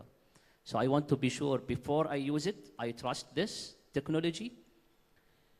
The technology cannot manage the human emotions, but the human can manage. So if there is any dissatisfaction with the patients, immediately the clinician or the health practitioner can manage that. But I think AI, still we are in the beginning. Maybe later on emotions will involve. I have no idea, because still we are in the beginning. But again, be sure that behind every technology, be positive, trust the technology before you use it, and be supportive behind the technology. So you be sure that everything managed immediately. We are still in the beginning. Yeah. Thank you. And I would like to add another point here. When we say make a mistake, doesn't really mean that you need to have a tool in production to make a mistake. What we mean to say is when you're actually testing these tools, if there are mistakes that are happening, as a leadership, one is giving that opportunity for your people to make that mistake, but also making a decision at what step to make that mistake. So if you're making that mistake while kind of developing it on your testing environment, that's a perfect mistake. Because once you're able to solve for that mistake, once you put it on production, you would not see the same mistakes.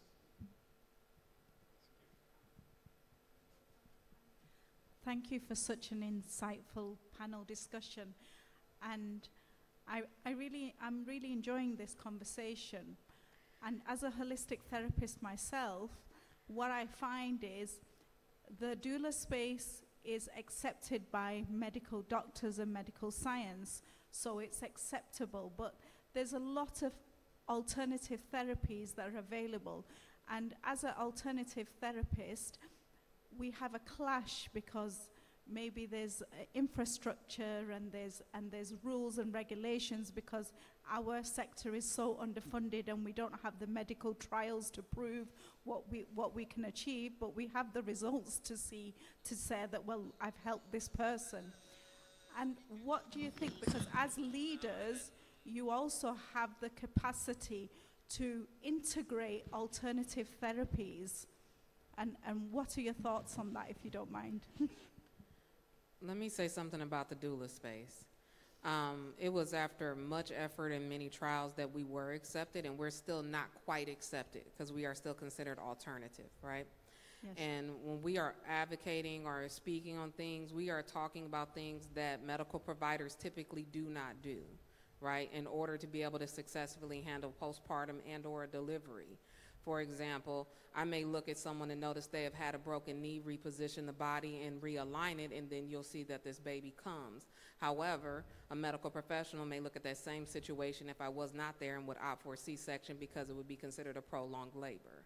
So we still have to prove it, and the providers are unaware of what we're capable of doing a lot of the time because it's completely foreign, right? Orthobiotomy may be a long existing practice, but it's not a commonly practiced one. So what I would say to it is, whenever you're doing holistic health, and we do a lot of that in our field, it is the result from the patient, right? The more that you push the result from the patient, the more you can bring awareness to what you're doing, right? It took 30 years. It took me 30 years of never losing a patient before I was able to be recognized for the work. Right, hospitals don't have, there's not a hospital anywhere that has those type of records, right? But my grandmother, who was a traditional midwife, had that type of background.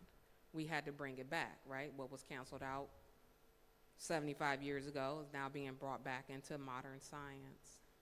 So my encouragement to you is to not stop and to keep pushing your patients forward, because that's how you would get the acknowledgement.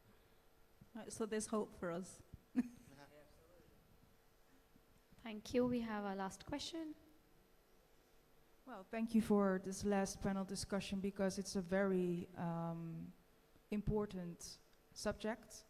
I'm from the Netherlands, and even this is also talk about within the innovation healthcare, within the masters, and also throughout the Master University of Maastricht. I'm actually happy that we are actually heading towards down-top leadership because it's a very important subject. We have a lot of populations. I have GP friends who are asking, okay, I need to do a consult within 10 minutes and I need to know which way to go. And of course, there's innovation, and it's a tool to support us, to support the healthcare professionals, to support the patients. How do you prepare yourself as leaders of shaping tomorrow's health systems in this subject? Thank you for your question. It's actually a big closing for today's session, you know. My advice to all physicians, start to improve and invest in yourself. Self-awareness, this is very important to change your mindset. So changing mindset needs courage and needs to aware about yourself before you are aware about the system or others, because you will put all your impact on that system. So don't be shy. Don't be afraid to share your integrated knowledge or to explore other professionals or to learn something away from medical part. We need actually to explore, to understand. This will give you more wisdom, Right. broader thinking, and you will choose better solution for your patient. So you will reutilize the resources behind you or around you, so you will put more effort to help the patient. Just to add, leadership is not a title. Leadership is a trait that comes within. So if you're working in a team scenario and situation where you think what you're doing is right for the patient, don't be afraid to voice it out and go forward with it. Because if you are aligned on what you are doing is right for the greater good, I don't think so you really require anyone's permission to go ahead and do it. And that's how you should really think about leadership. Like I said, and I really liked the last conversation when Mona talked about that on her card, she doesn't have a designation. It says human being. Yeah, so leadership is not title. It's within you. You could be a middle of the manager, but still taking a call what's right for the organization and what's right for your patient. Let me say this to you. Leadership is the ability to inspire others, right?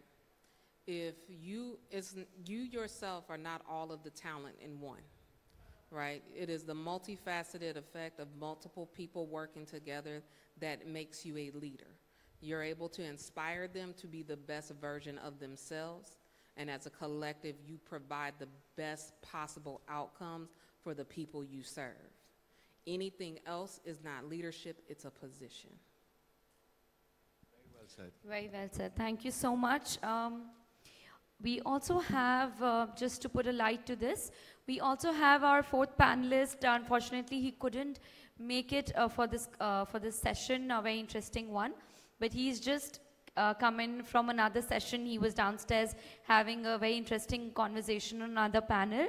So he just said that if I could join in on the stage, I said, why not? Because now we're going to have the best part, which is a photograph of 4 of you, which is going to be a memory going to Health 2.0 conference. So can we have Mr. Farafo, are you here? Mr. Thomas? Hi. Yes. So he just came and told me, I said, I'm so sorry, but we are already on the questions part. But why not? Let's get a nice picture with all 4 of you.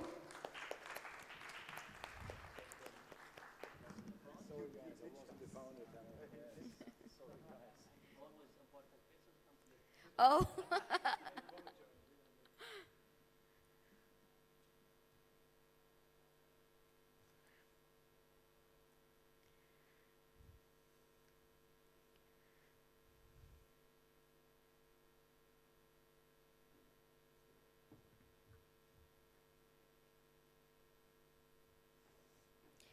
All right, thank you so much, our panelist and our moderator. At least we had the 4th panelist joining for a picture. That's great. Thank you so much once again to all the healthcare providers, non-healthcare in the wellness field, in every field where health comes to a big play. It was a great panel. We had great 3 days of Health 2.0, and I would like to thank each and every one of you. A round of applause for yourself for being so energetic, being so questionable throughout the session, including me. And this panel was all about talking about leadership in tomorrow's healthcare, how it's going to look promising. We have finally come to the end of our 3-day conference of Health 2.0, sadly, but not sadly, because we will be coming back once again in 2026 in Dubai as well. And also we have the upcoming editions. I would like to announce this with a round of applause for how many people present here in the room. Our next edition is in the US from the April 7th to the 9th, 2026, followed by the next is in Singapore, and of course back in Dubai, which is in December. So I would request everyone to whoever wants to become a speaker with fresh themes and opportunities to connect and collaborate with us just like this one. And let's make the upcoming Health 2.0 and the upcoming Health 3.0, 4.0 as successful as this was. And I hope to also thank and really gratitude for all our sponsors who have joined in. Like to thank WellScare and Leela Quantum, our bronze sponsors. Without their support, it was not possible for bringing everyone together. And also not to forget our delegates, our exhibitors, our partners, and our speakers. Thank you so much, all the panelists, all the moderators, for making this the best and best of 3 days. And I hope you made the best of it and shared your cards, connected on Instagram, LinkedIn, anywhere possible. So thank you so much once again, and it was a fun-filled conference for me as well. And since I'm studying clinical nutrition myself, I have enjoyed this. Thank you so much, expert leaders, expert speech holders here. Once again, see you next time in the next upcoming editions. Congratulations to all the honorees, all the awardees, and to Health 2.0 organizers as well, so putting it well so together. And everyone who's watching on live stream, please do be with us in person also next time. Thank you, and a round of applause. And not to forget, my name is Shreya, and it was a pleasure to be part of Health 2.0 in Dubai. Thank you.